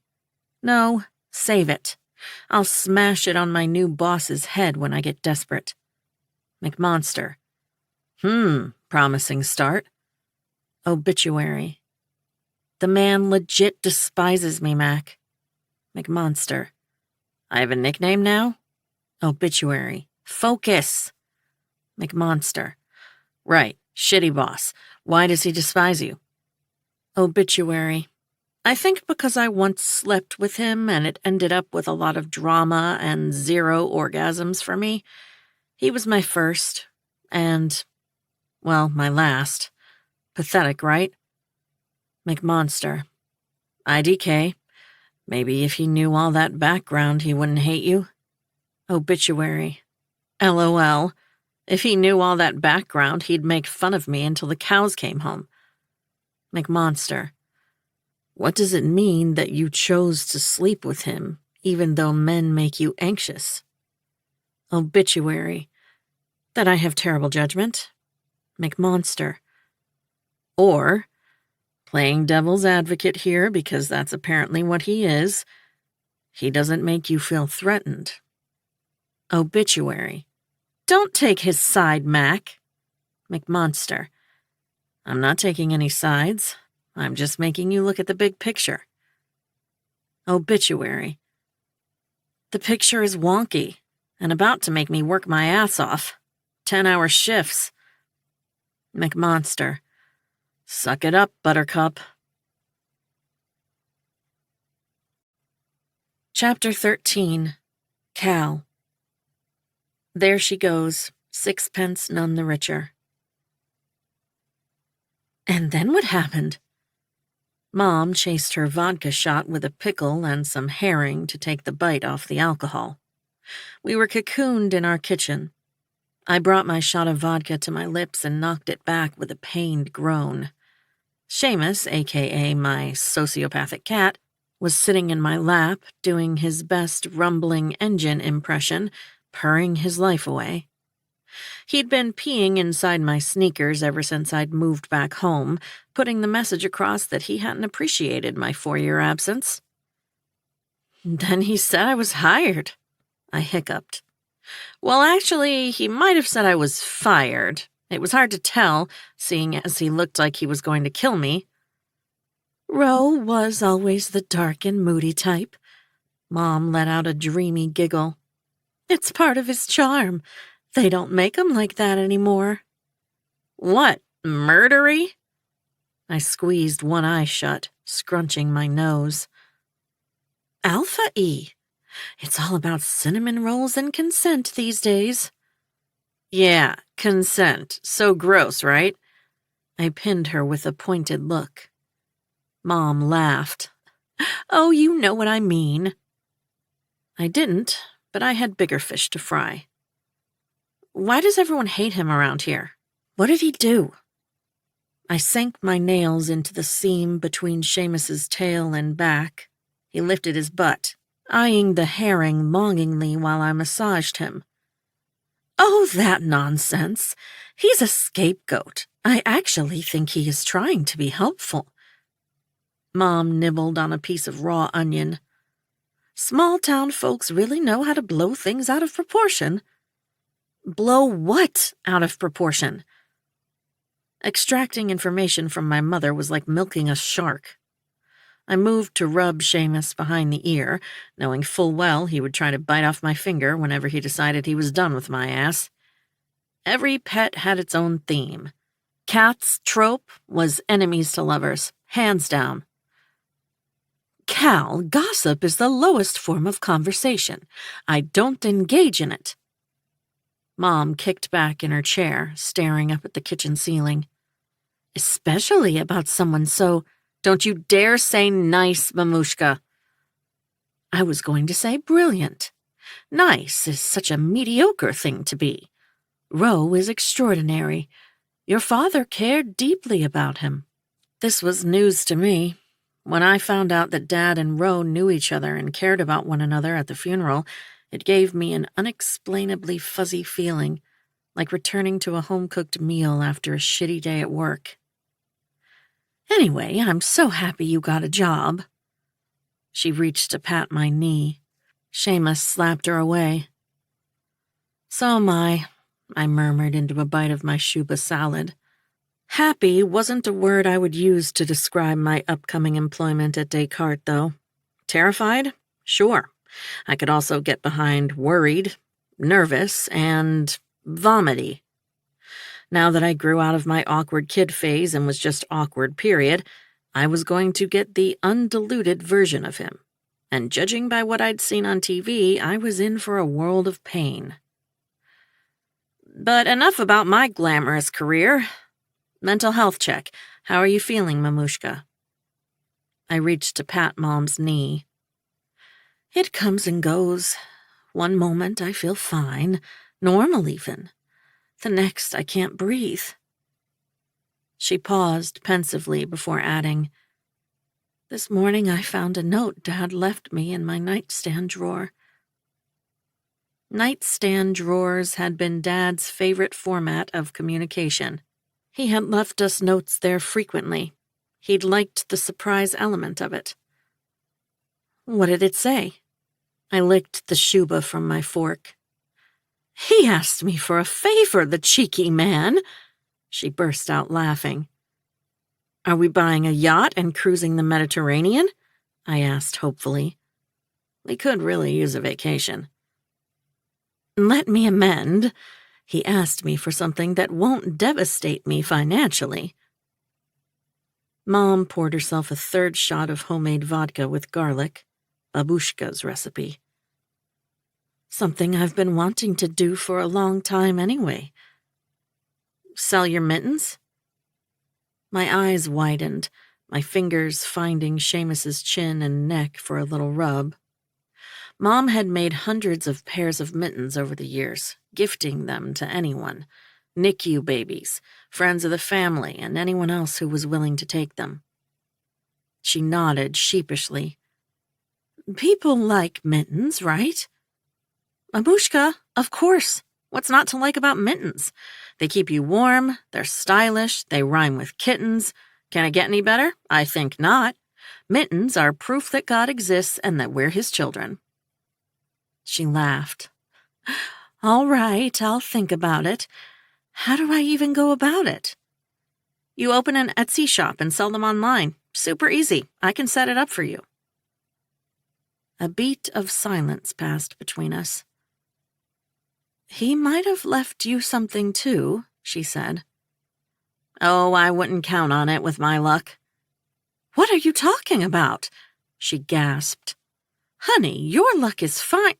Halfway through her sentence, Seamus bit my finger, drawing blood. I was just bringing a pickle to my mouth and jerked back, the pickle juice squirting into my eye. Mother fluffer! I fell flat on my ass, causing the disloyal cat to jump for safety, but not before sinking his claws into my thighs to remind me who was the boss. I rolled on the floor, screaming, My eyes! My eyes! Never mind. Go rest, Kalichka. I'll do the dishes.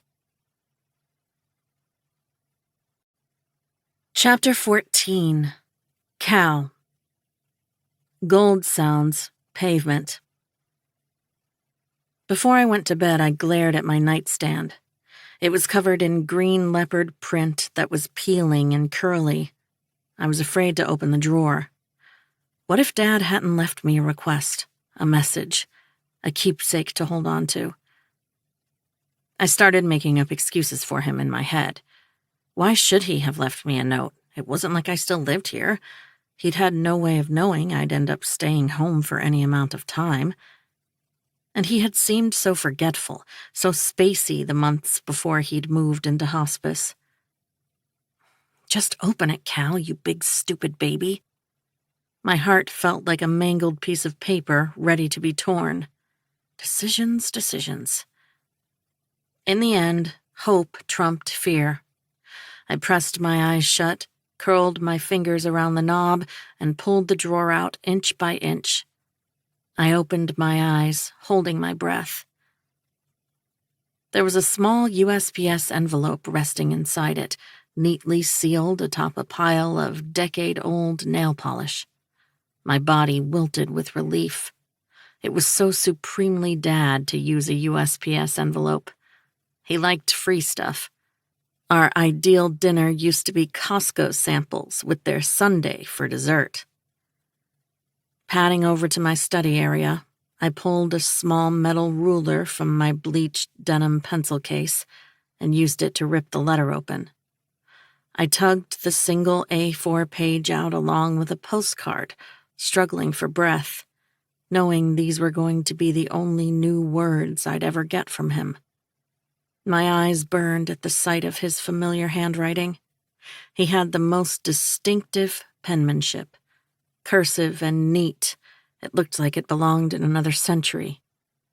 Dear Kalichka, if you're reading this, it means that I'm gone. I hope you decided to spend a few weeks with your mother. I think you can both use the time together. And while I'm not sure what kept you away from Staindrop this long, running away from a problem never gets rid of it. Problems are like monsters. Fearing them only feeds them and makes them bigger. Please remember you are stronger than whatever wall is standing in your way. All you need is the right momentum. Newton, laws 1, 2, 3. My chest filled with warmth. The first thing he'd wanted from me I'd already pledged to do. I was going to spend some time with Mom. A little riddle to break the ice. Question: why did the scientist take out his doorbell? Answer: because he wanted to win the Nobel Prize. Kindly pretend to laugh at this. If I find it extremely funny, even in my current state, then so should you. Now that you're in an agreeable mood, I need you to do a few things for me. Allow me to point out that you are not in a position to turn me down, complain, and/or argue because I'm 1. Dead and therefore cannot hear you, 2. Always right, 3. 100% going to haunt you if you fail me. I have a lot of free time right now, Kalichka. Do not try me. I thought long and hard about what it was I wanted from you. Birthdays, if you ask me, are overrated. It is death days on which you are granted all your wishes. And sure, I could have asked you to finally start your podcast, get things moving, take the plunge. But I believe that you cannot rush art and growth. So I'm going to let you take your first steps into your career at your own pace, even if I find it outrageously slow. I snorted. My dad had been a teenager when he'd moved to America. He'd still had this Soviet air about him, a sternness that had collectively labeled anyone without a steady career, 2 degrees, and the durability to drink their own body weight, an utter, useless slacker. These are my 2 requests for you, and remember, you cannot say no. 1. Take me somewhere nice and spread my ashes. Let me explain. I'm afraid your mother will use my presence in her living room as an excuse not to move on. She deserves to move on, deserves to fall in love, to laugh, to enjoy the remainder of her days. Which brings me to my next point. I would really rather not be there on the mantel when she and her new partner make out for the first time. Yes, I want her to move on. No, I don't want it happening in front of my face, or rather, dust. Spread my ashes somewhere beautiful and tranquil, somewhere with a great view, somewhere I can be free. 2. Remember how much you loved running? You stopped for the wrong reason. Whatever it wasn't worth it. Pick it up again. You're not truly free until you break the chains of your fears. And you, Kalichka, are afraid of running. Once you get rid of that anxiety, you will become invincible. You will record your podcast. You will push the envelope. You were made for stardom. So go on, touch the sky. That's where I'll be waiting for you. I've enclosed a little something for you to consider. Just an idea. And always remember what I told you. The darkness envies the moon because it helps the dark shine. Don't let people tell you you are anything less than perfect. Love you more than a flower loves the sun, Dad. I was crying so hard it took me 10 minutes to manage to read the card Dad had included in his letter. It was a 10K run for a children's hospital in Portland. The run was set to take place here in Staindrop on Christmas Day, less than 7 weeks away. Admittedly, the slogan, 10K for kiddies, wasn't the height of sophisticated copywriting. It sounded diabolical, not to mention extremely illegal. But I got why Dad wanted me to do something like this. It would make me commit to running every day, something I hadn't done in years. It would be for a great cause, helping children. And it was also taking place right here, so it would force me to stick around for at least a few weeks. Jesus, Dad, you know I don't run. I shoved his letter and the postcard back into the envelope. In truth, I loved running. I just couldn't disassociate it from the worst day of my life. Also, where am I going to release your ashes? I shook my head. A knock on my bedroom door startled me. I blew out a breath. Open. It's me, Mom piped from the other side. For some reason, I wasn't relieved she wasn't Ro. She wedged her head between the door and the wall. Well? I picked up the envelope and raised it, smiling with exhaustion. Mom cupped her mouth, suppressing a gasp. What did he ask you for? To spread his ashes somewhere nice and make sure you move on and make out with someone on the couch. Oh, dear. She blinked, digesting my words. He was heavily medicated the last few weeks. I snorted. No, Mom. He loved you enough to want you to be happy, even if it's not with him. That's a good thing. She struggled to swallow, waving a hand in the air. Too soon to talk about this. I decided to change the subject. He also asked me to take up running again. She bit down on her lower lip, towing a circle on the carpet through her silk slippers. Seamus materialized from behind her, meowing and looping himself through her legs. He curled his tail around her ankle and gave me a "bitch is still here" look. I picked you up from the shelter, you ass. Mamushka, was it really that important to him I run again? I asked, though I already knew the answer. Yes. The way I'd given up on my passion and the unknown reason for it was traumatic for everyone in my household. My parents never quite believed my story of how I got the injuries. I still limped whenever I was excited or exhausted, even though I had gotten the all clear from my doctor years ago. You were really good at it, she admitted, wincing apologetically. It made you happy, and your smile was his favorite view. Well, I'm too rusty. I slammed the envelope into my nightstand drawer, banging it shut. I can barely walk without breaking a sweat, I lied. I was in good shape from years of bussing tables and navigating through New York carless. There are 70-year-olds running marathons. She readjusted the belt of her robe. Besides, you seem in great shape to me. It's not that simple, I huffed. Running wasn't just about running. It was also about other things. It signified pain, humiliation, and uncertainty for me. Besides, if God wanted us to run, why had he invented Zumba and Pilates? They were so much more fun. Simple? No. She wrapped her knuckles over my doorframe. Worth it? Definitely. I don't think he wanted to make your life easy, though. No? I looked at her miserably. What did he want to make my life, then? Better. Good night, Kalichka. Good night, Mamushka. Chapter 15. Row. Obituary. Do you have a girlfriend? McMonster. Question mark, question mark, question mark. Obituary. I just realized I never asked. McMonster. What does it matter? Obituary. Dunno. It just does. Would you answer? It's not a government secret. Obituary.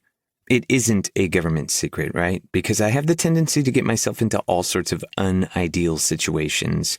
And let's just say I cannot take part in a witness protection program. I'd blow my cover before I chose a new name.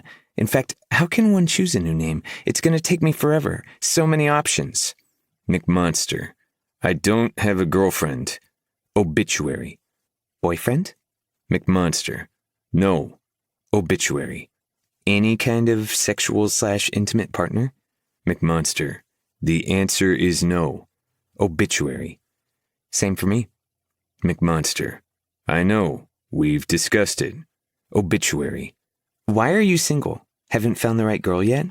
McMonster. Oh, I found her. Obituary. Then what is the problem? McMonster. Only one of us fell. Obituary. Wow. I cannot imagine not falling for someone like you. Silly girl. McMonster. That's the worst part, though. McMonster. She isn't silly at all. She is fucking brilliant. Chapter 16. Row. Well, well, well. If it wasn't the consequences of my fucking actions. I was breaking out in fucking hives. And why wouldn't I be? I was allergic to Calla Litvin and about to spend a whole lot of time with her. All because of Rye, that thunder cunt, who'd decided to make a point. If money was what she needed, I could have written her checks to keep her away. Yet here I was, about to pick Cal up for her first shift at the restaurant because little Miss Broke-Ass didn't have a bike to her name, let alone a car. Her mom did own a car, but she also had errands to run. It always amazed me, the lengths I went to for my sister and mother. They had talked me into this disastrous arrangement. Rowie, you smell so good. Is that a new aftershave? Mom crooned as soon as I walked through her door, the scent of her eggplant parmesan hanging thick in the air. No, I grumbled, trying to break loose from her leathery clutch as she pressed a kiss to my cheek. Same cologne, which I haven't worn since I was 16. Not that today was a special occasion or anything. I'd happened to find it in my bathroom cabinet when I was going through old medicine, completely coincidental.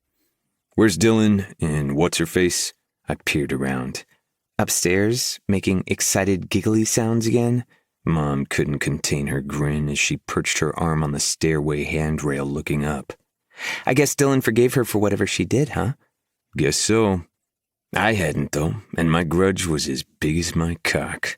Once upon a time, I was in love with Calla Litvin. She had broken my heart in two.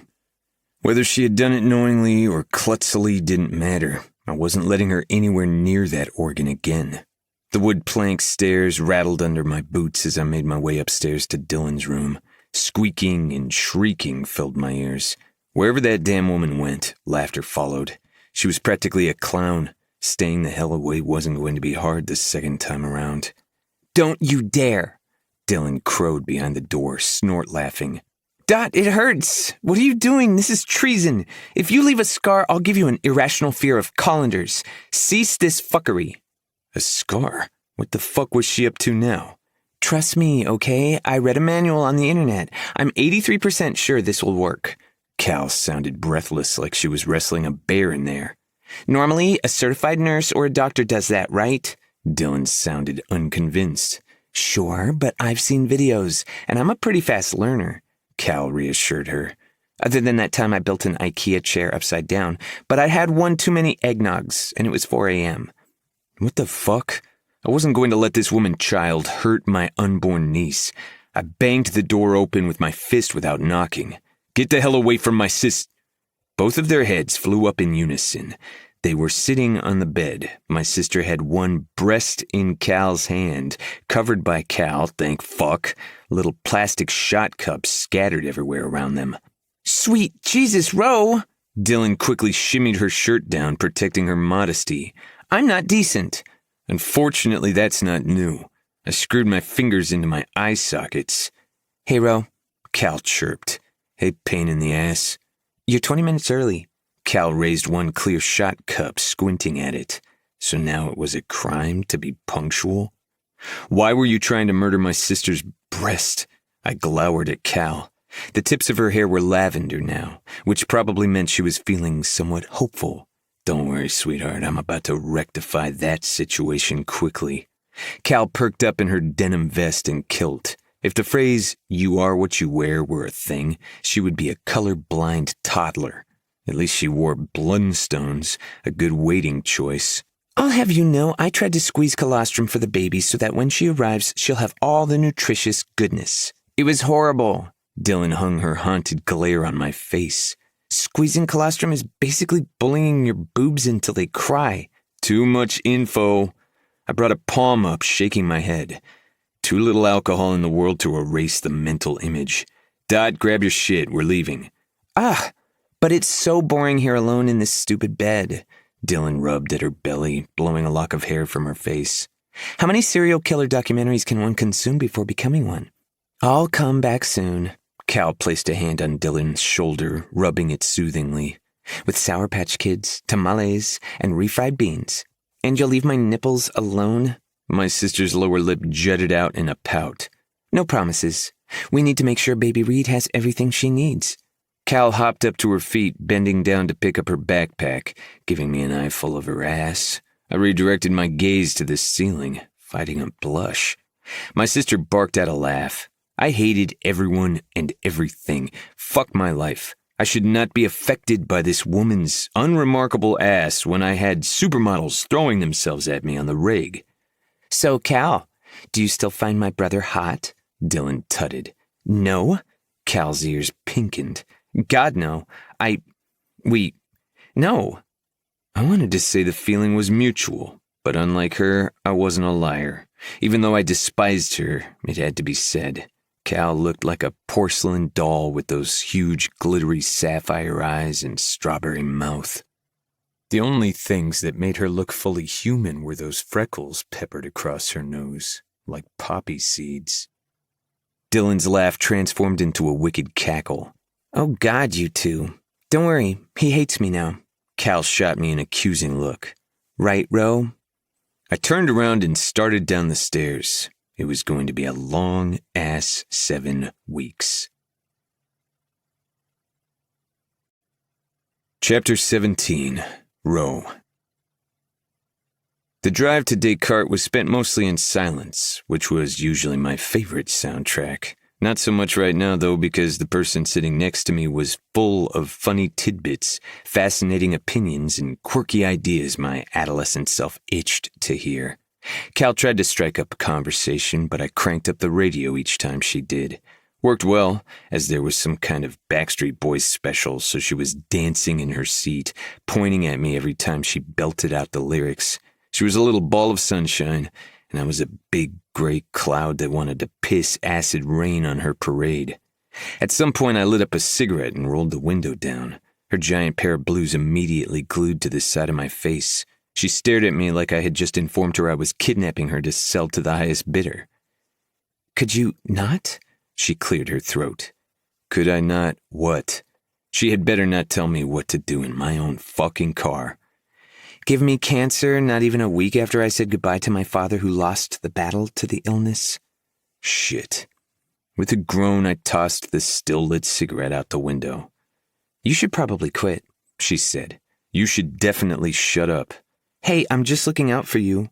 She sounded genuine, but if that were the case, she wouldn't have broken my fucking heart all those years ago. It annoyed the crap out of me that she was now contaminating my new Silverado.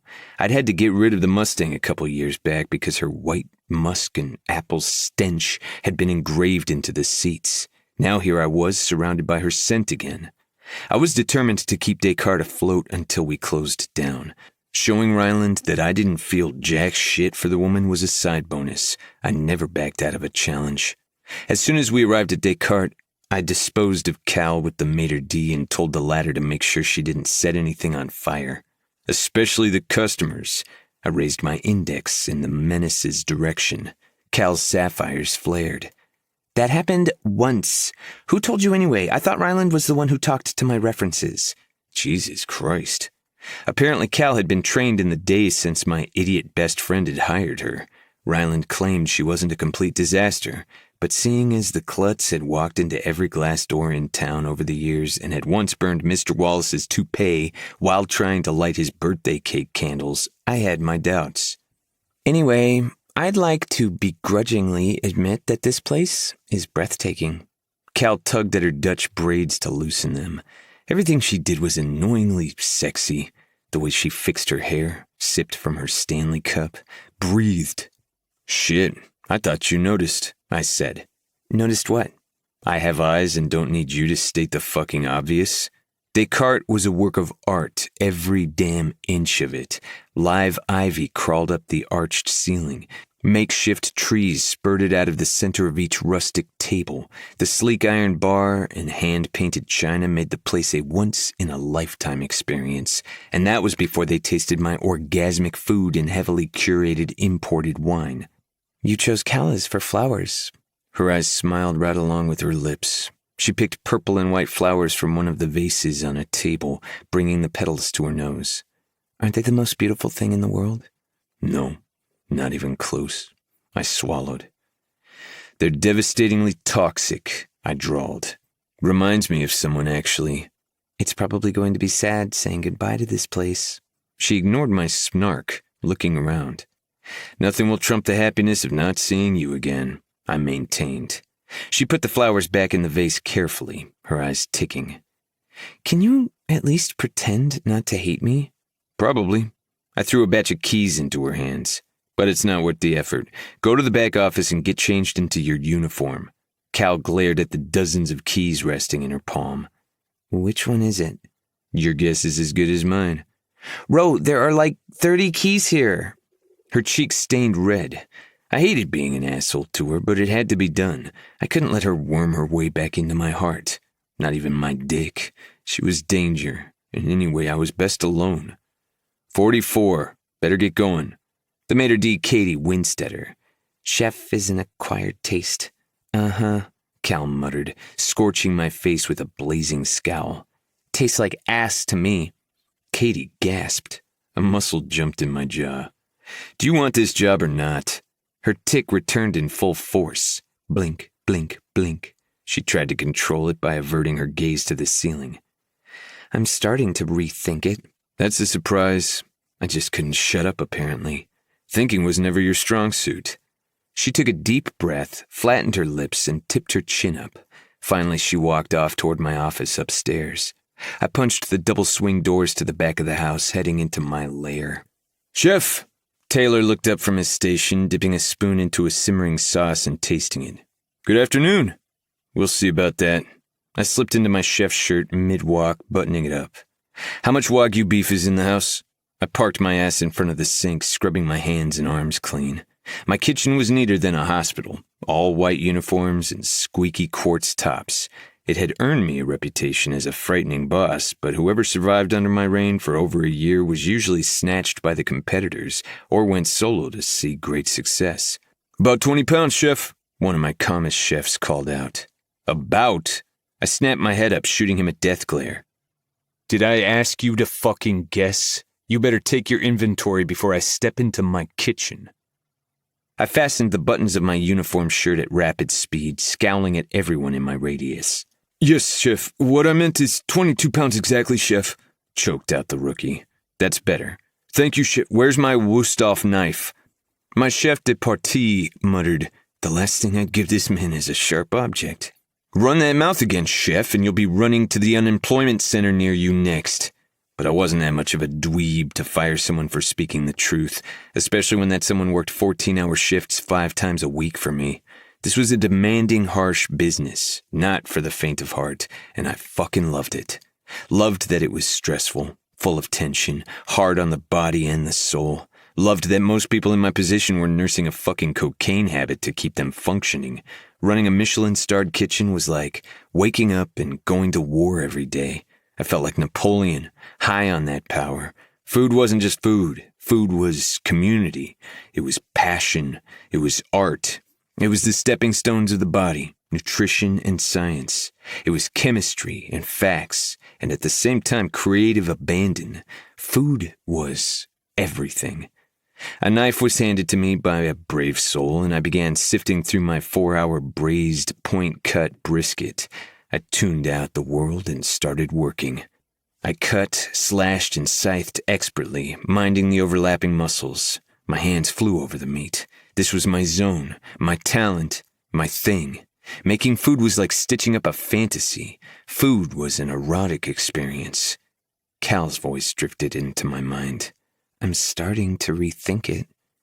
Normally, I didn't mind being a dick to people, but with her, I cared. She didn't like men for whatever reason. She might not like me, but at least she wasn't scared of me, though that was about to change if I continued acting like a dickhead. I slammed the knife against the tender meat, suppressing a grunt. Tastes like ass to me. She hated me. Why wouldn't she? I had spent every moment since she'd gotten back reminding her I hated her. My fingers tripped over the knife, almost dropping it. I cursed softly. It didn't help that I couldn't look directly at her. That her existence was a stench I couldn't unsmell. She was here now, not only in my territory, but deep inside my head, running circles in her little boots. I was just not used to having her in my vicinity. I'd get over my weird fixation in the next few weeks, maybe even days. You've gotten over her, She's the past. But if that was the truth, why didn't I tell her I was McMonster? My suspicion Cal was obituary had been confirmed the day she'd told me she was back in Staindrop. I'd put two and two together, and still I didn't fess up. A sharp pain ripped through my forefinger. Shit! Blood oozed from my index, a thin river of crimson snaking along the cutting board. A fragment of my skin was nailed to the meat, which would now need to be thrown into the trash. "Shit, boss, are you okay?" Taylor rushed in my direction, tearing a wad of paper towels and pressing them against my finger. "I'd be better if you'd fuck off," I muttered. I hated being coddled. It was the first time I had cut myself in the kitchen in over a decade, and it was a great reminder of what I already knew. When Cal was around, I bled. My mood got progressively worse as the evening went on. Not because we were short on staff. We weren't. Rye had managed to hire 2 qualified temps from Vermont at an outrageous hourly rate. Still, I was distracted, uneasy. I checked on Cal through the window slit between the kitchen and the bar to make sure she wasn't vomiting in anyone's soup or accidentally falling in their lap. Seemed like she wasn't. Another thing she was not, a fine dining server.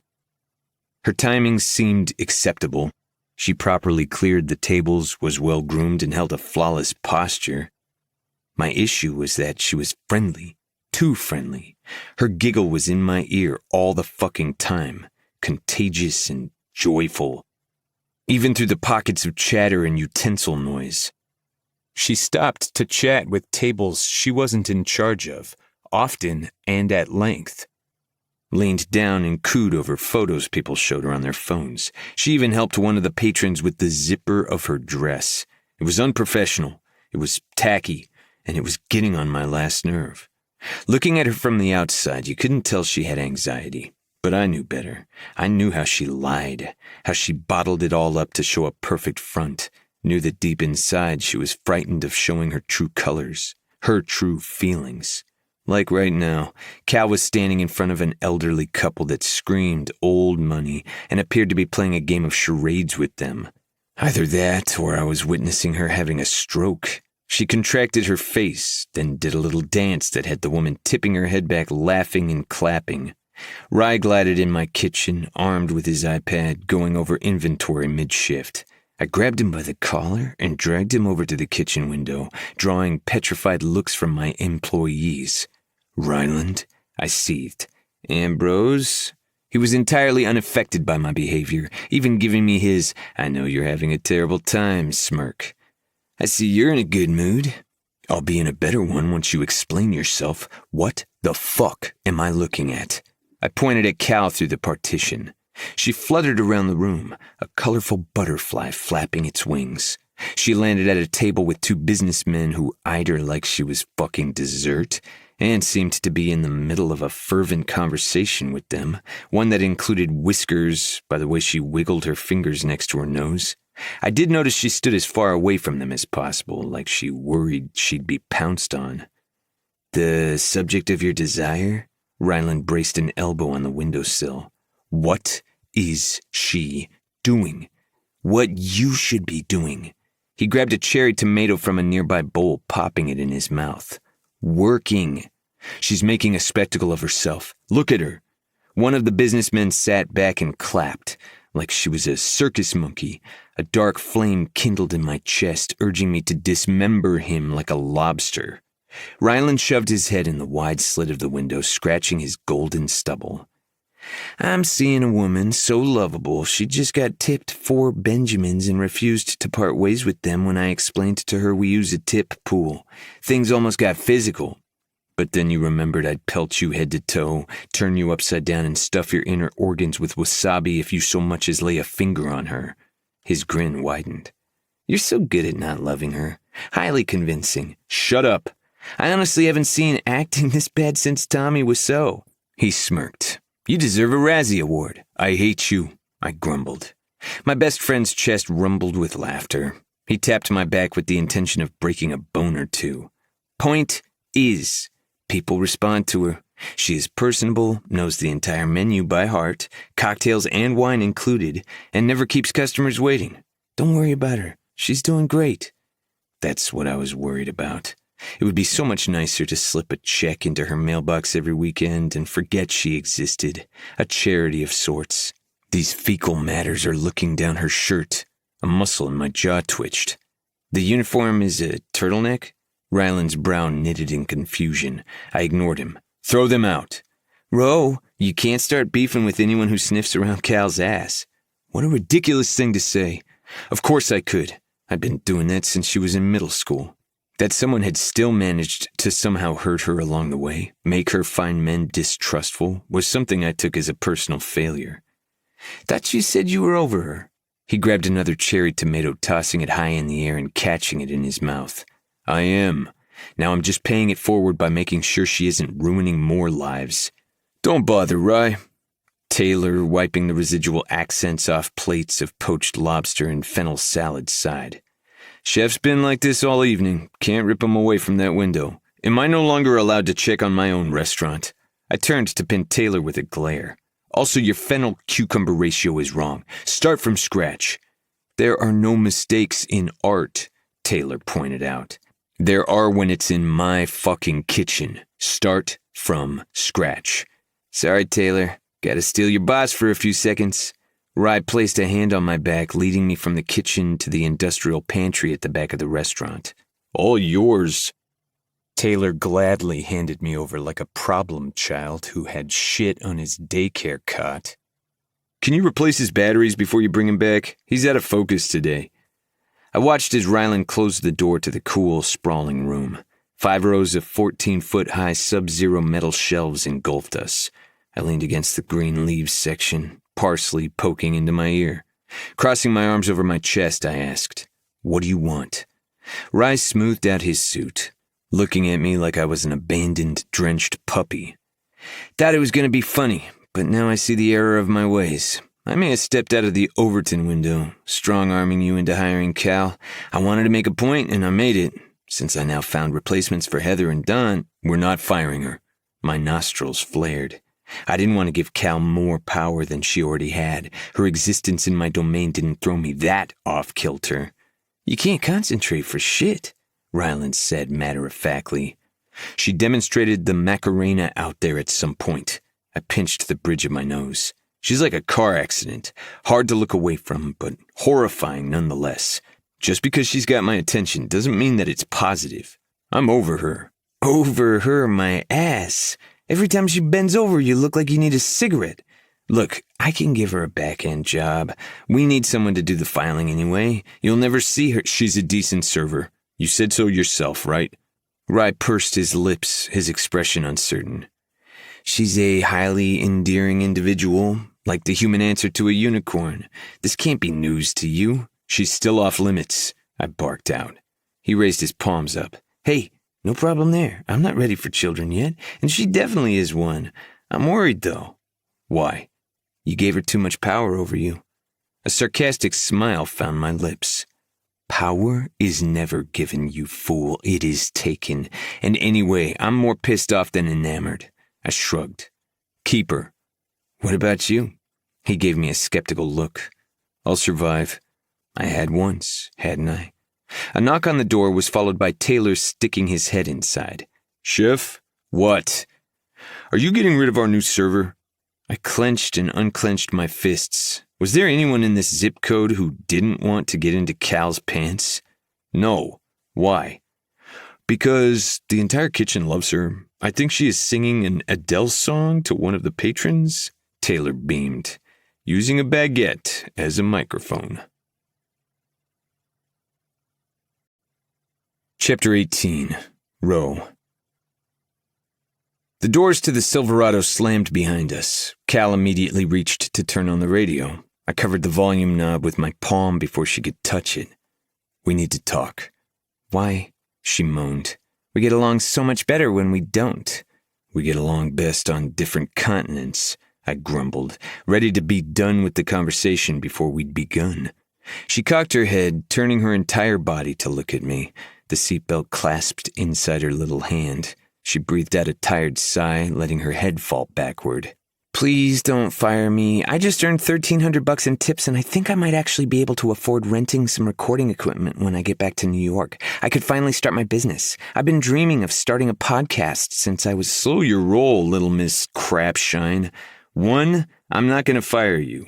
2, I don't care what you do with the money you earned. Waste it, burn it, donate it to Satanists in need.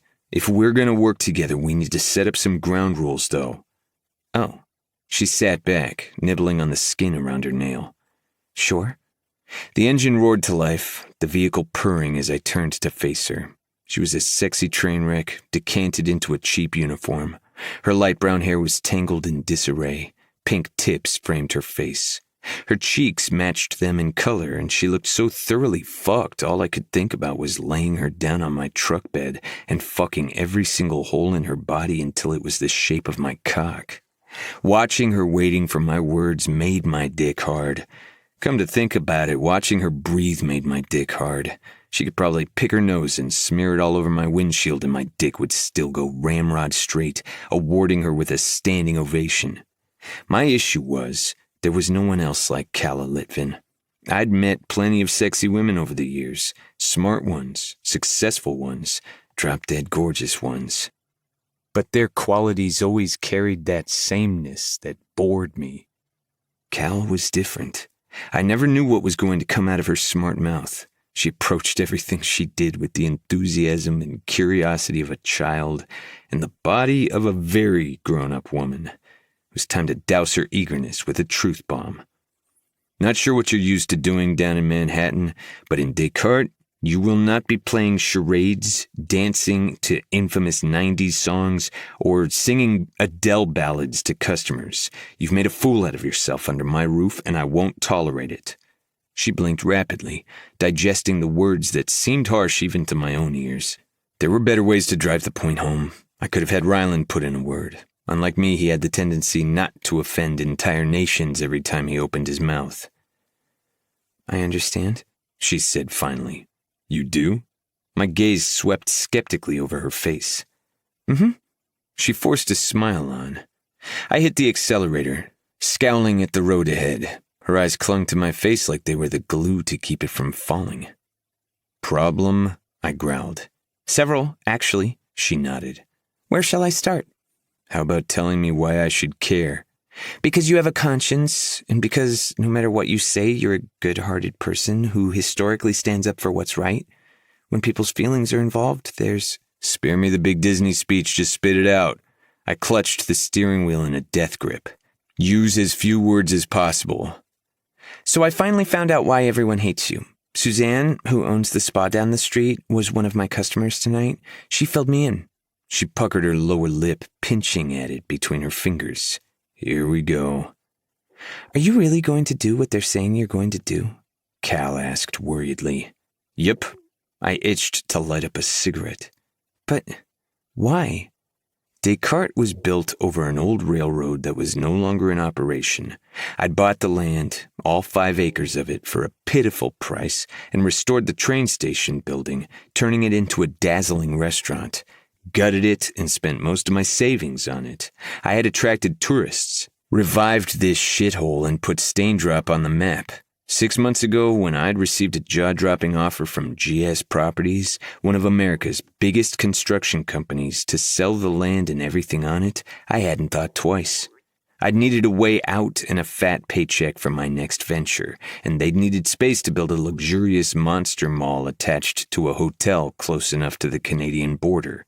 I wanted to get out of here, fast. I'd already achieved what I came here to do, and saw no need to stick around in Buttfuck Creek. That was why the locals were angry at me, for cashing out and handing the town's keys to a bunch of corporate suits who, in their eyes, were going to kill its quaint charm and small-town legacy and inject it with Botoxed designer stores. Why not? I stroked my jaw. Descartes was a vanity project. I came, I saw, I conquered. Time to move on. Selling the land is the logical thing to do. For you, maybe. But what about the people in this town? The small business owners? The folks who grew up here and stayed because they loved the old-fashioned lifestyle? Her entire body was angled toward me. I had her undivided attention, and suddenly I felt like someone had poured lava down the pit of my stomach. You're not smitten, you're horny, which is a form of excitement that can be dealt with using your right hand and some shower gel. The local morons couldn't spot a good idea if it hit them in the face with a sub-zero fridge, I drawled. Building a 5-star hotel is exactly what this place needs. Employment is non-existent. Opportunities are scarce. And once Descartes shuts down, people won't even make this a pit stop to get gas and take a piss. Whatever family businesses are still open here are struggling and would only benefit from the rush of tourism. Even if what you're saying is true, the station is the crown jewel of this town. It is the second oldest train station in America. It's historical. It's a holiday draw. It's dead. I cut her off through gritted teeth. I didn't usually give a crap about criticism, especially not regarding this subject matter. But being seen as the villain in Cal's eyes didn't sit right with me. You haven't been here in 5 years. Business is at a standstill. The population is in decline. The median salary is 30% lower than the national average. It's mostly elderly people and poor folks forced to stick around who are left. If building a hotel in a mall means cannibalizing one draw card, I'll take my chances. It's not for you to decide, though, is it? She tilted her chin up courageously. Let them vote. It's a democracy. The country is, my wallet isn't, I corrected her. I'm selling. They'll never forgive you if you go ahead with it. I took a right turn and entered her street with its manicured trees, white picket fences, and ice cream-colored houses. Good thing I don't give 2 shits about what people say, huh? You think you're cool because your hackles are so far up you can't see past them. She shook her head. Don't patronize me, Dot. What the fuck? What are you saying? I'm a self-made millionaire, not even 27. The shit I've achieved, you haven't learned how to spell yet. I needed to shut the fuck up and do it as soon as possible. I didn't like myself around her. The gap between Roe and McMonster was insane. Cal stared at me speechlessly. Bite me. Thought you'd never ask, just say where. She looked pissed, but she didn't look scared. And I didn't know why, but it made me very fucking pleased that my sexual innuendos didn't scare her. I parked in front of her house and unbuckled. I'll walk you to the door. She undid her seatbelt.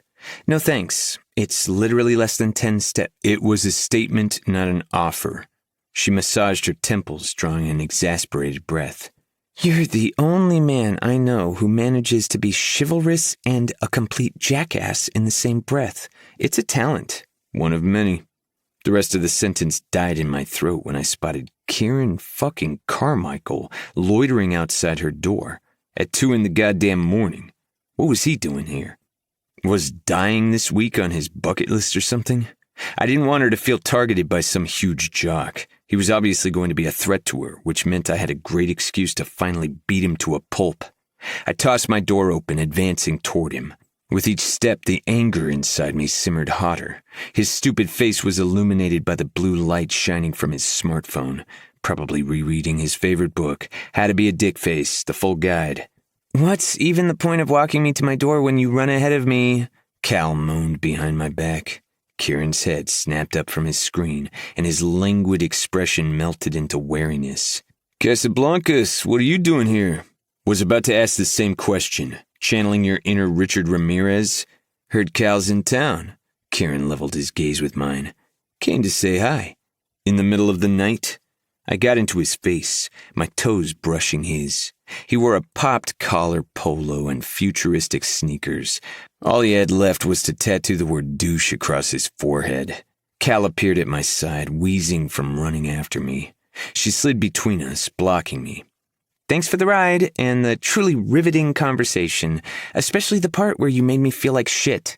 I'll take it from here. I'm not leaving before he does. I pointed at that asshole. I wasn't being protective, I was being responsible. I didn't want something happening to an employee of mine on my watch. Yes, I'll go with that. Cal pushed me away with a huff. Kieran is here because I invited him. She'd invited him? I had no idea these two even knew each other. Kieran had graduated from high school the same year as me. They had no friends or hobbies in common. You know nothing about her new life shit-face. They might be besties, with matching friendship bracelets and half-heart necklaces. For some reason, the last thought made me want to dip Kieran's head in a bleached toilet full of piranhas. I had been so comfortable in the knowledge she didn't have a boyfriend, didn't have sex with other people, didn't date, that I forgot to factor in Cal was a liar. She could have lied to me as obituary. But no, that didn't seem right. She was truthful with McMonster. That was what made it so fucking hard to stop talking with her. The idea that I was somehow saving her, becoming her lifeline. What if she'd invited Kieran over for a hookup because McMonster had helped her overcome her fear of men? I was going to kill Kieran 50 times over. How do you know him? I demanded, as if I had the right. Not that it's any of your business, but he tutored me for English through middle school and high school. But as she said this, she folded her arms, shivering as she looked at him, and not from the cold. Was she uncomfortable? Had he done anything to her? Got extra credit for it, Kieran added with a smirk. This tracked. Even though he was a smug piece of work, Kieran wasn't stupid, and he'd done a shit ton of extracurricular stuff at school to pad his CV. You don't need another asshole, Cal. You already have one, I pointed out. Kieran, leave. Did you just comment on her rectum? Really? There was no rock bottom when it came to my attitude with Cal. Rye was right. Maybe we did need to move her to do some filing in the back office. Still a charmer, Ro. Kieran's lips twisted in a smirk. The people's prince. You know, Cal, he kicked me out of his restaurant last week. His ego couldn't handle a better-looking man sitting there, Cal guessed, stopping a good 10 feet away from him. Yeah, she was definitely wary of him, even if she tried to hide it. Are you saying I'm handsome? Kieran smirked. I'm saying Ro isn't. She quipped back, burrowing deeper into her jacket and taking another step back from him. Seriously, what had I done in a previous life to deserve this kind of karma? Decapitated puppies and kittens in the town square? What's he doing here? I repeated, my tone cold.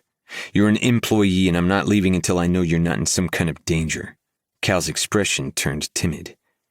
I've been having difficulties falling asleep since Dad passed away. She clutched at her arms, hugging herself. The wind swept those cherry blossom hair strands over her face, and her cheeks turned a similar shade. That sobered me up. She had just lost her father. I need company. Someone to talk to keep me away from my own thoughts. Could have taken you to Dylan's. I felt my nostrils flare. Dylan needs to rest. Could have talked to me. Seriously, no. Rock, bottom, none. Sometimes I want to talk to someone who doesn't scowl or berate me. Specify next time, then. I'm not a fucking mind reader. You aren't?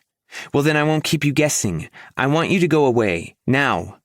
The tips of her small red mouth curved upward and she brushed invisible lint from my shoulder. The touch was short-lived, but it was enough to make me swallow a hiss of depraved desire. She touched me. Willingly. She never touched men. It had taken me a while to figure it out growing up. She'd hidden it with her half-assed lies about hooking up with randoms. I'm okay, I swear. Kieran won't hurt me. She dipped her chin, holding my gaze seriously, but her eyes told me another story. Her eyes told me to stay, to fight, that she wasn't feeling very safe at all. Her eyes or your delusions? Rye's voice inquired in my head. I can stick around. Ro, go. I didn't want to leave her with Kieran. Didn't want to give them the opportunity to reconnect, laugh, talk. But it wasn't like I had a choice. And there was something else that pissed me off. The idiotic hope Kieran would make her feel better somehow. Inhaling sharply, I turned around, descending her porch without a goodbye. Will you pick me up tomorrow? Cal piped up behind my back. I kept on moving toward my truck, not looking back. If you're at Dylan's, Mom's house is on my way.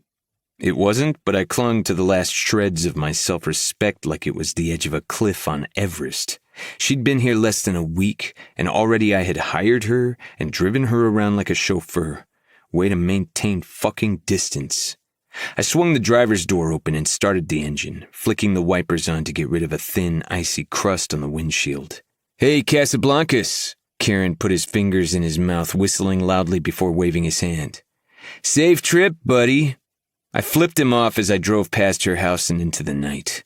I rounded the curb, then parked in front of an unfamiliar house, choking the steering wheel with my fingers and grunting in frustration as I glued my forehead to the horn, letting loose a long, continuous blare. I then took out my cigarette pack and smoked 4 cigarettes in a row until I became dizzy. Cal was back, and so was my fascination with her. I was officially, royally, and completely fucked. Chapter 19. Row. McMonster. You said you work as a server. Obituary. Yep. McMonster. How do you handle working with men? Obituary. I'm mostly scared of men in private settings, like when I'm alone with a man in an elevator, which is never, I always leave, or when I'm alone on the street. When it's in a room full of people, I'm pretty certain no one is going to pounce on me. That's why I said we should meet for coffee. If we meet at a Starbucks, I am less likely to run away. McMonster. Less likely? Meaning it could still happen? Obituary. Hey, everything's on the table until you prove to be sane and not a cartel lord. McMonster. Gotta love a woman with high standards. McMonster. Are you an extrovert? Obituary. I think a lot of people would assume I am because I'm happy and upbeat, but I'm just a people pleaser. There's a difference. McMonster. What's the difference? Obituary. I act perky and happy because I want to make others feel better, not necessarily because I feel good. I just give them the obituary they want. McMonster.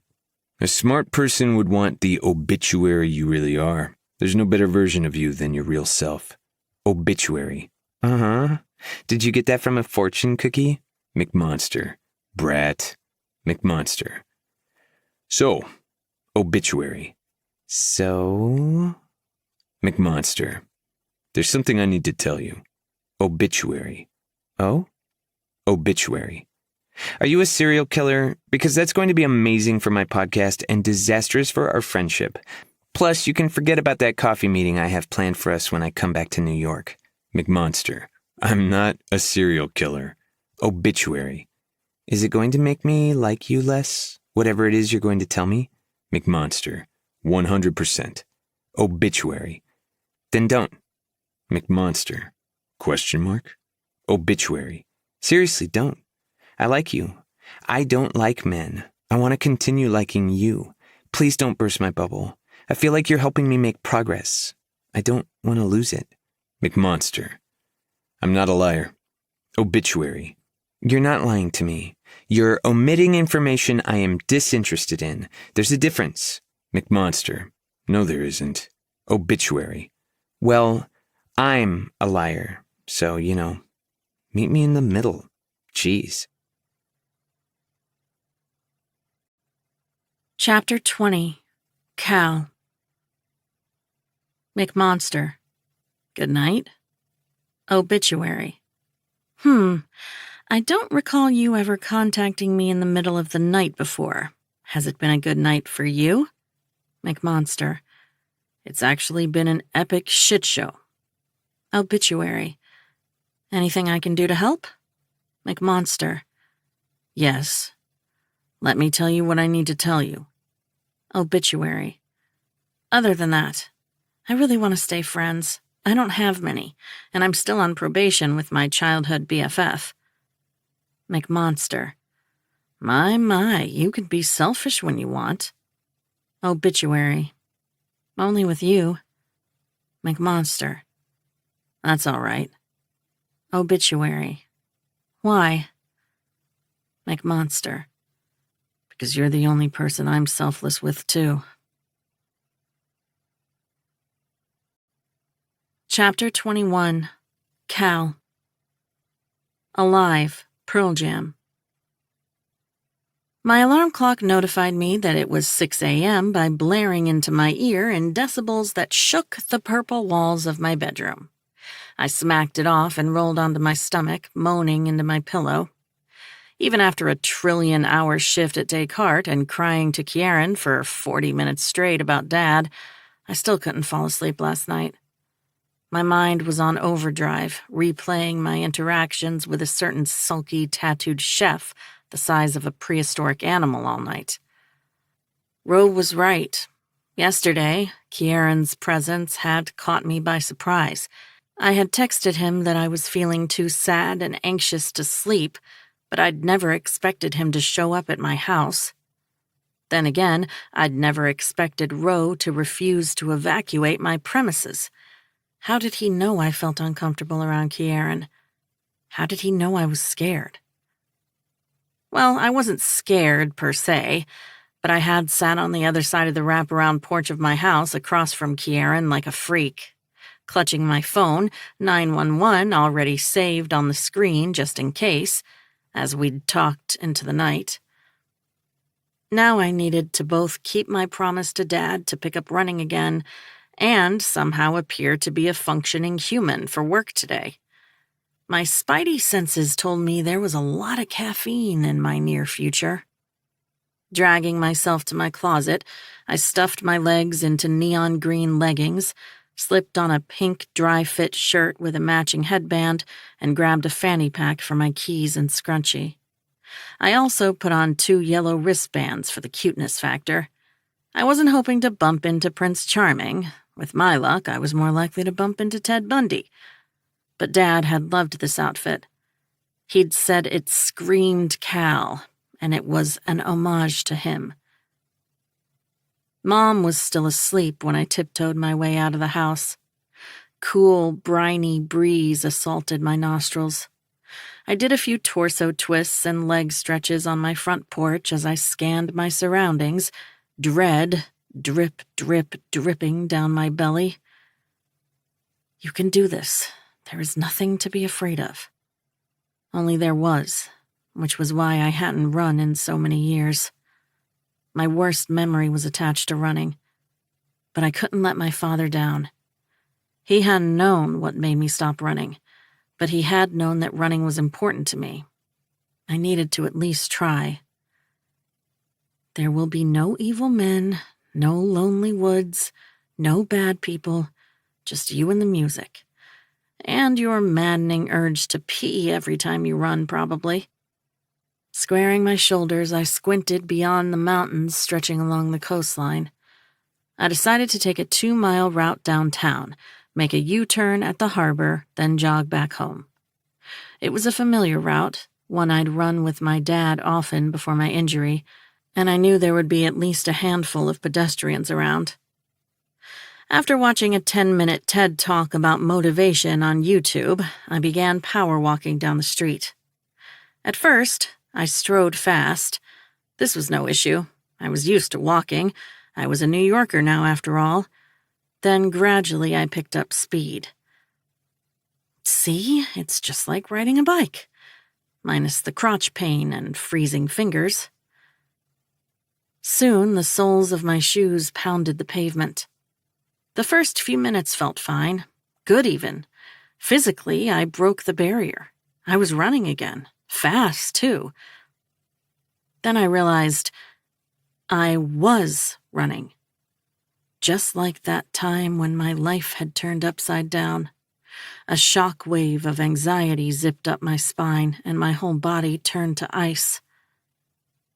Do it for Dad. Don't quit now. Fear clogged my throat, cutting my oxygen supply. My heart pulsated violently in my chest, and my hands felt like 2 pillars of salt, heavy and foreign to the rest of my body. A persistent, dull pain throbbed in my right shin, reminding me of that day all those years ago. I was reliving that moment all over again. The memory crisp, vivid, and in full color. The woods, the blood, the laughter. Leave the weirdo to die. It's not like anyone's gonna miss her. Air. I needed air. I sucked in a breath, but my windpipe was crammed with lint.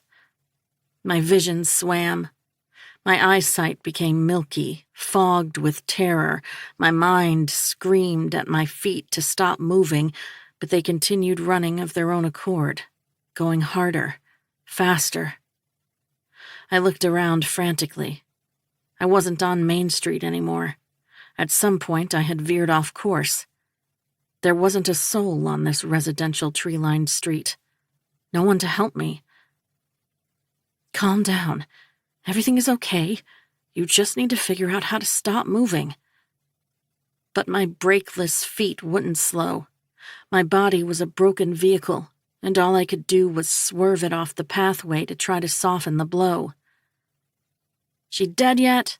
Smells dead to me.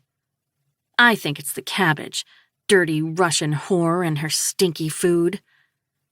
Quick, let's go before her nerdiac friend finds out and gets us in trouble. Tears needled my eyes, and I choked on the little air that still swirled in my lungs. Why had Dad asked me to do this? How careless could he have been? How cruel. This was a mistake. I'd have to thwack. Dirt filled my mouth, cold and crunchy. My face was pancaked over loose construction sand. I spat grit, slowly digesting that I had fallen down, tripped over a stone and dived right onto my face. My right leg was scorching with pain.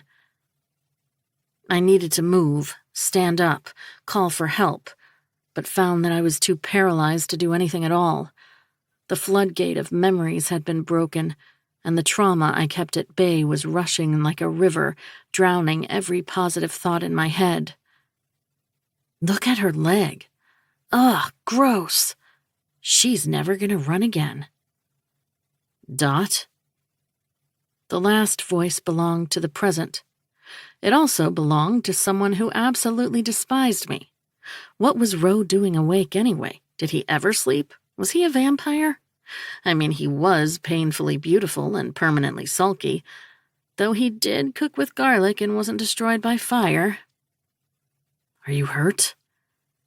His low, husky baritone rumbled over my head. My face was still stuck in the mud, which was currently my preferred location. Now was not a good time to face your former crush-turned-boss from hell. I shook my head without lifting it up, feeling so thoroughly mortified I prayed for a deadly heart attack to spare me the conversation. Can you move? He gruffed. Are you asking because I'm blocking your path or because you're worried about me? I moaned. Can't afford to be one server short. And they say romance is dead. My lips moved around the clay-like mud. Plus, you're on my property, and I can smell an insurance claim from miles away. Normally, I was the first to appreciate a good sarcastic quip, but I was currently spiraling worse than a slinky over my pathetic attempt to run 2 miles, so all I managed was whimpering into the mud.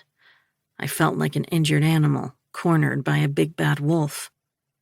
Is it okay if I touch you? His voice hovered above my head. He sounded like he was standing on a treetop. How tall was this man? Just want to make sure nothing is broken. I am broken, Ro, permanently so, even if my body is all healed. Gently, I croaked, feeling so pathetic I wanted to cry. Of course. Ro placed his palm between my shoulder blades. It was warm, heavy, and reassuring. A hint of a tremble danced through his fingertips. It wasn't too cold out, so it gave me pause. Maybe he was an alcoholic. That could also explain his mood swings. You gonna stay there for long? He inquired. Maybe enough for a quick power nap, I mumbled into the dirt. I thought you were going to check my leg isn't broken. It's not your leg I'm worried about. I hated that he always did that, seemed to know so much more about me than anyone else. It was ridiculous, but sometimes I felt like he knew me better than Mom. He always knew when I lied and when I needed something I was too chicken to ask for. Like right now, I really needed that big, warm, reassuring palm on me. How did it happen? He asked quietly, his hands still on my back. I wanted him to keep it there forever. I also wanted him to go away and never come back. I was jogging. My legs kept running when I told them to stop. And then I kind of lost my vision for a moment and my breathing got all weird. I think maybe I'm broken. My voice cracked a little, and I felt like the tiniest, stupidest creature on planet Earth. Best if you leave me to die here. Your broken is still the most whole thing I've seen. Maybe I was hallucinating, but I could swear I heard McMonster.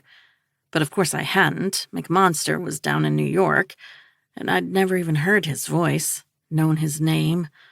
This was Ro. Infuriating, sexy, my best friend's brother, Ro. What? I raised my face from the dirt, peeking at him. Didn't say anything. Ro clasped my shoulders very gently, lifting me up to collapse over his broad chest. He was on his knees in the dirt, right there with me, and I wanted to throw a tantrum like a toddler because now I couldn't even hate him all the way. Underneath his relentlessly cold exterior was a compassionate creature who built the women in his life their dream house and literally pulled people from the mud. God, please don't let me crush on him again. My heart couldn't survive season 6 of This Is Us. What makes you think I can withstand him? I wanted love. I wanted sex. I wanted all the things other people had, and I didn't. But I wanted them with someone I could trust. And that someone was McMonster, not Ro. Just leave, I moaned into his neck. He smelled like himself again, not the cologne I'd smelled yesterday when he'd come to pick me up. Of winter and leather, warm spices, and Ambrose Casablancas. My skin hummed with pleasure. Dot, I'd never leave you like this. There was a 2-second pause. You're a construction hazard. Someone could trip all over you. That made me snort out a laugh, which resulted in snot shooting out of my nostrils. In the absence of a tissue, I balled my shirt over my fist and quickly wiped my nose with my sleeve. You didn't see that, I mumbled. See what? He tugged me up to my feet, tucked me under his arm, then ushered me in the direction of the construction site I'd decided to fall in. I guessed it was Dylan's gift house. The place looked almost ready to move into. My wiping my nose... Oh, I see what you did there.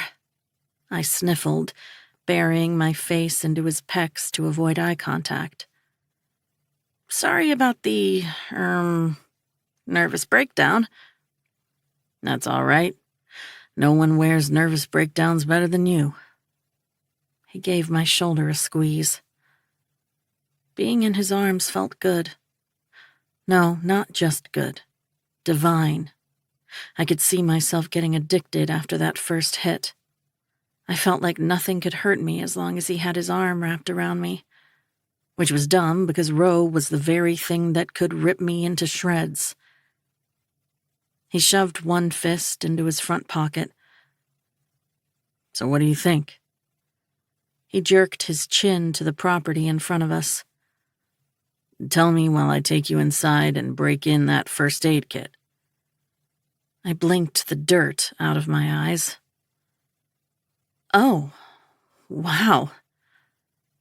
This pretty much summed up my feelings toward the mansion. It was huge, one of those modern avant-garde architecture thingies that looked like an origami piece. A low, wide, white block of concrete, a wraparound pool engulfed the property, and bare cement steps led to the heavy front doors, which we ascended together. It looked futuristic and clinical, one of those homes you saw in reality TV shows and wondered how people actually lived in them. Come on, Dot. You used more words than that to describe a tissue yesterday. He pushed the doors open. Hey, that was a super soft tissue. My nose was very grateful. Was it the Costco brand? Answer the question. He chided softly, and I knew what he was doing, taking my mind off my obvious panic attack keeping me engaged. Am I interrupting anything? I looked around. My echo bounced across the walls and ceiling.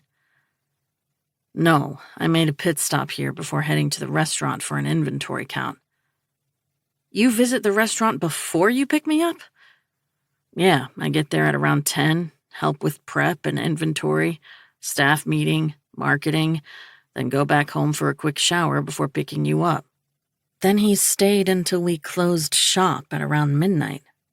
Do you have a life? I blurted out. A what? He feigned confusion, walking over to a beige luxury kitchen and popping open an exotic quartzite drawer. He produced a first aid kit. You hate the house, don't you? Hate is such a strong word. I only hate political grifters and frosted tips as a hair trend. Even David Beckham couldn't pull it off. Are you going to tell me what you think about this house any time in the next century? He grabbed me by the waist and hoisted me onto one of the 2 kitchen islands facing each other. Like a lightning strike, every hair on my body stood on end. To make matters worse, he didn't let go of my waist while he pulled a wad of antiseptic wipes from a container. I wondered if he felt it too, like he was brought to life by a simple touch. Calm down, girlie. He doesn't like you. Just wants to make sure you don't die on his property. Should I check you for a concussion? He scowled. You haven't said anything in over a minute. I'm starting to get worried here. The house is modern. I cleared my throat. And you don't like modern? He propped my right leg up, straightening and holding it by the back of my ankle. Pulling my legging up, he exposed a nasty-looking scrape. It looked worse than it felt, oozing blood and dirt. Gonna sting a bit. Pinch me if it gets to be too much. He slung one of my hands over his rock-hard shoulder. Swoon. Modern is great. I swung my gaze upward toward the ceiling, refusing to be turned on by this innocent, tender moment. Liar. You think it has all the charm of a Walmart warehouse. It's not what I'd choose for myself, I admitted.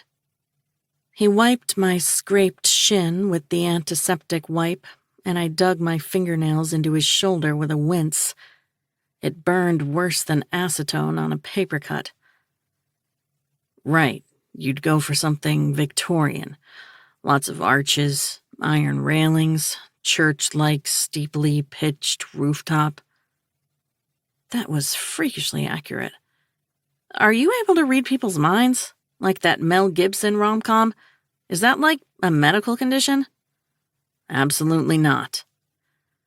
He patted my shin clean of blood and dirt with the tenderness of a loving parent, and I dug my nails deeper into those jacked-up deltoids, this time not because it hurt, but because I hadn't touched a man in years and was extremely deprived. I make it a point not to read anything. Reading might lead to opening my horizons. I like 'em narrow and flat. You're not as bad as people think you are, I admitted begrudgingly. More than anything, I think you're misunderstood. You sound like every woman who's ever tried to fix me. Don't worry, I won't try to do that. I don't have superpowers. I decided to change the subject. So where do you live? The Half-Mile Inn, up on Main Street. He dumped the used antiseptic wipes into a nearby trash can and ripped open a gauze wrapper with his teeth, pressing it against my wound. You live in an inn? My eyes bulged out. Yup. He draped a bandage around the gauze, securing it to my shin, still laser-focused on his task. Have been since I moved back here. Why? He shrugged. Don't want to get comfortable somewhere I don't plan on staying. I purchased an apartment in Chelsea, though. I plan to stick around in London for at least 8 years. My heart deflated like a balloon, floating aimlessly before crashing in the pit of my stomach. I couldn't tell if it was because it meant the next goodbye would be morbidly final, or because I was jealous he was in a position to buy a whole-ass apartment when I couldn't even afford to rent a bike in New York. Either way, the pang of sadness unsettled me. That's awesome. I hopped off the marbled counter, all bandaged and good as new. Thanks for wrapping me up, and for the distraction. You're welcome. He leaned against the opposite island, arms idly crossed across his chest, making his biceps bulge. More staring, 0 words. I didn't move, and neither did he. In fact, we were both frozen in place, waiting for something, anything, to happen. It was just that it was the first time since he'd taken my virginity that we weren't enemies. And I liked it. I missed it. Too bad he has better things to do with his time than engage in a stare-off with you.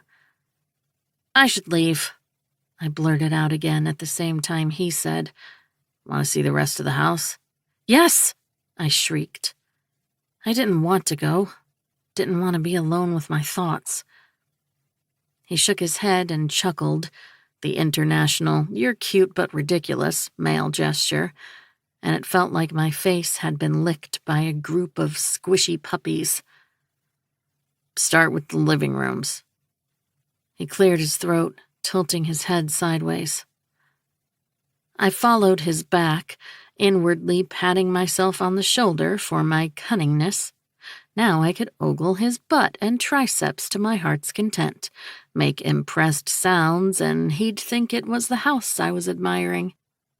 Roe weaved through the 2 living rooms, giant pantry, dining room, kitchen, 2 downstairs bathrooms, and the adjoined cabana that spilled onto the backyard portion of the pool.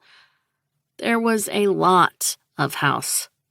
I sincerely hoped Tucker's sense of direction was better than his grades in high school, otherwise the man was bound to get lost here frequently. Why'd you decide to take up running again? Roe asked when we were going up the stairs to the 2nd floor. His butt was 12 out of 10, by the way. My dad bullied me into it, made it his last wish. Can you believe it? I grumbled. Guilt-tripping me beyond the grave. That's some next-level helicopter parent shit. Roe made a sound.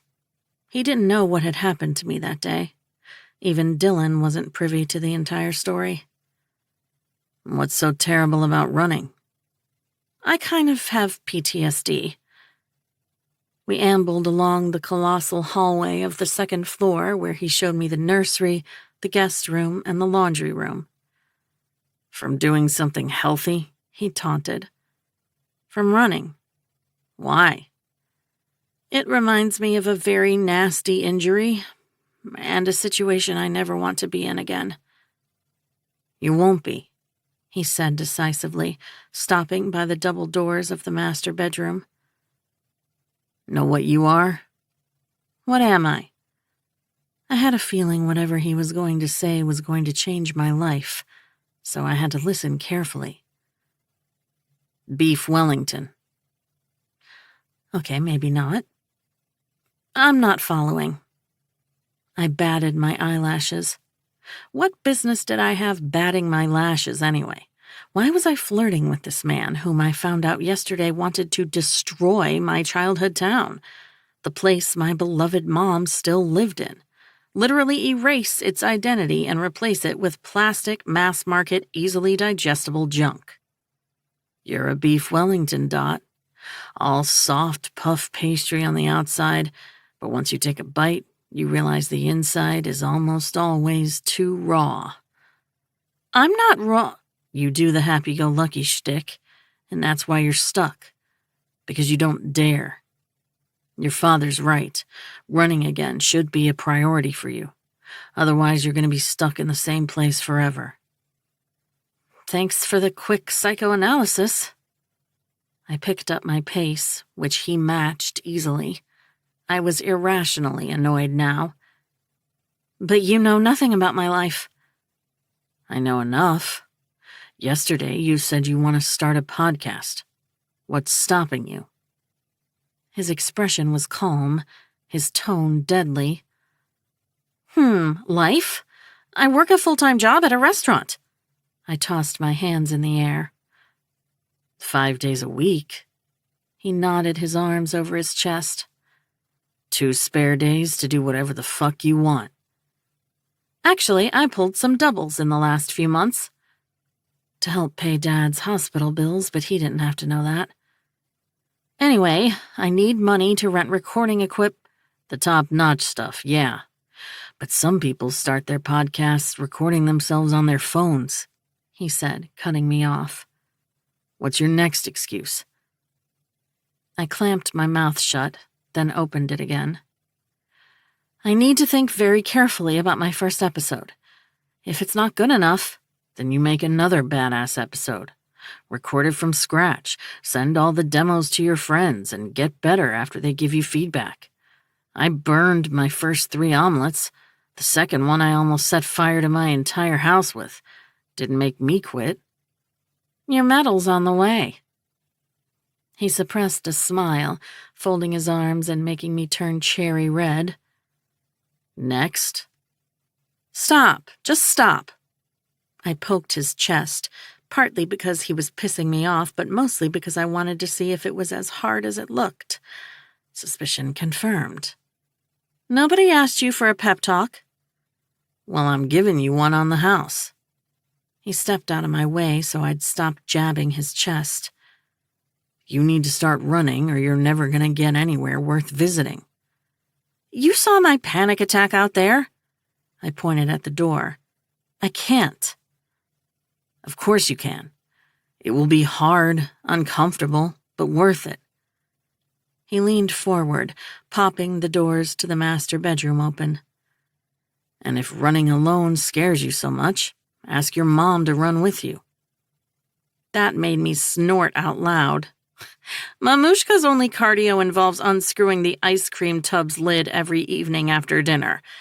And Dylan is pregnant with an entire daycare. My shoulders slumped with a sigh. Maybe I'll take Kieran. He paused, his back to me, before pushing the doors open. Good idea, if you need some dead weight.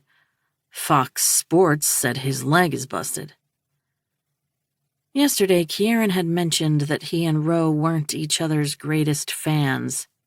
He hadn't gotten into what had caused the rift, but alluded to it being his fault. That he had been a dumb, power-drunk teenager, and that he regretted the way he'd treated Ro. This made me feel guilty about mentioning Kieran at all, especially because Ro's instincts last night had been right. I hadn't wanted to stay alone with Kieran. He had sort of ambushed me, and I'd felt like a caged animal throughout the entire duration of his visit. Ro continued, and this is the master... A blood-chilling shriek left my mouth, drowning out his last word. Shit. Ro backed out of the room, plastering his palm over my eyes to shield me from the image in front of us. Too late, it was already permanently seared into my brain. Is it dead? I slapped his hand away, peering behind his massive shoulder. Violent nausea slammed into the back of my throat. There was a coyote lying right in the middle of the empty room. It looked like roadkill, its eyes open, dead and empty, its guts spilled onto the floor. My eyes watered at the smell, and I palmed my mouth to keep myself from heaving. Unless the tire marks on its body are a fashion statement, I'm pretty sure it's dead. Ro tugged me by the arm out of the room, turning me in the other direction and forcing me to march out into the hallway. This is sick. Agreed. But Ro seemed more pissed off than surprised, which begged the question, had he been the target of something similar before? Who could have done this? I glanced over my shoulder at his face. Roe advanced toward the hallway window in a daze, his scowl deepening, trying to see if someone was lurking nearby. Any one of the 928 people living in this town. Every single one of them is a suspect, seeing as they all hate my guts. This happened before? I've had people pranking me, but this is some next-level shit. Vandalizing my property is a step too far. He squared his shoulders. I'm going to break some skulls. Well, this was terrible news to me, because just as he said that, I keeled over, emptying my stomach onto his brand new lush carpets. Chapter 22. Roe. Roe, you okay? Cal. I was a second ago. Now a stranger is texting me and I'm a little freaked out. Who is this? Roe. Roe. Cal. Oh, hi boss. What do you want? Roe. To see if you're okay, hence my above question. Program me in. Cal. Casablancas. Are we having a moment? Roe. Of regret. You're my employee. I wanted to know whether you were good for service tonight. Get over yourself. Cal. Boo. Roe. Are you okay or are you not okay? How hard is it to answer a yes or no question? Cal. I'm okay. Roe. Good. Cal. Are you okay? Roe. Now that I'm about to finish this conversation, very. Chapter 23. Roe. There were countless things I disliked in this world, a never-ending list of shit that ground my gears. To name a few, overcooked seafood, foreign films that won Oscars, any music made after 2015, the vast majority of humans, and porn that had more than 3 minutes of plot. But the thing I loathed more than anything else, hands down, was getting visitors while I was working, especially when I had to leave early for some bullshit town hall meeting, which was why I was currently every shade of pissed off under the sun. No visitors, I maintained to Rye, charring an octopus at my sous chef station. Had I or had I not said I hated overcooked seafood? Rye wedged his shoulder between the metal shelves, which were laden with containers full of produce. The kitchen was approximately the temperature of the sun. Listen, man, I get the frustration, but you gotta hear her out. No, I don't. I slid the perfectly browned octopus onto a plate with a poached egg, blackberry jam, and a mandarin salad. Being accommodating is your trait. Being an asshole is mine. She's your ex-girlfriend. He puffed out his cheeks. Ex is the operative word here, but she had never been a girlfriend either. Allison Murray and I had seen each other a handful of times when I'd first moved back. It had lasted barely a couple weeks. She was like a Range Rover, pure status symbol and unreasonably high maintenance. Her entire allure was that Cal seemed to hate her, and Cal didn't hate anyone. Right. Rye blew out an irritated exhale. How about you need to see her because she's the mayor of the town you live in? I tossed another octopus into a buttered pan, sprinkling it with herbs. Not for long. It's probably about GS properties. Rye unscrewed a bottle of S. Pellegrino, taking a long sip. She might have info she doesn't want you to be ambushed with later today. That got my attention. I grabbed a dishcloth from my station and wiped my hands, dumping it onto the butcher block. Give me 5. I'll meet her in the upstairs office. I made a Rose Kennedy double the vodka, her favorite, before trudging my way upstairs. Allison and I had never meshed well. She was the wrong type of go-getter, the kind that ran people over on her way places. She had tried too hard to impress me, to keep me, to seduce me, which resulted in me breaking things off before I'd even had a chance to take her for a spin. When I pushed open the door to my office, Allison was already there, perched on the edge of my L-shaped desk, legs crossed in a tight gray pencil skirt and a white blouse, the first 3 buttons undone. She had scarlet hair and matching lipstick and red-soled heels higher than Willie Nelson. At 26, she was the youngest mayor in the United States. Impressive, even if Staindrop had fewer citizens than some sheds. Amby? She looked up from her phone, setting it down and uncrossing her legs, a la Sharon Stone in Basic Instinct. I see you brought me my favorite. Her ruby lips parted alluringly. Pardon my shitty manners. I placed the cocktail on the desk and stepped back, resting a shoulder against the wall. But what brings you in, Al? I gotta wrap things up before the town hall meeting tonight. Actually, the meeting is the reason I stopped by. She took a demure sip of her cocktail through the tiny black straws, blinking at me through synthetic lashes. Allison always checked the pulse to see if I might be interested in taking her out for dinner and having her as my dessert. It always flatlined. Monogamy wasn't my thing. I didn't want a family, didn't want kids, didn't want any dependents. The less responsibility I had, the fewer chances I had to fuck something up. Artem's voice chuckled in my head. Simple math never lies. What's more, I had no idea why she was interested in me. She had seemed just as bored as I was the couple times we had gone on dates. Anything I need to know ahead of the meeting? I pulled a cigarette from behind my ear, lighting it up. No Cal around to chide me for killing myself, thank God. Yes, there is. She glided from the desk, smoothing her hand over her skirt and trotting her way toward me. She slid one hand up my chest, her fingernails toying with the collar of my shirt, scraping the skin beneath it. The nails were red, like the rest of her. Anger flared through me. Yesterday, I'd been hoping the hot, desire-soaked need to plow into Cal and fuck her until she was boneless was the result of being abstinent for too long. But no. Carrying a muddy, disheveled, panicked Cal to safety apparently made me harder than having a willing woman in a full, sexy librarian outfit try to undress me in my back office. Clearly, there weren't enough years in my life for the amount of therapy I needed. Spit it out. I clasped her wrist, removing her hand from my chest. And don't start with the regulatory bullshit. I spoke to the developers. They said the zoning falls just outside of the historical landmarks limit. It is? Well, technically, I guess. Her manicured fingernail trailed down the seam of my chef jacket again. Still, I would feel so much more comfortable if you withdrew from the deal altogether. I'm not compression socks. My jaw clenched. I'm not here to make you feel comfortable. Amby, be realistic here. She balled her fists, pounding them on my chest before letting out a bratish snarl. This town has been historically maintained for the 110 years of its existence. I cannot have it all go down the drain on my shift.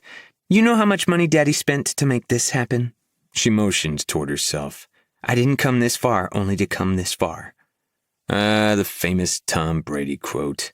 Only Allison and Tom both had it wrong. Sometimes you needed to know when to quit. It was no secret Mr. Murray had dropped serious bucks to make his little darling the most important person in this zip code. He wanted Allison in Congress and had the means to make it happen.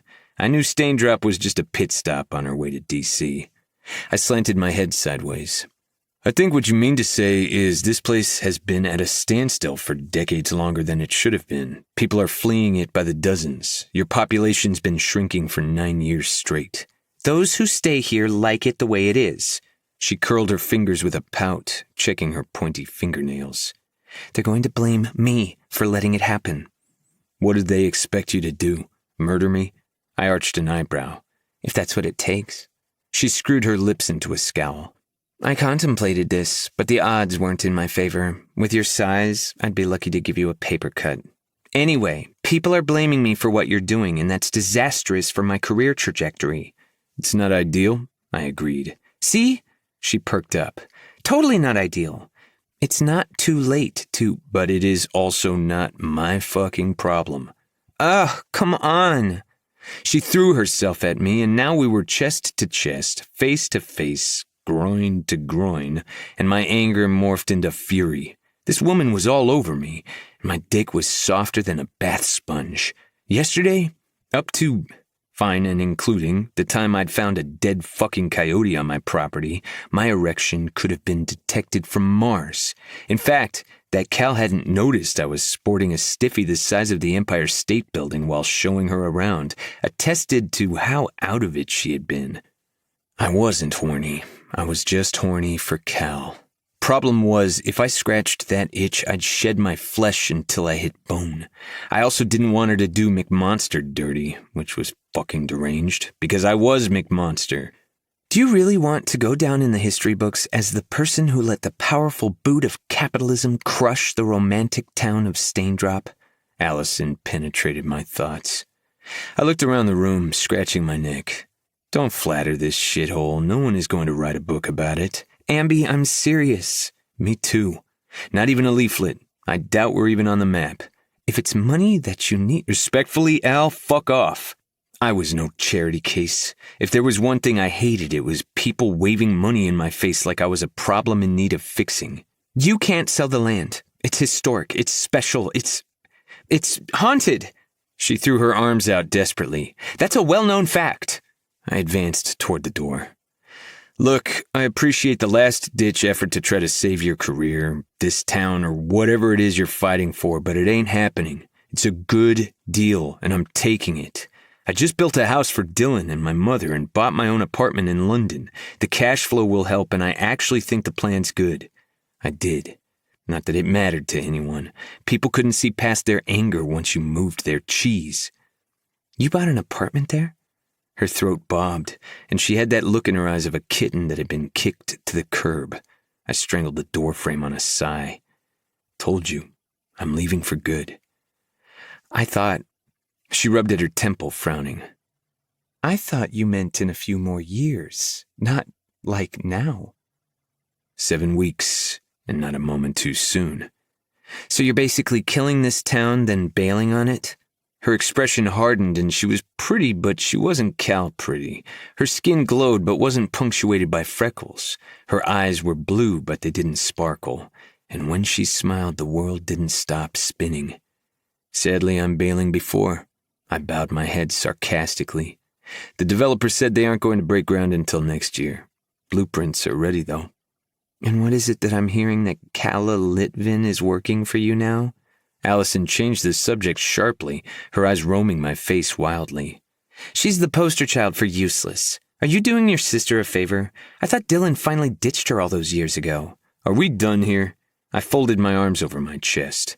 Allison shook her head. She's a weirdo. Yeah? My hand grabbed the doorknob. Well, normal people are boring and ordinary and average are fucking synonyms. Who wants to be that? Wait, Amby, come back here. We're not done talking.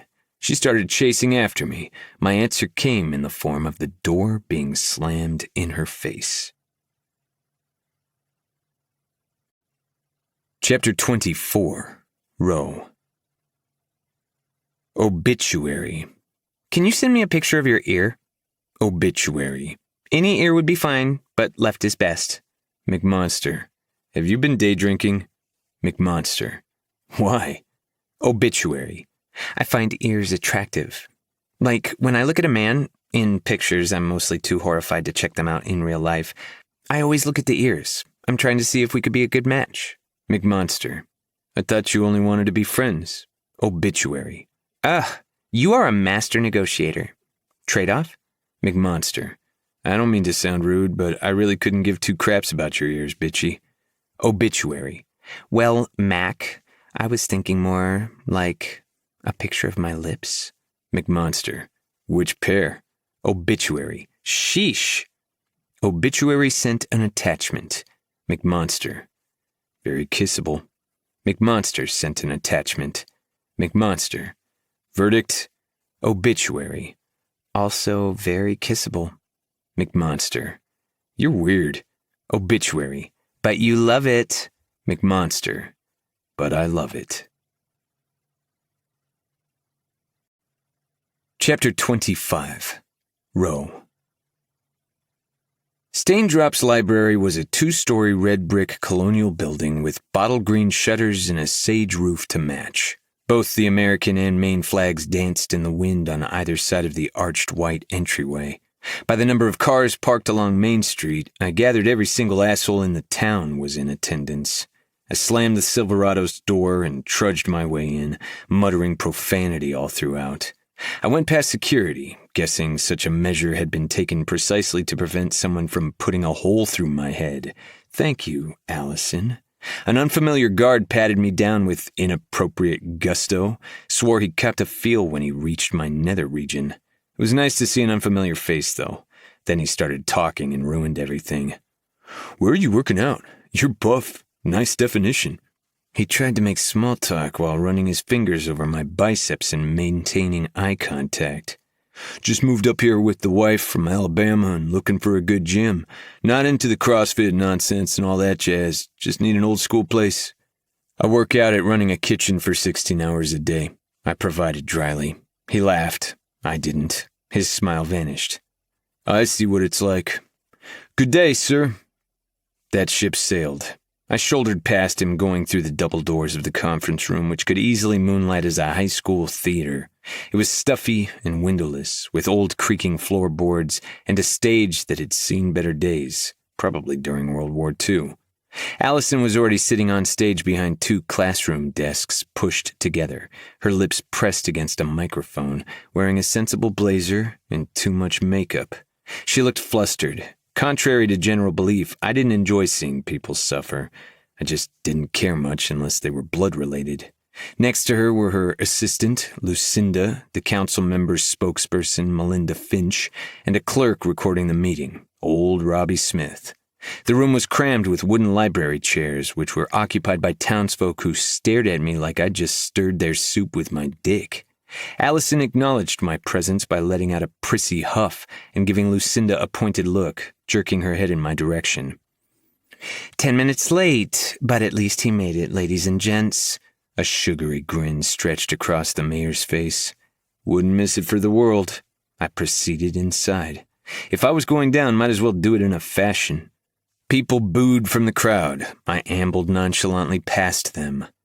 "Mr. Casablancas, please join us on the podium to answer questions regarding the impending deal with GS Properties." "I'm still not sure where the recording button is." Robbie beside her stabbed his laptop keyboard, recoiling quickly as if it were going to bite him. He had cotton candy white hair floating over his head like a halo, suspenders, and thick-framed glasses. "Go, Rowie, we love you!" My sister pumped her fist in the air from the ocean of wooden chairs, letting loose a loud whistle. "Woot woot!" I kept my pace even, my posture straight as I shot her a glare. "What are you doing here? You're supposed to be on bed rest." Her beaming face nestled among 100 scowls in the crowd. "You're my beloved big bro. If you're to be publicly crucified, you know I'll always be there." "To support him?" Mom smiled. "To live stream the entire thing." My mother began huffing and making dissatisfied faces while Dylan waved me off. "But seriously, don't worry about me. Mom is here to keep me safe. Dot too. She's my bitch now." Sure enough, I spotted Cal, with her black overalls and white turtleneck, and that face that was equally fascinating and painful to look at. My own personal sun, shining too bright and too hot. She gave me an awkward wave, and I almost tripped. It threw me off so badly. Then I noticed Kieran. He was sitting next to Cal, wearing a designer pea coat with the collar popped straight like a Succession character. Was he vying for the douchebag world championship? If so, he could count on my vote. Also, why wasn't Cal at work? Guess it was her day off. I made a point of not checking the schedule to prove to myself I didn't care. Great job, ass-face. Very convincing. I took my place on stage between Robbie and Allison. The old man was still wrestling with his laptop, physically grabbing and shaking it into submission. He whipped his head in my direction. "Got any idea how to record on this thing?" Scooting my chair closer to his, I peered at the screen and double-clicked the recording software. "Is it connected to the camera on that tripod?" "Should it be?" The man's bushy white eyebrows flew to his forehead. "I'm filling in for Helene. Don't have the greenest clue how to operate this thing." It took me 8 more minutes to connect the camera to the computer so that my public crucifixion could be documented in full-color HD. When I retook my seat, Allison announced that she would moderate the town hall meeting, in which the topic at hand would be me signing the GS deal and what it meant for the future of Staindrop. "Also, just to address the elephant in the room, even though Mr. Casablancas and I used to be partners, I assure you I will be treating this with the utmost professionalism this town deserves." We had never been partners. This shit had gone too far. I turned to look at Cal despite my better judgment. Her face was blank, caged up. What did I expect? To see her bawling into her ridiculous Lego-shaped purse? She'd never wanted me. Even when I had been balls deep inside her, she'd been doing it so she could fuck off to college hymen-free. Thank you, Miss Murray, for being less discreet than a 10-foot dildo, I drawled, perching back lazily in my seat. People gasped. Excuse his unpalatable sense of humor. Allison sent me a flirtatious smile from across the panel, even though I knew she wanted to kill me for that last comment. Now, please raise your hand if you have any specific questions regarding the contract with GS or what it might entail. A group of elderly women shot up from their seats in the front row. The Righteous Gang. I knew them well. They were town hall staples, there to yell when the first Starbucks had opened in town, then closed 3 months later, when I'd transformed the old train station into Descartes, or when a kid had ridden their bike on the street between 2 and 4 in the afternoon. Everything from the width of the crosswalks to the fucking weather offended them. We made a song of protest. Agnes, the one with the orange-green sweater and hat made out of leaves, rose to her feet. Of course you did. I slouched back in my chair, folding my arms over my chest. What's that supposed to mean? Mildred, clad in a bandana and a peace sign necklace, thundered. What happened to the lovely boy who used to mow my lawn? She referred to me, but that didn't stop me from answering. He probably moved down south where the minimum wage is at least $5 an hour more. This is why you should want me to sell. You need more jobs in this shithole. A collective gasp filled the air. I ignored it. I spoke the truth and let everyone squirm and deal with the consequences. Perhaps this isn't the best time for a song? Allison's crisp, impatient smile reeked of fury. Any questions, concerns, input? I don't think this thing is recording. Robbie squinted at his screen. We're singing our song. Gertrude, the founding member of the Righteous Gang, declared solemnly, shaking her walking cane in our direction. Our voices will be heard. Would you mind? Allison glanced at me, uncertain. I want to get this thing going. Channeling my inner Simon Cowell, I nodded. Floor's yours, ladies. The three lifted their faces upward and belted out their song in a cadence they 100% had ripped off from Eminem's Stan. Dear Ro, we wrote to you, but you didn't answer. We also left messages in your voicemail, texts, and whatnot. Are you even listening? This town ain't just yours, it's also mine. You know what ruining it would be? Yeah, you guessed it, a crime. Especially as you haven't even been around in so long. There's a word for how you treated all of them people on TV. It's called wrong. Anyway, hey, you know, the thing about Maiden Cliff's old train station? It's been there since before your parents were born. It's one of the founding railways of our nation. We used to be your biggest fans. That's the saddest part. We even screened your Thanksgiving cooking special in the Museum of Art. Now you're nothing to be proud of, just a villain in Stain-Drop's story. Mark our words, you'll be the last one to say you're sorry. Gertie dropped an invisible mic to the floor, folding her arms over her chest and doing a peace sign with her fingers. Mildred slipped on her shades casually. The entire room stood up and clapped, cheering and whistling. I had to hand it to him. That was pretty neat. I'd have given them my Grammy if I didn't think they'd use it to maim me. Well, Agnes probed. What do you say, Mr. Casablancas? Well, I enjoyed your little stunt. Wasted talent, by the way. I like the sound of getting $8 million richer next month even better. That's when I'll be signing the contract, by the way. That caused a little more commotion. And when I say a little, I mean a fuck ton. There was screaming involved. Bad apple, patronizing prick, and Satan's spawn were all hurled my way, as well as some personal items and one orthopedic shoe. Randy, forever the overachiever, threw a chair toward the stage, but missed by at least 3 feet. Chaos erupted, with everyone's wrath focused on me. I just sat there, cool as a cucumber, wondering what to make myself for dinner. Allison shot up from her seat. Everybody needs to calm down. There is no need to get physical. This is not the stain drop way to settle things. Ah, zip it. If it wasn't for Daddy buying you this job, you'd be glazing donuts at Dahlia's diner down the street. Lyle rumbled into his thermos from my right side. I would never have her, Dahlia proclaimed from the depths of the auditorium. She'd probably lick them a la Ariana Grande. This is going to change the entire makeup of the town. Business owners are going to go hungry, another woman piped up. Who's going to pay my kids' college fees? My utility bills once money stops rolling in. Randy barked from the end of the room, ripping his baseball cap from his head and dumping it on the floor. I run a goddamn food mart. They're bringing in a Hannaford. What about my inn? Gertie patted her nose with a crumpled tissue. The one you're staying in, young man. A mall would stand out here like a sore thumb. Melinda Fitch sniffed from the other side of the table we were occupying. I would hate for big modern eyesores to stain our unique landscape. People come here from all over to admire the quaint view. Too bad they don't stick around to buy a cup of coffee, pump their gas, and get a souvenir, I shot back. You're running this place into the ground, and just because you don't like change doesn't mean you don't need it. If you'd see the blueprints, absolutely not. Allison shook her head vehemently. They'll be overwhelmed and even more upset if you show them what kind of monster you want to build here. It wasn't that I didn't understand where the townsfolk were coming from.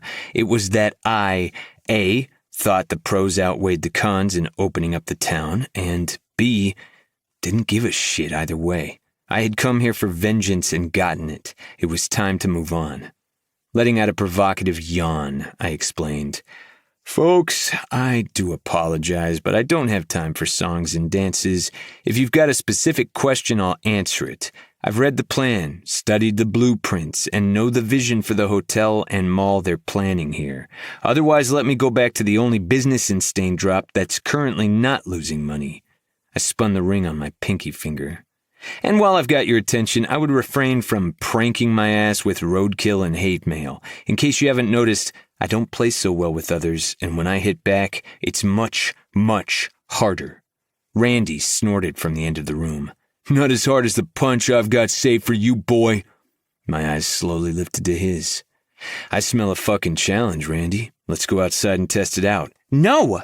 Allison yelped. Stop this nonsense. No one is punching anyone. I don't need this headline attached to my name. The town hall meeting lasted for another 40 minutes, during which I got grilled about the details in my as-yet unsigned contract with GS Properties. I answered questions honestly and to the point, reminding people every now and then that I was volunteering information they had no business asking me for. By the time the meeting was over, so was my will to live. I had a migraine that threatened to split my head in half and was in no mood to return to Descartes. I waited for the room to empty and helped Robbie with his laptop while people filed out. Mom, Dylan, Cal, and Fuckface loitered near the stage with the latter helping stack chairs into a tall pile, one on top of the other. Man, that was brutal. Captain Obvious, a.k.a. Kieran, wiped invisible sweat from his forehead after pushing a stack of chairs to the far corner of the room. You okay, bro? Not your bro. I hopped off the stage. And not your business. Dylan, I spun on my heel facing my sister. You shouldn't be on your feet. Let's go. Is it just me, or does Allison have more plastic on her face than the Container Store? Dylan chatted happily, ignoring the tension hanging thickly in the air as she rubbed the small of her back. Did she have a mini facelift? And why? She's younger than some of the cans Mom has in the pantry. Honey, you handled it so well. Mom laced her arm through mine, smiling sympathetically. I peered at Cal, but she seemed busy reading something on her phone, determined not to give me the time of day. Was she pissed about Allison? If so, good. He held back on the snark, Kieran agreed. Why was Fuckface being so nice to me? He had nothing to gain from this. Maybe he wasn't a world-class prick anymore, though I highly doubted it.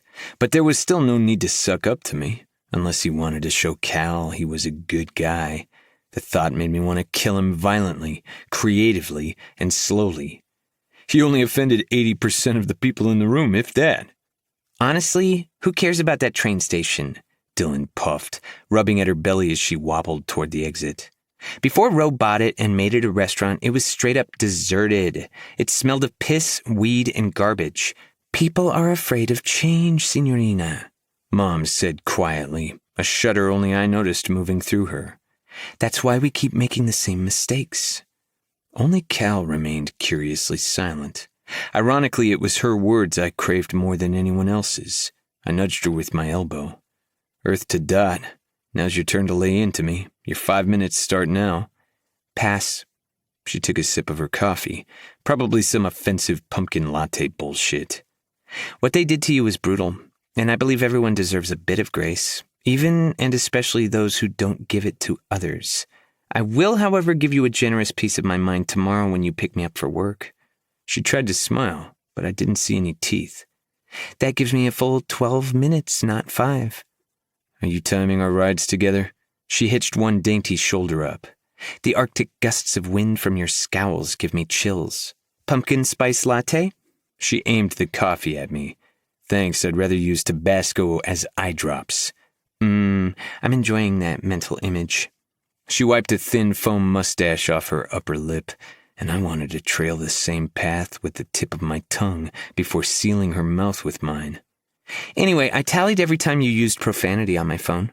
She raised her ancient iPhone in the air between us. You should donate $1 to the local elementary school's baseball team for every cuss word you used. I'll go bankrupt. A fitting punishment for your sins. She smiled happily. Want to know how many times you cursed? Not really. 44. That's an average of more than 1 a minute. That's bullshit. She flipped an invisible notepad open and pretended to cross something off with an imaginary pencil. Make that 45. I see you're eager to buy Staindrop Elementary another field. Someone is being mouthy these days. Not that I had any complaints. I'd come for seconds and thirds of that attitude. Oh, did you mistake my anxiety for weakness? Her eyes flared. Rookie mistake. My tongue is more lethal than any man's fist. I bet so, sweetheart. I was waiting for her to give me shit about Allison, but she didn't. Instead, Cal swung her gaze to the ceiling and chewed on her lip, looking thoughtful. I may or may not have also recorded the protest song on my phone and put Stan in the background. Liar. I pursed my lips. Dylan, Mom, and Fuckface trailed behind us, though really, they might as well have been on another planet. Their beat was something fierce. She stopped dead in her tracks and swiped her phone screen. The Righteous Gang's version of Stan filled the air. I couldn't help it. I let out a chuckle and shook my head. You're a nut. When I checked the BPM, I realized Gertie is a straight-up musical genius. She rose on her tiptoes and plastered the phone closer to my ear. My favorite part is when they call you a villain. I could listen to it until my ears fall off. I was smiling. Why was I smiling? This was ridiculous. She was ridiculous. Besides, I never smiled. Smiling was reserved for other people who were capable of being happy. The height of positivity I could reach, emotionally, was being not pissed off. Dylan pushed between us, flinging an arm over each of us. Look at you two, not even trying to scoop each other's eyes out. It's good progress from the time Cal bought you cupcakes. Mom caught up with our pace, nodding in approval. Having everyone home is so much fun, Dylan sighed. Tucker isn't home, though. Cal frowned. I said what I said. Dylan rolled her eyes. Fuckface turned to me, changing the subject. Hey, didn't know that you and Allison used to knock boots. I took her to prom, you know. Had no idea she was contaminated. I'll scrub extra hard today in the shower, I drawled. Be sure to use bleach, too. We were drunk that night and some funky things went down. Kieran tipped an imaginary hat, making my mom choke on her takeout coffee. Thing is, she doesn't seem like your type. What's my type? I humored him. Kieran stroked his chin. Someone who isn't completely dead inside? Someone cheerful to level out your darkness? You need a yin to your yang. He gave me a once-over. Your yang is kind of terrible. Glancing quickly at Cal, I noticed not only did she not have any opinion about my short affair with Allison, but she didn't look too bothered by the revelation either. Why did it drive me up the fucking wall that she wasn't jealous? Because you still care, and she is still not interested. I wanted to yell at her. I'm McMonster. I'm your fucking fantasy. Me. The same guy who has always been there, in your periphery, waiting to save the goddamn day and not take any credit for it. I taught you how to drive. I made your birthday cakes up until your sophomore year. I fucking took your virginity because you asked not so nicely, even though I knew it was going to undo me. I pushed the exit door open and held it for everyone other than Fuckface. He could hold his own damn door. When I stepped outside into the frosty winter evening, I bumped into my mother's back. She was standing frozen to the sidewalk, staring at the street. So were Dylan and Cal. "Mom?" I peered down at her face to find it was pale as a sheet. "Honey." Her jaw nearly hit the floor. I followed her line of sight. My Silverado, which was parked across the street, had all 4 tires slashed to ribbons. They were so badly ripped the barrel was completely naked from the tire. A rush of heat climbed up my neck. Motherfucker. I stomped my way to the truck, bending down to take a better look at the prankster's handiwork. My blood simmered to a dangerous temperature. The dead coyote had been uncalled for. I had let it slide, filing it as a last-ditch effort by some punk before the town hall meeting. There was the mysterious hate mail too, but getting trashed was no news to me. I was used to it from being A, a celebrity, and B, a major asshole. Now this was personal, not to mention inconvenient. I couldn't go anywhere without my truck. Someone was following me around and making my life hell, and I was going to get to the bottom of it. I looked around the street for cameras, tugging hard at my overgrown hair. "Don't even bother." Dylan appeared by my side, clutching her lower back with a pout. "None of the cameras work. I tried getting the city to pull out some footage last week because this dumbass gave me a parking ticket for taking a quick nap by the fire hydrant in my car." "You're shitting me." I gritted my teeth. What kind of main street didn't have one working camera? "I know, right?" Dylan bristled. "Taking a cat nap is a basic human right when you're in your 3rd trimester. We should normalize that everywhere." Fuckface popped into my periphery, staring at the wheels and scratching the side of his neck. "Shit, man. Those tires are done. Do you ever say things that aren't fucking obvious?" I ground out. Karen shrugged, unmoved by my attitude toward him. "Not usually. I'm fuck hot and on the brink of becoming a billionaire. I could be as dumb as a rock and people will still be interested." "That's not true. You're very bright. I'm sure you can tell him something he doesn't know," Dylan encouraged with a dreamy grin. "Try it." "Before Alex Ferguson took over Man United, Aston Villa was the more successful club. Bet you didn't know that." "I didn't," Dylan chirped. "Did you, Cal?" "Nope." Cal perked up. "Did you know there was another pilot with Amelia Earhart when she disappeared? His name was Fred Noonan." "I knew that." Dylan snapped her fingers. "He was hot." This vandalism bullshit didn't fly with me, no matter how angry people were. Who could have done this? Randy. Randy could and would. He was my most outspoken adversary in town, with plenty to lose if the deal went through. "You keep talking about boring shit." I turned around and marched straight down Main Street. "Be right back." "Hey, where are you going?" Dylan called out. "I have a sucker punch with Randy's name on it." He'd be at Dahlia's diner eating his sad discount senior meal. Randy and Lyle had a Thursday routine. "Ro, no!" Dylan yelped. "What are you doing? He's like 1,000 years old. You don't even know that it's him," my mother pointed out, her voice becoming fainter as I put some distance between us. I didn't care at this point. Someone was targeting me, and I needed my pound of flesh. Once upon a very long time ago, I had been someone's punching bag. Never again. Lesson learned. These days, I always hit back and twice as hard. They hollered my name as I zipped down the street, past the food mart Randy owned, the auto shop, and the gift shop not one soul had stepped into since 1998. Dahlia's diner appeared before me in all its modesty. Neon red roof, glass bricks, and red door with an open sign nailed into it. Christmas lights adorned its roof, flicking on and off. I spotted Randy through the window, sitting in the corner, digging into his biscuits and gravy. I was about to slap the door open and rearrange the organs in his face when I heard a voice behind me. "Don't you dare open that door, Ambrose Casablancas." Cal. My steps faltered, my hand already on the handle. I didn't turn around to face her. "Go back to your date," I hissed out, remembering that she was here with fuckface. You don't know that it's Randy. Even if it is him, he's an elderly gentleman who is dead afraid of losing his family's only source of income. Have you no conscience? I didn't grace the question with an answer. She sighed. All right, what about a beating heart? Got one of those? Yes, and you need to stay the hell away from it. Her words washed through me, going in one ear and out the other, but the touch of her fingertips as they fluttered between my shoulder blades did not go unnoticed. There was a jacket and a Henley between us, and still, where we touched, my skin tingled, coming alive. It was a weird sensation, like being awakened from a long bout of sleep. I inhaled sharply, clinging desperately to my anger. She thawed me where I wanted to stay iced. The last thing I needed was another complication in my life, and Cal made me feel.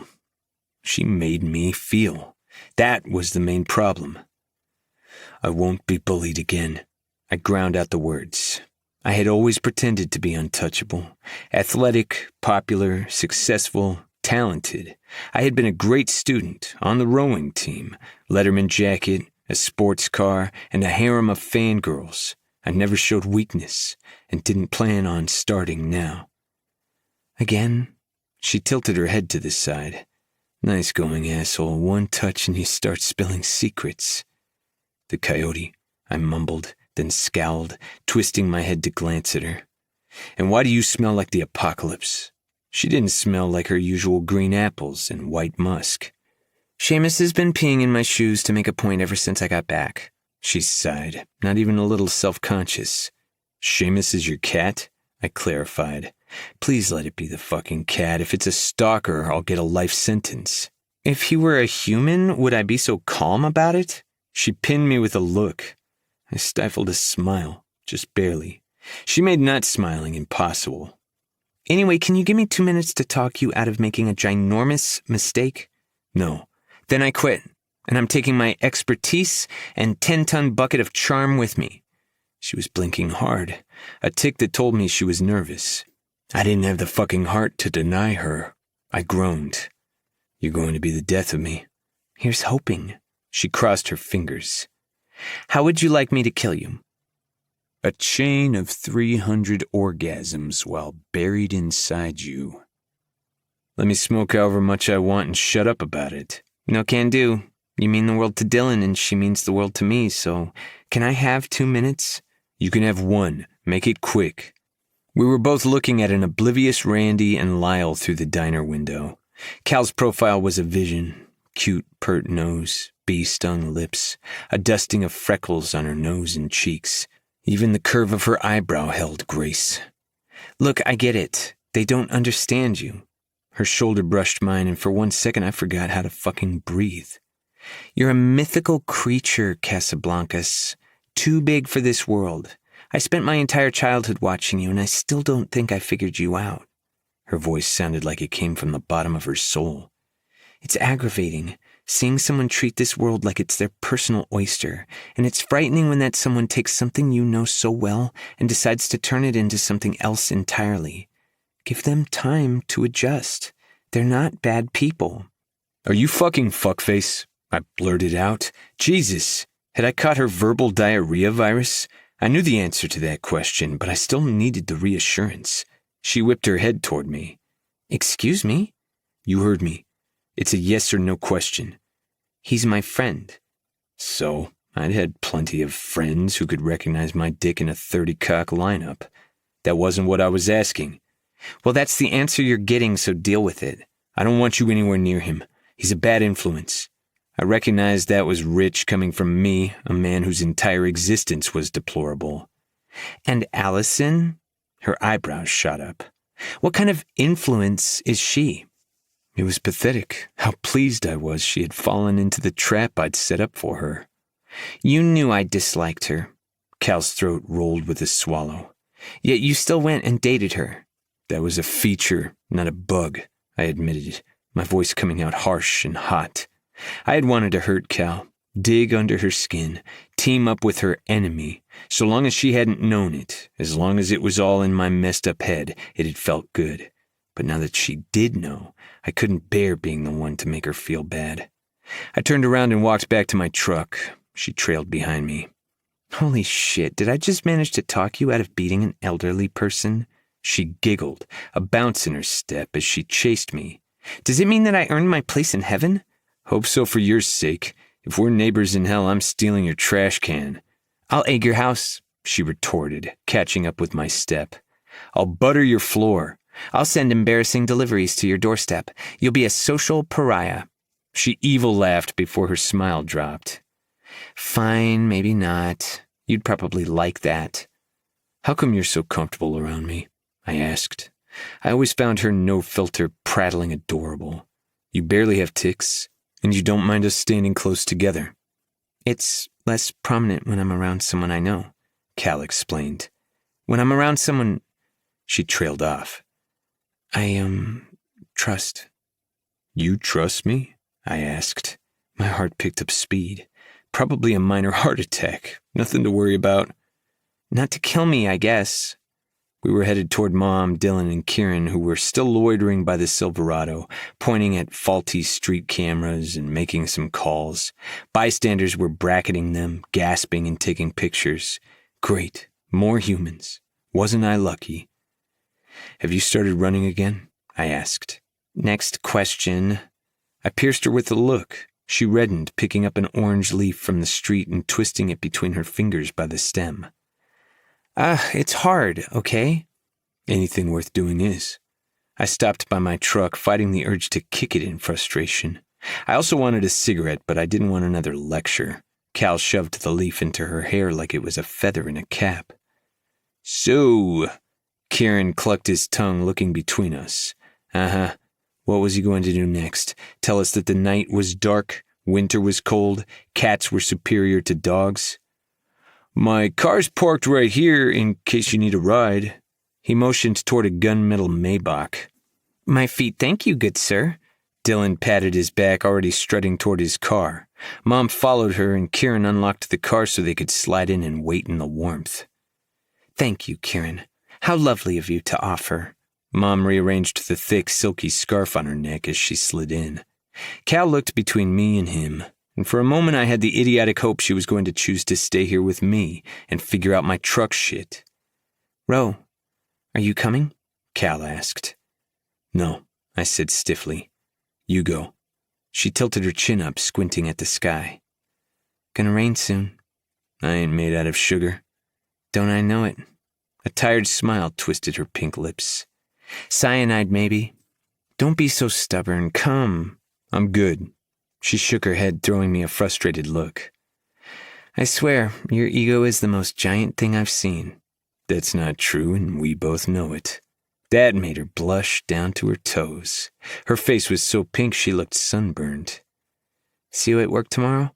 She bit at the side of her thumb. "Unfortunately." Fuck. No more rides together. I should not feel as disappointed as I did. I hated our rides together, spent the majority of them lecturing her. "Okay, so, bye?" she squeaked. "Bye." I kept my back to Kieran's Maybach as I called my insurance. Maybe the bastard was reformed after all, but it didn't matter either way. Nice guys didn't always finish last, but if this specific one wasn't careful, he'd end up in my trunk. Chapter 26. Row. Obituary. Okay, I have a confession to make. McMonster. If it can end up with a criminal charge, I'd rather not know. Obituary. I'm starting to have feelings. McMonster. What kind of feelings? Obituary. Horny ones?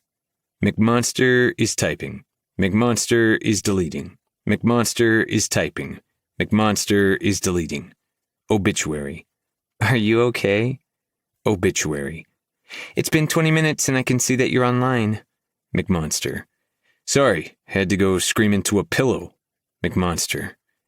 Anyone specific that makes you horny, or is it just general horniness? Obituary. My not-so-nice dick of a boss? Obituary. Who also happens to have a very nice dick? McMonster. The plot thickens. Obituary. Not just the plot. Obituary. Sorry, I'll stop. No straight guy wants to hear about some other dude's penis. McMonster. So what are you planning to do about it? Obituary. Nothing. He's my best friend's brother and pretty horrific most of the time. Obituary. Plus, I really like you. McMonster. I really like you too. McMonster. I should really tell you that's something. Obituary. Tomorrow, okay? Promise. I'm pooped. Good night, Mac. McMonster. Good night, bitchy. Chapter 27. Row. Ugh, this is so good my mouth just orgasmed. Dylan threw her head back, closing her eyes. What did you put in this? Peas, salmon, risotto, my entire fucking soul. I sat across from her in my mother's kitchen, sorting out a Rubik's Cube. Your soul? I can't eat anything raw, dude. What the fuck? Her plate of asparagus risotto and pea sauce and honey-glazed salmon was balanced over her huge stomach, which served as a table. She was mid-bite, the green sauce dripping down her chin. Your soul is perpetually bleeding. I can't have that. I didn't look up from the cube, an unlit cigarette tucked in the corner of my mouth. You're extremely funny, pissing my pants here. Mom! Dylan cupped her mouth. Ro said a bad word. Ro, give your sister $50. Mom called from her bedroom. I pinned Dylan with a glare. It used to be $1. Dylan shrugged. Inflation, baby. Besides, you can afford it. How's Tuck doing? I changed the subject. Dylan didn't want to accept my gift in the form of a house I'd built for her. She thought it was too much and didn't want to be a charity case. Truth was, she wasn't. It was a way to calm my raging guilt for leaving her and Mom behind. Not sure. He stopped calling since I never pick up. She dragged her finger along the sauce on the plate, sucking it. And I never pick up because he's a jerk. Why the shit are you marrying the man then? I tossed the sordid cube on the table. It never took me more than a minute to solve. She stood up, carrying her plate to the sink to wash it. I made a move to help her, but she shook her head. Absolutely not. If you don't let me do something around here, I'll go mad. I think I'm halfway there already. She squirted enough soap to bathe a baby whale and began washing the plate. You and I both know why I'm marrying him. Mom. I'm already a huge disappointment. No, don't give me that look. I know I am. No college, no prospects, a baby out of wedlock. The least I can do for my child is marry her father. The least you can do for your child is do what's right for you and give her an example of an independent, fearless woman choosing her own path in life, I countered. You hate Tuck, and I don't blame you. I still had no idea what had inspired her to waste so many years with that tool bag. What kind of... Look. She raised a wet palm up to stop me, grabbing a rag from the counter and wiping her hands with it. I don't want to talk about Tuck. How are you feeling about Cal being here? Indifferent? I raised an eyebrow. She rolled her eyes, walking my way and patting my knee. Oh, Roey. It was a childhood crush. My cheekbones stung. I don't have any feelings for her anymore. Well, just so you know, if you want to jam the clam, I no longer care. She dropped onto the seat next to me. Why would I want to jam a clam? I stared at her, vaguely disturbed. Is this a fucking TikTok challenge or something? You know. Her eyes flared for emphasis. If you want to sour the kraut, so to speak. I glowered, still not getting it. Kraut is not soured, it is fermented. It's actually easy. All you have to do is salt the... Oh my God, what I mean is you guys can screw each other for all I care. I won't stand in your way or throw a big fit. Dylan tossed her hands in the air. This caught me by surprise considering her epic meltdown 5 years ago. I squinted at her. Why the change of heart? She flipped her dark hair to one shoulder, looking for fuzzy individual hairs she wanted to pluck with a careless shrug. I didn't want you two to hook up because I was afraid your feelings were going to get hurt. I love Dot to death, but she's never been in a serious relationship with a guy. I mean, she claimed to have hooked up with a bunch of people, but I mostly saw her actively running away from them when we were growing up, especially after freshman year of high school. It's like something in her switched, and she became this distrustful person. I was the only human, outside of her parents, she could open up to. Dylan wet her lips. I guess deep down I was always afraid Cal wasn't capable of love, or at least not the kind of love you deserve. I guarded your feelings, but since you obviously loathe her right now, I no longer care. You are both adults, you can do whatever you want. Not that I'm actually considering this. I rubbed the bridge of my nose. Greatest fucking lie to ever be recorded on Earth, by the way. But are you saying that if Cal and I hooked up tomorrow, you wouldn't care? Not in the least. Because I don't have feelings for her? My eyes narrowed. Because you hate her and will never fall in love with her again, she corrected. I studied her intently. Why did I want to call bullshit on her? Maybe because Dylan knew me like the back of her hand and knew I hated Cal like Hemingway hated a good drink. She was planning something. I'd ask her what it was, but I had just gotten a free ticket to do what I wanted, my baby sister's best friend, and the less I read into that, the better. As I said, I have no interest in Cal. I sat back, toying with the cigarette between my fingers. Of course you don't, you sweet summer child. There was a pregnant pause in which she dragged her teeth against her lip. Can I have a treat now? She knew she wasn't supposed to have sugar. 1 cookie, I allowed. Yay! She pumped her fist in the air. It's sugar and gluten-free, by the way. Nay! Her 2 thumbs dove to the floor with a pout. But I personally made it, so it doesn't taste funny. Thanks. I promise I won't tell Mom. Chapter 28. Cal. Obituary. What was it that you wanted to tell me yesterday? Obituary. Mac? Hello? Obituary. Super ready for your big secret over here. Obituary. Rude. I hate it when men with perfect ears think they're too good for this world just because they have superior lug holes. Obituary. Yes, I just used the word lug holes. Obituary. Mac? Obituary. Sad face. Chapter 29. Cal. Gonna make you sweat. Everybody dance now. CNC Music Factory. Everybody dance now. The unreasonable demand blared directly into my eardrums, jarring me into action. It was way too early, and I was still in my bed, blinking at the ceiling after another sleepless night. Was I hallucinating now? Hoped not. I really couldn't afford therapy. My head whipped to the alarm clock, 6:20 in the morning. The singer urged me to take a chance, to come and dance, for guys to grab a girl, not to wait, to make her twirl. The music shook my flimsy walls, but I had no idea where it was coming from. It was probably Seamus, my nemesis, who had decided to up his warfare from sneaker peeing and mess with the stereo. Was he the one who'd slashed Rose's tires? He certainly had the bravado. I checked my phone on my nightstand. The music app wasn't on. I scrambled to my feet in my oversized sweatshirt and dug for my Walkman in my backpack, but it was turned off. Ugh! If I didn't find the source of the song soon, it was going to wake Mom up. Everybody dance now. I raced to my window, flinging it open and slapping my hands over the sill, poking half my body out. What I saw underneath made my heart fall apart like alphabet letters on a fridge, scattering into pieces at the bottom of my stomach. It was Ro, clad in sweatpants with a teal jazz design, a yellow headband on his forehead, and a colorful windbreaker 3 sizes too small he must have borrowed from Dylan. His phone was hooked up to a speaker, jamming out one of my favorite 90s songs. I rubbed my eyes, blinking the cobwebs off. Nope, he was still there, looking like he had gotten tangled in every item in Nicki Minaj's closet. He appeared to be a list of things: hot, ridiculous, charming, adorable, and completely out of place.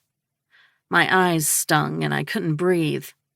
All the jealousy and soul-numbing pain I had bottled up last night when I'd found out he'd dated Allison Murray dissipated into mist, leaving my body. Well? Roe glared at me in his Richard Simmons gear, running in place as the song continued playing. He looked supremely unhappy about the situation, tossing a still-lit cigarette butt on the ground in a huff. I bit down a laugh. "You gonna come down here and run or what, Dot?" He had done this for me? He had come here at 6:20 in the morning to drag me out for a run? "Ro, what are you doing?" I balanced my ass on my windowsill, shaking my head in fascination. The smile on my face was so big and wide it threatened to split my cheeks. "What does it look like I'm doing?" His frown deepened. "Being fucking delightful and helping you overcome your fear." "Why?" "Got my reasons. Come down." Running had not been on my agenda today. Or, ever, after the horrific incident on his property the other day. "Rain check." I clutched a hand to my heart, just to make sure it didn't beat out of my ribcage. "Too anxious." "Gonna be right here with you." "Might get another panic attack." "Brought an inhaler right here with me." He patted his pocket. "I'm out of shape." "False. Your shape is fucking delicious. It's the rest of you I have a problem with. Next." "What if I fall again?" I choked out. "You won't," he barked out impatiently. "How do you know?" "Because I'll always catch you." He threw his hands out, exasperated, as if the mere idea revolted him. "When have I ever let you take the hit for something, Dot?" Now that I thought about the question, never. Grumpiness aside, I could always count on Ro to give me a job, drive me around, fix my problems. Still, this wasn't a problem. This was straight-up PTSD. He couldn't get into my brain and rewire it. "Ro, I covered my face, heaving and feeling like an idiot. "I just can't." He turned off the music and set the speaker on the ground, shoving it sideways with the tip of his sneakers. "Who told you that? Not only can you, but you do. You've done your own thing ever since you were 18. You're talented, smart, independent, and a badass. Most importantly, you're your father's daughter, and you know this was his last wish. That's the reason you can't fall asleep." He pointed at me with his long, thick finger. "Because you're not keeping your promise to him, and it's killing you. So get your ass down here, and let's keep some promises." "Arg!" I hung my head between my shoulders, white-knuckling the windowsill. "Stop making sense and go back to offending people. It's so much easier to shut you down that way." "I fully intend to offend you throughout this whole ordeal. Also," he readjusted the headband on his forehead, slapping it against his skin, "you know you want the entire town to see me running around looking like John Fonda." "John Fonda?" "You know, the male Jane Fonda." Laughter fizzed in my chest, bubbling up my throat. "Baby, you wish you had her thighs." "She wishes she had my thighs," he countered. Our eyes met. He was smirking. That lopsided smile hit me like a rusty dagger straight into the heart. "You've got 10 minutes to get ready." He pushed his sleeves up, lighting himself another French cigarette. "Coffee's on you when we reach Main Street." "I hate you." I bumped the back of my head against the window frame. "Right back at ya. And, Dot." He tipped his head up to look at me, and for the first time since we'd both moved away, I felt like I saw him. Really him. No masks, no bravado, no quips. Just old Ro. "What?" He winked. "You can do this." Chapter 30. Cal. Whatever, en vogue. "I can't do this." I wailed barely 15 minutes later, slugging behind Ro as we jogged on a tree-lined street. My arms dangled by my side like 2 strings of overcooked pasta. I quit. Quitting is for quitters. Quitters are my people. I pounded my chest with my fist. I'm so much of a quitter, I didn't even start. Never recorded that podcast, remember? Ro slowed to match my pace, and I noticed the bastard didn't even break a sweat. Rain peppered our faces. It was a drizzle, the kind you barely noticed. Are you tired or triggered? The rain accented his delicious scent, and I had to remind myself it was creepy to lean into him. Then again, it wasn't my fault he was tall, dark, handsome, and so inked he looked like a desk at detention. I'm triggered, I bit out unnecessarily harshly. Do you really think I'm that out of shape? Tell me why you're triggered. I keep remembering what made me stop running, having flashbacks of that day. The way they fisted dirt from the ground, dumped it on me, burying me alive. A tremor rolled down my backbone. I stuck my tongue out to catch some rain like I used to do when I was a kid. No dice. I normally needed my coffee to kick in before reality did, but this morning I'd had none. Ro knew better than to dig into whatever had triggered me. You need to focus on the now, he said decisively. Look around you. Tell me what you see. I see it's raining. Let's head back. Nice try. I want you to pay attention to your surroundings. He grabbed my shoulders, anchoring me in place. Try it. A paper boy leisurely rode his bike hands-free, tossing newspapers at doors. The steep road was decorated with green street lamps and clouds of orange-leafed sweet gums and maples. The roar of waves crashing against rocks nearby reminded my bladder I hadn't peed before I left the house. Noticing Ro's unusual outfit, the paper boy followed us with his gaze, bumping into a trash can with his bike and flying onto a soft pillow of leaves. I winced. You okay there, bud? Yup, great. Never better. He called out, sticking a hand out of the pile of leaves and waving it at us. Hi, Mr. Casablancas. Hi, nosy little shit. Name's Bert. Okay, nosy little shit. Hey, you're the one who chose to look like a Eurovision participant, so don't be testy. I poked an elbow into Ro's ribs, mainly to have an excuse to touch him.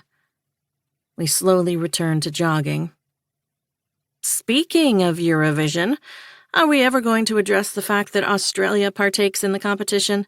I mean, it's a Commonwealth country, but so are Singapore and Trinidad. Where do we draw the line? He listened to me talk about Eurovision for a few minutes. I was a big fan, but didn't have much to contribute to the conversation. Soon we fell into silence, still jogging, and my mind drifted back to that moment in the woods, washing away all other thoughts like a current. Smug faces framing the sky as they peered from above me, sneakers digging into my ribs, kicking me. I want to stop. My voice shattered inside my throat like broken glass, and my eyes burned. I appreciate you trying to help, but... Why green? He snapped, desperate to keep the conversation going, to keep me moving.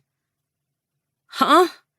I sniffled, frowning at him as we continued jogging down the road. Why did you change your hair tips to green? What does the color represent? Jealousy because you dated Allison? Peace, I heard myself say. I want peace, I want tranquility, I really want to get some damn sleep. So I colored it green to manifest that kind of energy in my life. Now tell me why you want me to run. We were at the bottom of the road and took a right toward Main Street, which was farther than I'd run last time. Dylan, he said, picking up speed, desperate to keep me jogging. I pushed myself to keep up. What about her? You asked why I was helping you. I'm doing it because of Dylan. She missed you. Bed rest has been brutal on her. You know she can't stay still. Used to pull doubles at Descartes, then go partying into the night in Portland before the pregnancy. Ever since you came back, she's been smiling more. It's like a part of her that died has been resurrected. I missed her a lot, too. I pressed my lips together. Is that the only reason you're helping me? Isn't it enough? It is. I'm just wondering if there's something else. No, he harumphed. Wait, yes. Now I remember. I also want to fuck you again. I tripped over my own feet, about to dive into the ground. He caught me by the hem of my shirt, jerking me upright. I'll always catch you. When have I ever let you take the hit for something, Dot? You did not just say that. I slapped branches out of my way as I regained my balance. Did too. Fair warning. I want much more than fucking this time around. I want dates. I want laughs. I want you to be honest with me. All the stuff that freaks you out for some reason. No strings attached, no commitment, just fun. A perfect do-over. Why do you need a do-over? So my last memory of us won't be you almost vomiting because we had sex? I almost vomited because your sister caught us, I shrieked. Which is exactly why this won't happen again. You're high if you think I'm betraying her trust a second time around. Thought you'd say that. I have great news for you. What? She no longer gives a fuck. That's not true. It is. Ask her yourself. The confidence with which he'd said that made my heart twist like Play-Doh. What had changed between then and now? Why was she okay with us hooking up all of a sudden? Why wouldn't she care? I asked in a panic. Because it no longer matters.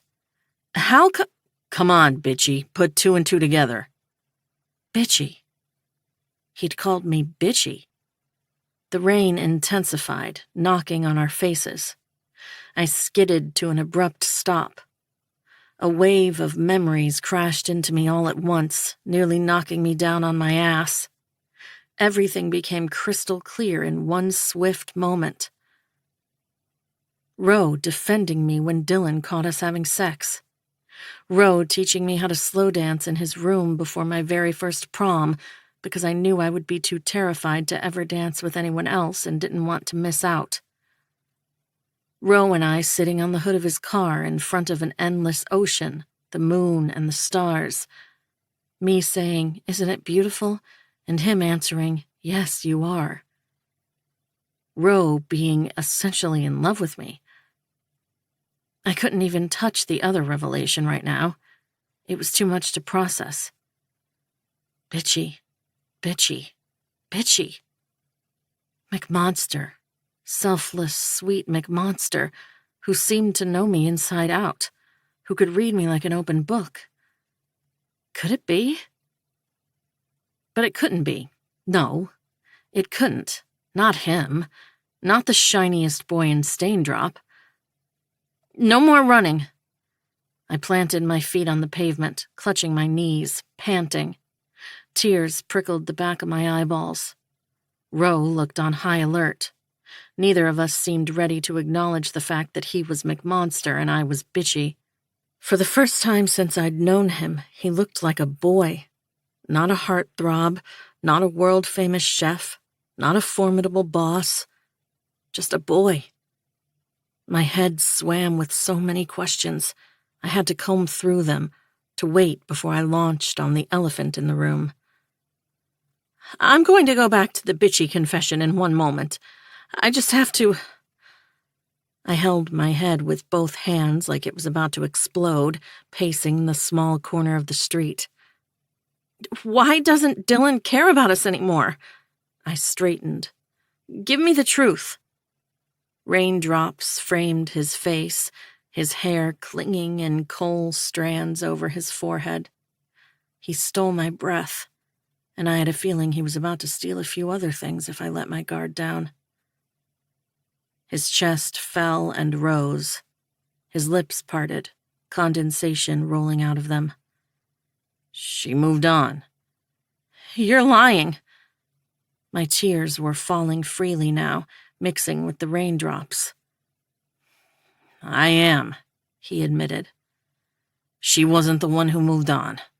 I did. I moved on. That's why it doesn't matter anymore. I'm so stupid. So stuck inside my own head I didn't see the signs. All the little tidbits, the romantic moments, the sweet gestures, the compliments you never seemed to pay anyone else but me. Tell me I'm crazy, that I'm hallucinating, sleep-deprived. I grabbed the back of my head, folding over and letting out a yelp. But I think, once upon a time, you wanted me. As a girlfriend. You had feelings for me. You... Say it, don't be scared. He is safe. You know he'd never hurt you. You liked me. My epiphany was sharp and painful, like a blade twisting into my stomach. There was not enough air in this world to keep my lungs from burning. Let's not get carried away over here. He walked backward, away from me. She was feral when she caught us, Ro, and Dylan is normally chill. I was chasing him now, on the verge of running. I tried to snatch the soaked sleeve of his windbreaker. She didn't want us to hook up because she thought I'd hurt you. He said nothing, just stared at me, looking slightly alarmed. I'm sorry it took me this long to figure it out. I jogged after him, picking up speed. He kept walking backward, staring at me like I had stripped him of his clothes at gunpoint. You had feelings for me. That whole time I had felt unworthy. The shiniest boy in the world had thought differently. That was why Dylan was so mad at me when she found us. That was why you stayed that night to give me a ride home, even though I was horrible to you and completely blew it with the way I handled everything. That is enough. His jaw was so tense, it looked like it was about to snap out of his skin. It's why you taught me how to dance in 10th grade. I ignored him, stumbling toward him blindly, happily, excitedly. Why you were never grumpy with me. I was in a trance, my tongue as loose and unhinged as my thoughts. And when we bumped into each other under the mistletoe when I was in 11th grade, you pressed a Hershey chocolate to my lips and smiled. You said, "Same place next year?" Actually, that time I was turning you down politely. He was swatting me off like I was a fly that had slipped into his shirt. You made me a paper ring. Jesus, how long had he had feelings for me? You had an O. Henry in your drawer for me to steal every time I came over, because I once told you they were my favorite. You always had one ready, every single time. I stopped running, wheezing. They don't even make them anymore. How the hell did you find them? How did I find... Does it matter? He shook his head, raindrops flying from his hair everywhere. What mattered was that your skinny, anemic ass ate them. You were severely malnourished as a teen, lived off chicken nuggets and chips. I stopped running. He came to a halt, too. Everything was drowned out. The world stopped moving. Ro flung his hands in the air, turning to me fully. Bitchy, I said simply. I'm bitchy, and you are... Mac. He completed the sentence, a mocking sneer finding his lips. Feel cheated? I shook my head. No, I didn't. I couldn't explain it without sounding deranged, but I had always known on some level I was talking to Ro all these years. How did you find me in this forum? I didn't. His jaw jumped again. One night I searched androphobia because I was curious about something. He rubbed his cheek with his knuckles. I was in between shifts working for this asshole chef in Paris. I stumbled upon this forum. You had to sign up to be able to read the threads. You started talking to me.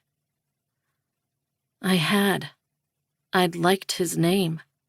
I'd liked that he'd liked all my comments without ever contributing to the conversation. It had made me feel like there was someone on my side. Ro looked everywhere but at me, avoiding eye contact. Wait, why did you search androphobia? I narrowed my eyes. You're not afraid of men? I was afraid of a man. His jawline turned stony. Everyone is fighting their own demons, Dot. So, we just happen to have the same problem? I scratched my head, confused. That seems highly unlikely. Believe it or not, I had no idea that it was you until you came to Staindrop. I mean, I had my suspicions, but I never confirmed it. You lied about your life, I noted.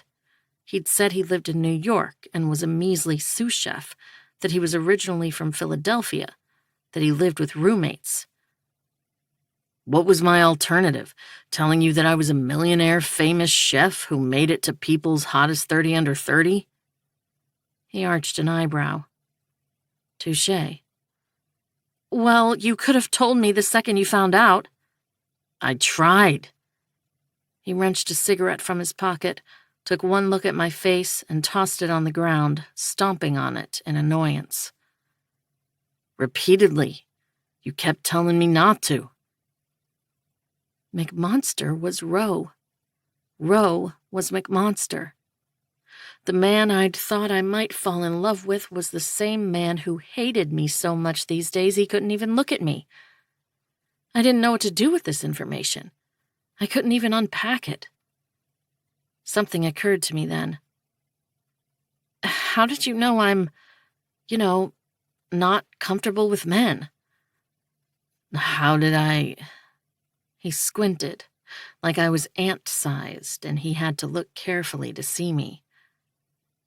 Maybe because I notice every fucking thing about you? I blinked. 1, 2, 500 times. He did?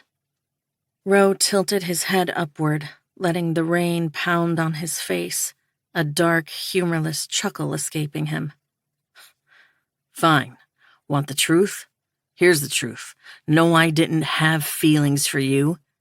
He air-quoted the words with a sneer. I was in love with you. Honest to fucking God. Full-blown, snatch my heart out and let you use it as a stress ball in love with you.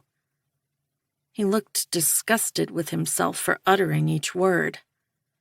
And you didn't give half a shit about me. That wasn't true.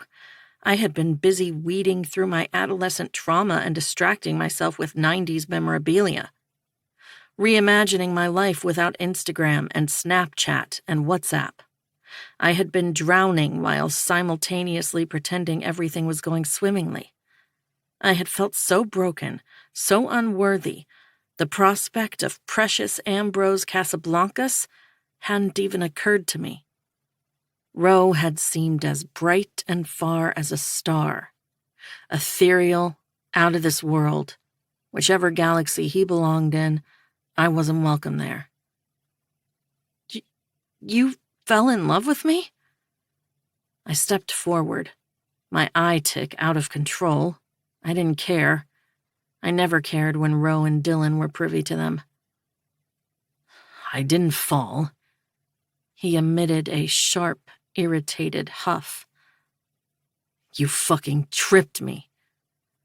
I thought you pitied me for being, I don't know, weird and eccentric and awkward, I whispered, torn between glee and grief. That you saw me as your little sister's annoying best friend. I did. Ro ran his hand over his wet hair, tipping his head back again and closing his eyes. Until I didn't. It was stupid. We would have never worked out. His prominent Adam's apple bobbed with a visible swallow. Which was why it fucking killed me. It killed me that all I had to settle for was a quick fuck on the hood of my car, and that all you had to say about it was that it was a mistake and meant nothing to you. So Dylan was doubly pissed off, both about your betrayal and about shitting all over my heart. Tears ran down my cheeks, warm in contrast with the rain.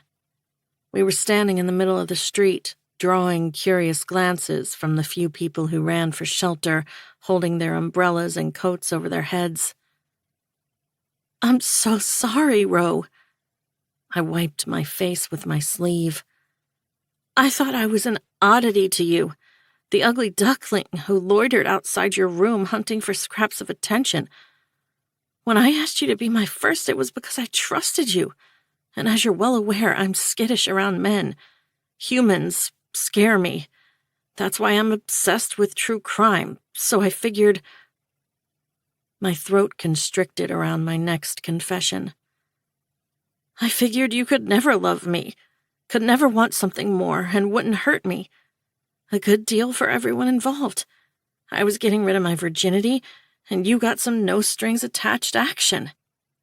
He scrubbed his face, ignoring the rain that kept on pouring. "Doesn't matter now. It's done. Over. I have no feelings for you anymore other than mild annoyance." "I know." I swallowed, but the lump in my throat only grew larger. "I can see you. I can see you. Your pain, your struggle, your heartbreak. You're wrong. I cared. Before you were famous, before you were rich, before you got into People's Sexiest Men Alive list, which, by the way, should not have put George Clooney before you. I always cared. You were always so dear to me, not as a friend, not as a lover, as Ro, the most magnificent man to ever walk the earth." "Your lips are blue. Let's get inside." Ro jerked his chin toward the Christmas-decorated door. "It's Friday. I need all hands on deck at Descartes today. Can't afford you getting sick." "Liar." I sniffled, finding glee in my avalanche of emotions. "You just want that free coffee I owe you." "You read me like an open book," he sighed. "In German." We jogged inside. The place was full to the brim with locals who sent us judgmental looks behind the rims of their coffee cups. Ignoring them, Ro collapsed into the only red vinyl booth available. I slid into the seat opposite to him. We were both soaked to the bone. "Stop looking so happy. You're ruining my day and my appetite." He craned his neck, trying to catch the attention of one of the servers floating between curved booths. "Can't help myself." I squished my cheeks, grinning. "This is not an ego stroke. This is an ego masturbation. You were kind of my brain boyfriend." "Brain boyfriend?" He tilted a thick eyebrow, instinctively wiping the table clean like it was his restaurant. "As opposed to ass boyfriend? Because that sounds like more my speed." "A brain boyfriend is the guy that you make movies about in your head. You play staged dates and vacations and romantic getaways, like daydreaming. Before I went to bed, I would play our meet cute in my head and fall asleep imagining what it would be like." It had been a very safe way for me to imagine what a relationship would be like without actually participating in one. I wasn't asexual. I liked dicks, with my entire heart and my whole vagina. I was just wary of the people attached to them. "Meet cute," he frowned. "But we'd already met." "In my dreams, I was someone else, someone new."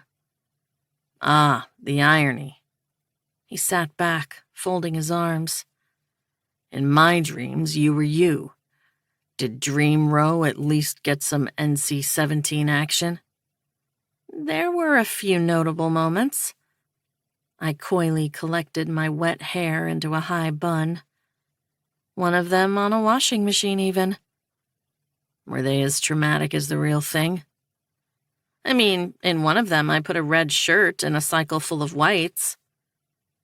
I flicked a balled-up straw wrapper his way. What do you think? His lips twitched, fighting a smile, but it broke loose anyway.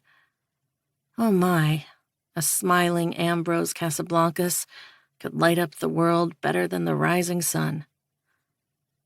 What other brainy dreams did you make up to avoid the real thing, Dot?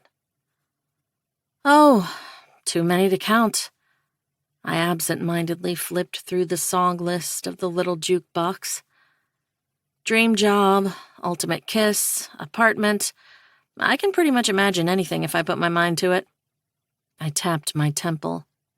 This baby is all free, and inside it I'm living my best life. It also doesn't require you to lift a finger, fail, get burned. You're missing out on all the real things. Reality is never as good as the dream. I shrugged. Why try?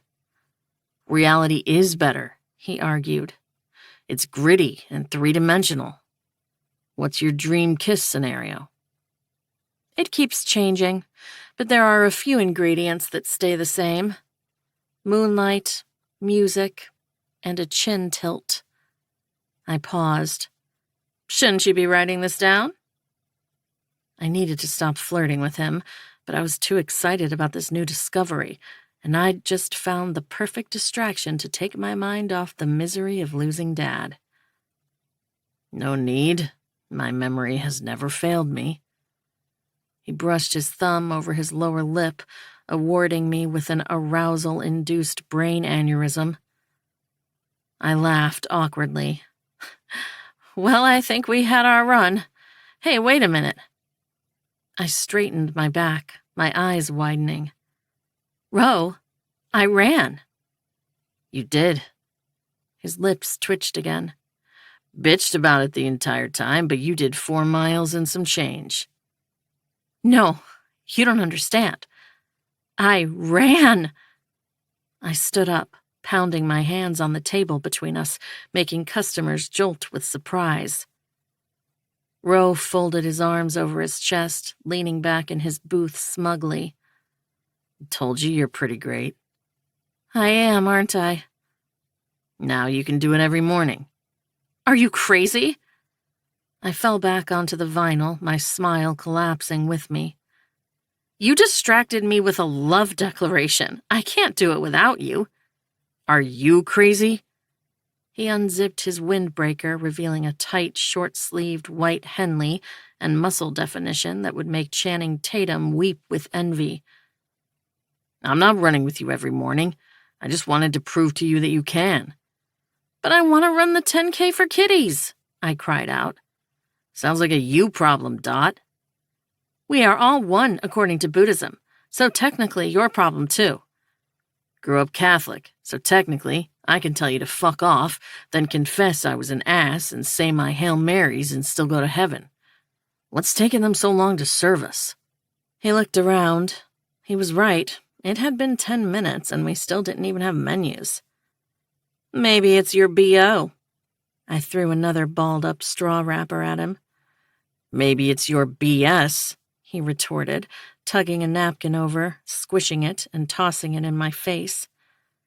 Stay here. Gonna inform Dahlia her staff is slacking off. Please don't be... I trailed off, wincing. Rude? Disgusting? Overbearing? He stared at me expectantly. You, I finished, gulping. Gotcha. I'll try to be Kieran.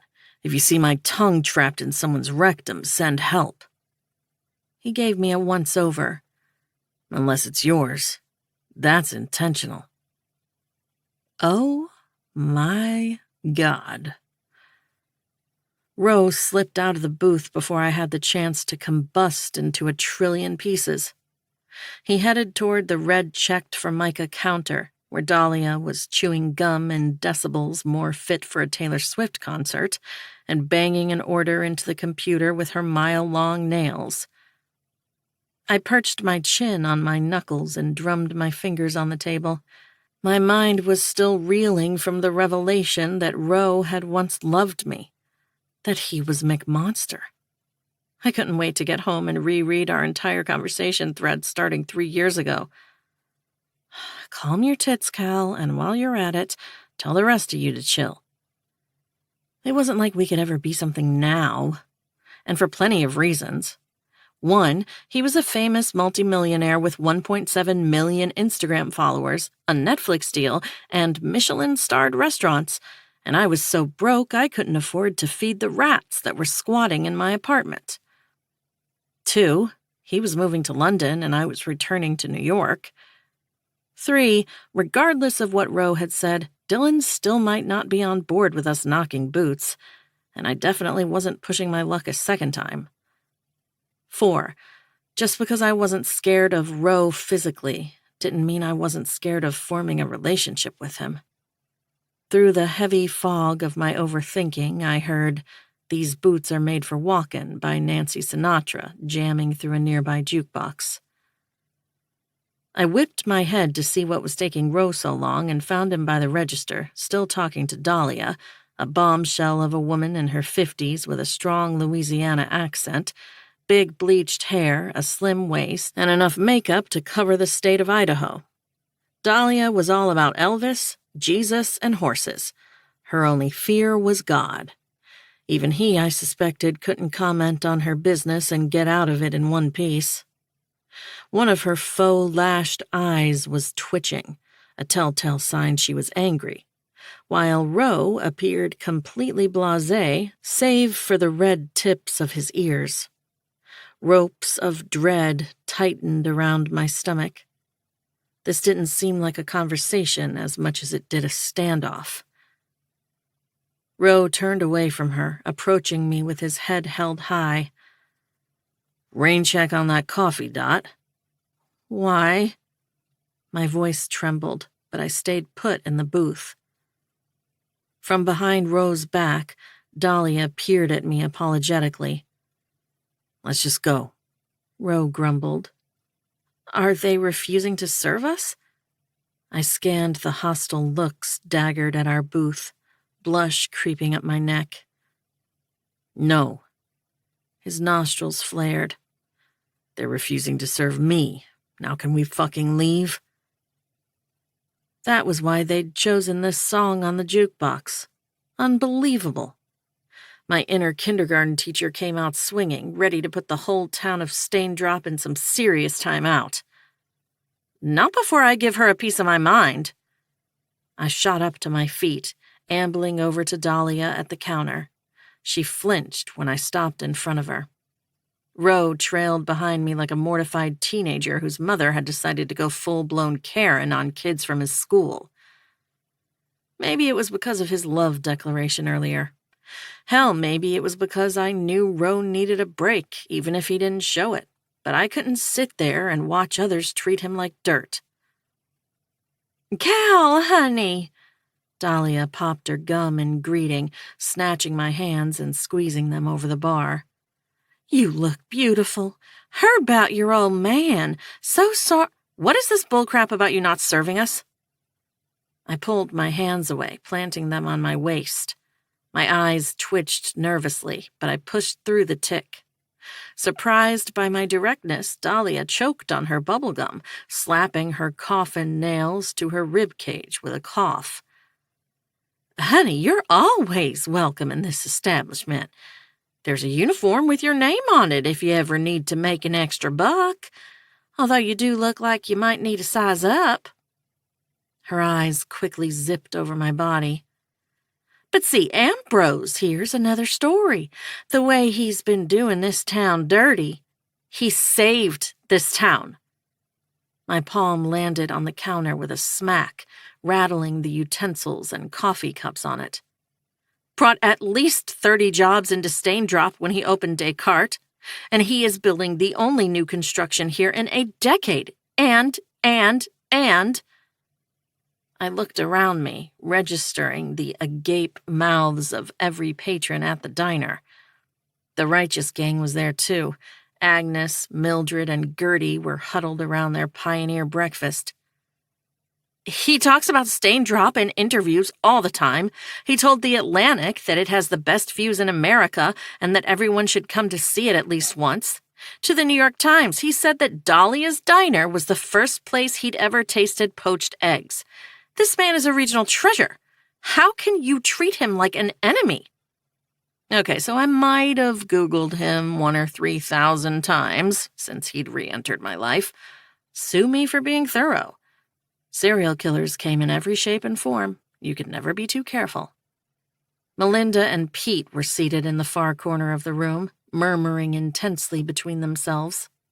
A few other locals I recognized from the town hall meeting were following my unfolding public meltdown. Sorry, honey. Dahlia scrunched her nose. Ambrose Casablancas isn't our own anymore. Mayor Murray told us all about what he has in store for us. He's ruining this town, and in Stain Drop, we don't forget. Let me tell you something, doll. I pointed at her with a squint. If he's not welcome here, then neither am I. People are treating this man like he is subhuman, vandalizing his new construction, slashing his tires, sending him hate mail. All right, little Spitfire, time to leave. Rose's fingers curled around my bicep. Desire twirled around my limbs like ivy, sending shivers down my spine. Crap. Keeping him out of my corduroy-flared jeans was going to be a struggle. I'd rather pass a kidney stone than sip the shitty coffee here anyway. Ro pinned Dahlia with a provocative look. Excuse me? Dahlia, whose face was now the color of a crime scene, straightened her back. She flung an accusing finger his way. You didn't seem to have any issues with my cup of joe while growing up. I have since developed this thing called taste, he answered, deadpan, eyes raking her. Judging by what you did with the place, I trust it doesn't ring a bell. He eyed the turquoise walls with distaste. It was going to be hard to make Grumpy McGrumpson here win people over. He didn't mean it. I smiled politely. Yes, I did. Rose stood his ground, his hand still on my bicep. The fog of desire made it hard for me to breathe. Take that back. Dahlia's nostrils flared. Nah. He flashed a half-moon smirk. And your skillet dish? Drier than fucking Lent month in Italy. That's it, she pointed at our booth. Sit your ass back down, and I'll serve you the best damn coffee your mouth's ever tasted. Dahlia, Melinda gasped, a fork full of maple-drenched pancake midway to her mouth. We had an arrangement. I hereby unarrange it. Dahlia's lips thinned into a snarl, and she seemed determined to prove Ro wrong. She rounded the counter, grabbing 2 menus and the lobe of his ear. He called my eggs dry and my coffee shitty. So is your customer service. Ro doubled down, head tilted to one side. Laughter bubbled in my chest. Ro remained Ro, even famous and rich. Your mother won't be happy to hear from me about your manners, young man. I'll be exchanging some words with her later today, Dahlia threatened. Words are fine as long as you don't exchange recipes. My sister won't survive your cooking. I touched his arm briefly, trailing behind him. Not helping our cause of winning hearts and minds, Casablancas. That's your dream, Cal, not mine. He wormed out of Dahlia's hold, throwing me a mischievous smirk. I'd rather be hated for who I am than loved for who I'm not. Of course he was a Kurt Cobain fan. He had the same grungy, don't-give-a-fuck air about him. Thanks, Dahlia, for serving us that coffee. I shoved Ro back into our booth. We'll take it with 2 eggs, sunny side up, hash browns, sausage, and a side of fruit. No cantaloupe. Don't want to stay where I'm not welcome, Ro grumbled. At this point, I was just pushing him as an excuse to touch him more. And I definitely don't want the heart attack that comes with whatever she calls breakfast. Well, we're staying here as a matter of principle. I don't like the way these people are treating you. We are not letting them win. We sat back down. Even if we lose? He scowled at me. Even if we lose. I nodded, aggressively unwrapping my utensils. We're going to eat every bite, drink every ounce of coffee, and by God, we are going to pretend to enjoy it. Chapter 31. Row. Obituary. Hello. McMonster. Hi. Obituary. So, obituary. I went back and read through our chats. I totally admitted to you that I'm attracted to my shitty boss, didn't I? McMonster. Yup. Obituary. Enjoying the ego stroke? McMonster. I'd enjoy it more if you aim south and, use your tongue. Obituary. I'm never going to be able to look you in the eye. McMonster. May I suggest other organs that will welcome your attention then? Obituary. I'm so terrified I'm going to yield to temptation. McMonster. Don't worry, I'm sure I'll fuck it up before we get to it. Obituary. Why are you even interested? You could have any woman in the world. McMonster. And you're that woman. Where's the mystery? Obituary. I'm completely normal. McMonster. Respectfully, Cal, you're not. Obituary. LOL. I meant average. McMonster. You're not that either. Obituary. What am I then? McMonster. If I have a say about it, mine. Chapter 32. Row. Space. I needed it. All of it. 3 oceans between me and Calla Litvin would be ideal, though I didn't rule out helping Elon Musk populate Mars and relocating altogether. Why the fuck not? People would have to eat there too, and I was no stranger to shitholes. I had grown up in Staindrop, for Christ's sake. What had I been thinking, showing up outside her window like a lovesick puppy in a goddamn 90s outfit? I hadn't been, of course. It was my dick that had come up with the plan. All puns intended.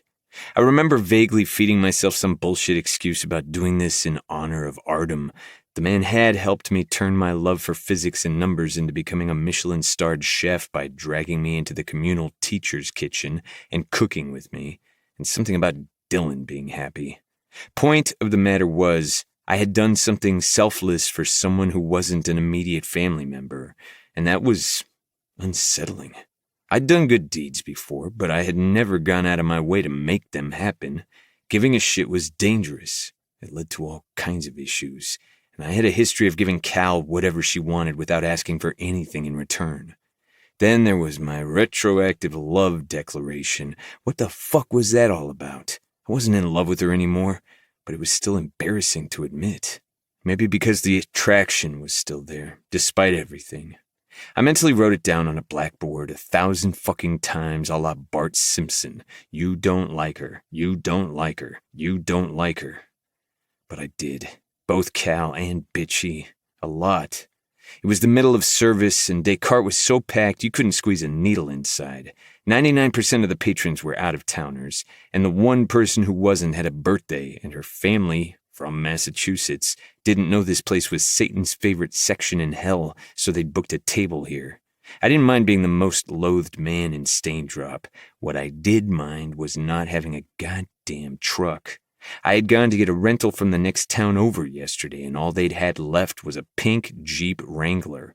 I had opted to stay carless until my Silverado returned from the shop, and now had to walk everywhere. Descartes was down the street from the half-mile inn, so this wasn't an issue, but I had to get a taxi to visit Mom and Dylan, and fuck knew who had given Cal a ride here today. Even if it's Kieran, you can't say shit about it. You're not her boyfriend, not even her friend. Chef, can I ask you a question? Taylor caught up to my steps, smoothing a hand over his jacket nervously. I was doing the rounds between stations, making sure everything was operating smoothly. Is it food-related? I grumbled. No? Same answer, then. The entire kitchen looked up. One of my sous chefs accidentally dropped a bowl. The dishwasher burst into tears.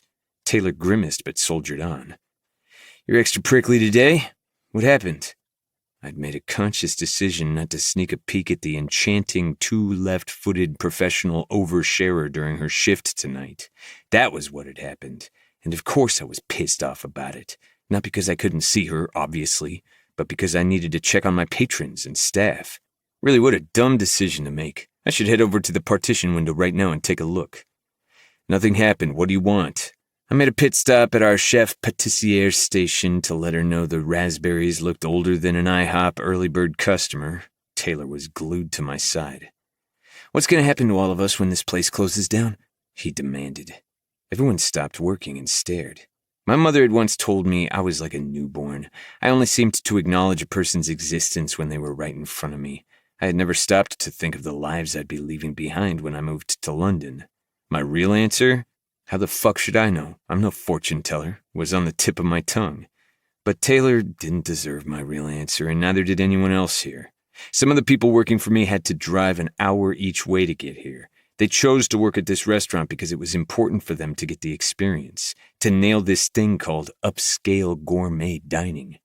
I leaned a hip on Taylor's counter. GS Properties is planning to build a mall. Last I checked, the blueprint, the food court alone is going to contain 20 restaurants. Most will be high street, but chain companies offer insurance, 401k, all the frills of a steady job. I tied it into the deal that all my staff would get employed in the establishment of their choice once they start operating. They were also going to get a contract comparable to the one they currently had with Descartes. I don't want a steady job. I want to make art. Taylor's eyes zinged with determination. I moved through to the seafood station, snatching a head of garlic from the chef's hand. "Garlic goes in the pan last. Pay attention or hang your apron." I crushed the garlic over a butcher block with the base of my palm, glancing at Taylor. "Employers will be clamoring for you, considering your experience. Then there's the hotel's restaurant. The investors said they want it to be fine dining to the highest degree. Seasonally updated menu, 9 courses, European executive chef. I'm talking a Bib Gourmand awarded eatery at the very least." "Yours has 3. Taylor folded his arms, curving a brow. I shrugged. "Genius is hard to come by and impossible to keep." "Will you write us letters of recommendation?" Melanie peeped up, one of my chefs de partie. "In case some of us decide to move away and try our luck in a big city?" I stopped to lift the lid of the saucepan she was working on, sniffing. "I'll sign whatever you print out." She nodded briskly, drawing a breath. "Thank you." "What about the existing small businesses? Do you think they'll survive the change?" Dustin, the busboy, rubbed the back of his neck fidgetily. His dad had a mom-and-pop shop down the street. "Most of them," I replied honestly. I dug into GS Properties' proposal, and they seemed to focus on the swanky shopping experience. They're not going to open a Walmart here. Dustin's shoulders sagged in relief. "Sweet. Thanks for letting me know."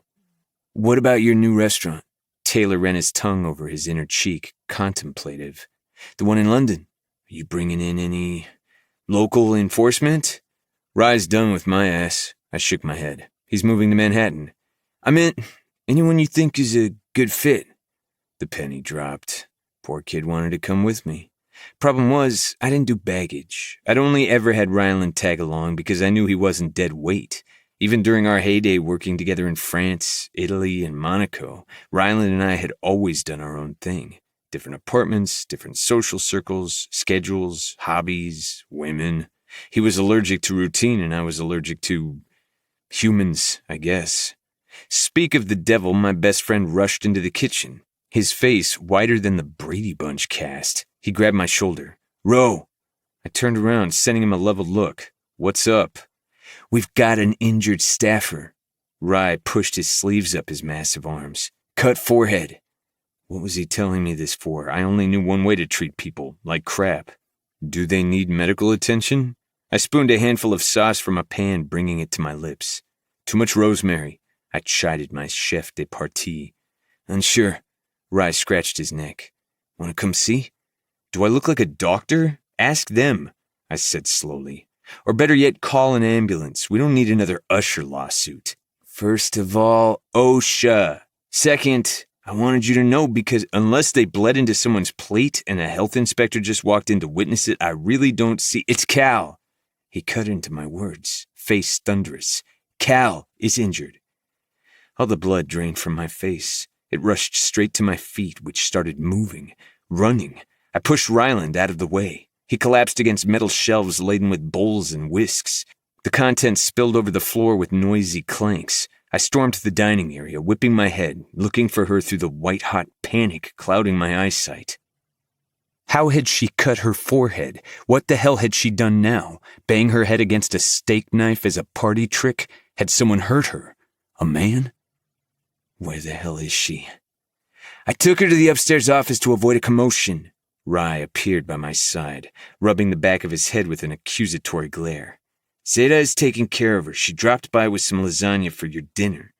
Only my mother could pop into a 3 Michelin-starred restaurant to deliver her chef's son a meal he probably had to microwave. I took the stairs 3 at a time, Rye at my heels. How was she doing? I was foaming at the mouth. Now was a good time to admit to myself that I did give a shit. Lots of shits, if I was being honest. An entire fucking sewer. Your mom or Calla? I shot him a glare behind my shoulder. He grinned. Pretty good. He redid his man bun as he took the steps. The cut looks kinda nasty, though.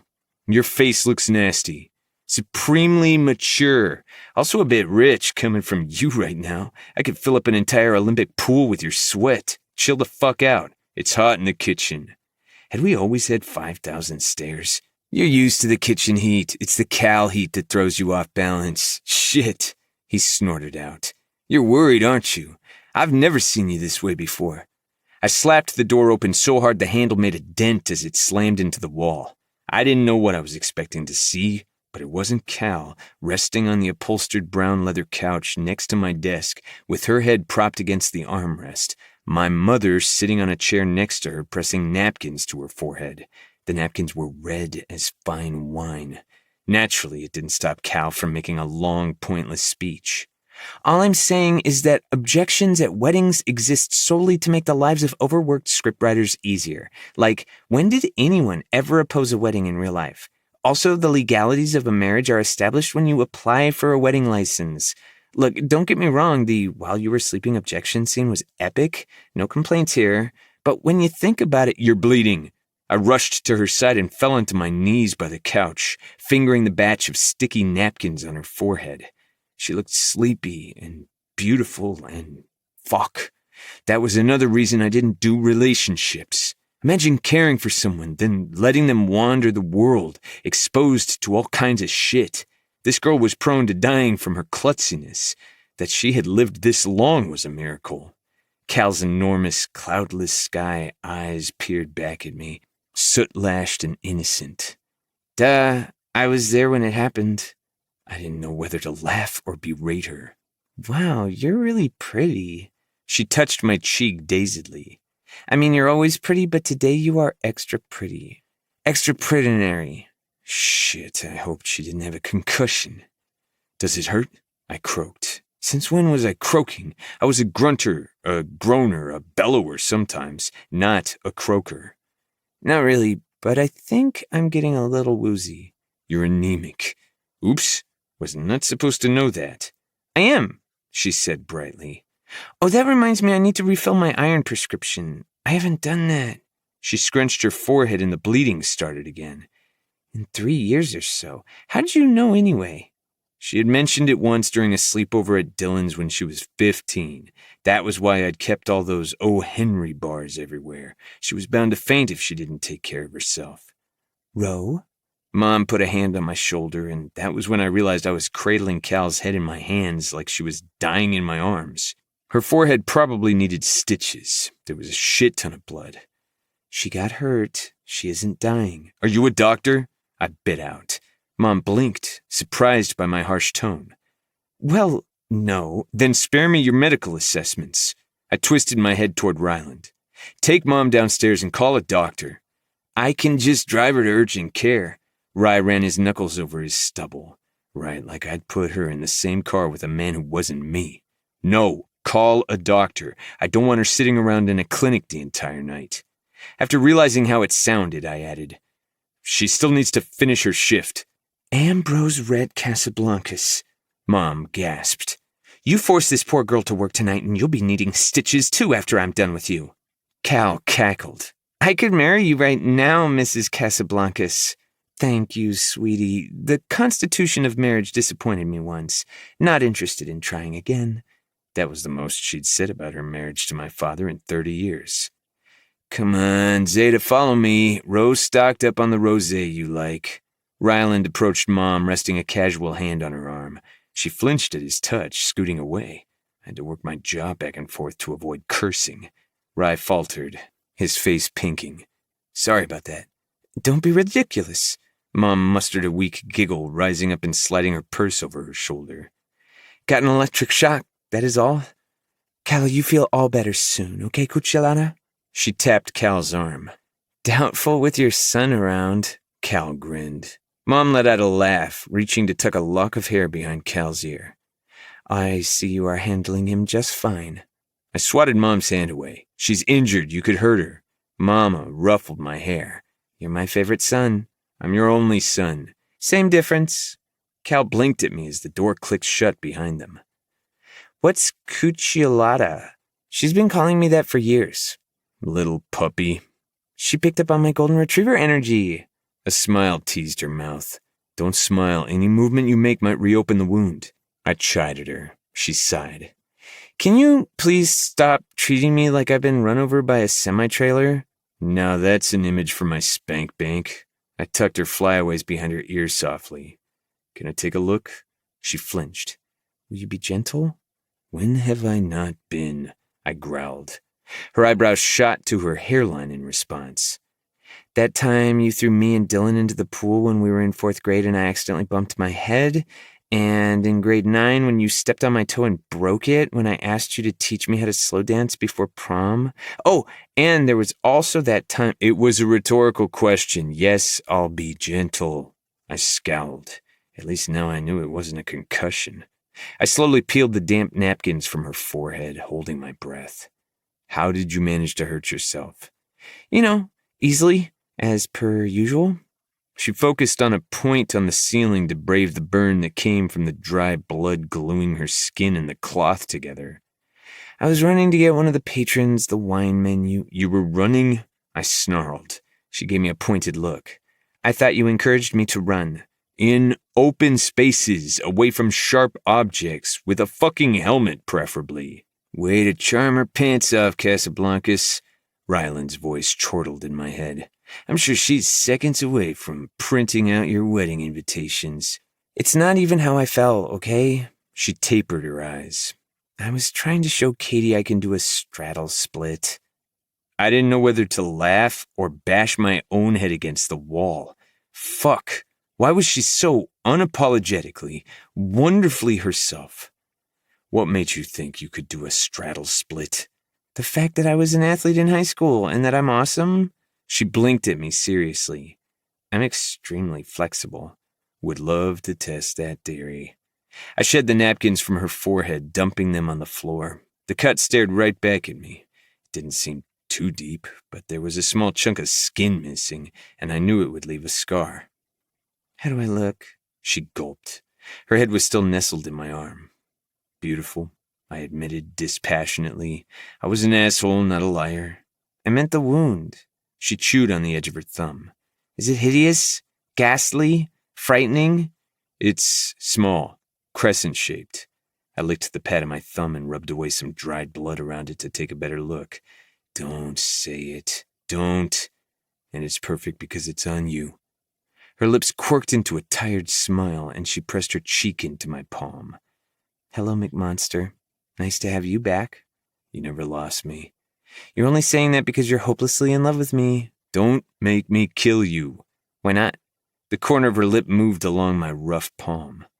It would make for a perfect excuse to procrastinate. Sorry, I can't come tomorrow. I'll be dead. Nice try, but you are showing up to the shift tomorrow, even if it's in a coffin. I actually want to be cremated. Not gonna work. You're already too hot. Is that a pickup line? Her eyes flared. That depends on whether it's working or not. Well, it's cheesier than a deep dish pizza. She tried hard not to laugh. I think I finally found something you're bad at. You're terrible at flirting. That's because I've never had to work very hard to get women to fall into my bed, I said, not an ounce of cockiness in my voice. You're ruining my stats. Don't be so touchy. I like cheese. I would do heinous things for fried halloumi. This is a no-judgment zone. She laced her fingers through mine on her cheek. For the first time in years, I experienced a moment of true happiness. It revolted and alarmed me. I pulled away, resting her head on the armrest. You're bleeding again. Oh, shit. She raised her hand to touch her wound before thinking the better of it. Her eyes widened in horror. That couple never got the wine menu. I need to... She tried standing up, but I shoved her back down to the couch. Who cares about their wine? You, Mr. Stickler? She poked my chest. Ugh, I'm getting lightheaded again. I stood up and walked over to my desk, opening the left-hand drawer. I ambled back toward her, unwrapping an O. Henry and thrusting it into her hand. Sit up, I ordered. She did, leaning against the headrest and snatching the candy, staring at me intently as she tore a bite off the chewy bar. The corners of her mouth lifted. Tastes like heaven. Wonder why you kept one in your drawer. You're not the only one who likes O. Henry, I seethed. We both know I am. She set around a huge chunk of chocolate, her smile widening. Which is why I can't find these puppies anywhere. Where are you getting them? The black market? A time machine that's taking you to the 90s? Come on, share the wealth. A thin river of blood snaked from her forehead down her cheek. Where was that damn doctor? There was a knock on the door. Ryland walked in. Kitchen needs you. Kitchen can go I stopped, realizing Rye's lips were a breath away from forming a shit-eating grin. I'm busy right now, I corrected myself. Busy doing what? He propped an elbow against the doorframe. Are you blind? Are you? Cal's forehead seems under control. Rye took one look at her, and even that was enough to jack up my blood temperature. And Taylor's having a moment. Someone sent their steak tartare back. They want it cooked. Tartare means raw. Fixing stupid is above my pay grade. Respectfully, your pay grade is too generous for anything short of curing cancer. Rye sauntered in, grabbing a stress ball from my desk and giving it a squeeze. Anyway, he wants to know what to do. If Taylor wants a shot at wiping tables at La Vie en Rouge, not to mention joining me in the kitchen, he needs to pull himself together and rise to the occasion. We don't serve well-done steak. They can go to Applebee's for that. You need to go to the kitchen, Rye reiterated, setting the ball back down. Row, Cal said tentatively. No, I barked, still staring at Ryland. Final answer. Now leave. Cal glanced between us sheepishly, slowly rising to her feet. Not you. I whipped my head in her direction. Him. I don't want to cause any trouble. Cal shook her head. I can wait here by myself. I mean, I'm stuck on this best fiends level anyway. A knock sounded from the door. What now? I stood up ready to murder someone. Kieran, ideally. I'm sorry he is a sociopath, Rye told Cal. It's okay. She gave him 2 thumbs up. Totally not your fault. A man in an old-school leather jacket and a checked accountant button-down shirt walked in, pushing his glasses up his nose. Hello, I'm Dr. O'Hara. Thank goodness you're here. Cal slapped a hand to her chest dramatically. Chef over here needs you to remove the stick from his ass. Oh, and while you're here, mind stitching my forehead? Chapter 33. Cal. Obituary. Favorite movie? McMonster. The Wrestler. Obituary. Rude? Ask me what's mine. McMonster. I already know. Obituary. Well, McMonster. Little Miss Sunshine. Obituary. Wrong. McMonster. Right. Stop lying. Obituary. Fine. It's a masterpiece, and I stand behind my decision. Steve Carell's best work to date. McMonster. Gotta have a good memory when you lie all the time. You need to keep track. Obituary. Exactly. Keeping my brain active. That's smart thinking. Favorite color? Don't say black. McMonster. Purple. Yours is orange. Obituary. How do you know all this? McMonster. I pay attention. Favorite word? Obituary. Ujedinjene. Obituary. It's Russian. It is the state of being alone without being lonely. Yours? McMonster. Well, now I can't tell you mine because it's not half as good as yours. Obituary. There are no right or wrong answers. McMonster. Titties. Obituary. Okay, I take it back. That is the wrong answer. McMonster. I like the sound, I like the organs, I like the meaning, the prospects, everything. It's a great word. Obituary. This is bad. McMonster. Hey, you asked. Obituary. Not the word. This. You and me. McMonster. Why? Obituary. Because we're utterly inevitable. Chapter 34. Cal. Baby, can I hold you? Tracy Chapman. After my forehead got stitched and bandaged, Roe insisted on walking me home. An ordinarily chivalrous offer unless you took into account the fact that I had an actual ride home in the form of Kieran Carmichael and his comfy Maybach. Apparently, Zeta had told Dylan about my injury. Dylan had called Kieran and demanded he save the day.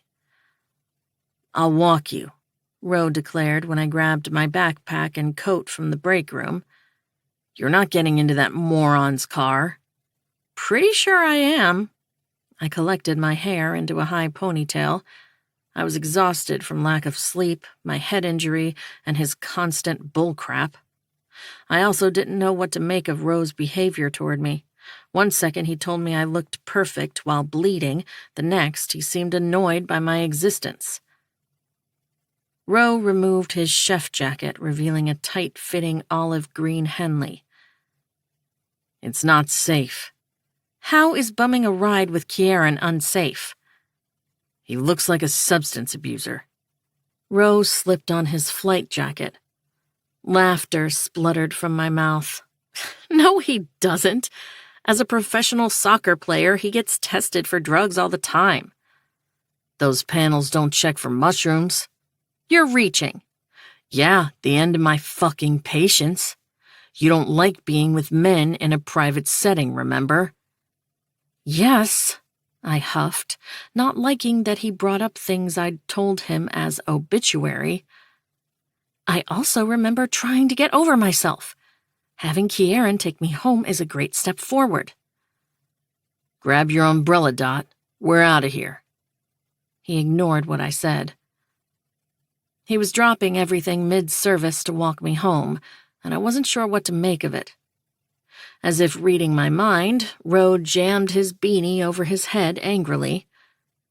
It's the second time you've been injured on my property.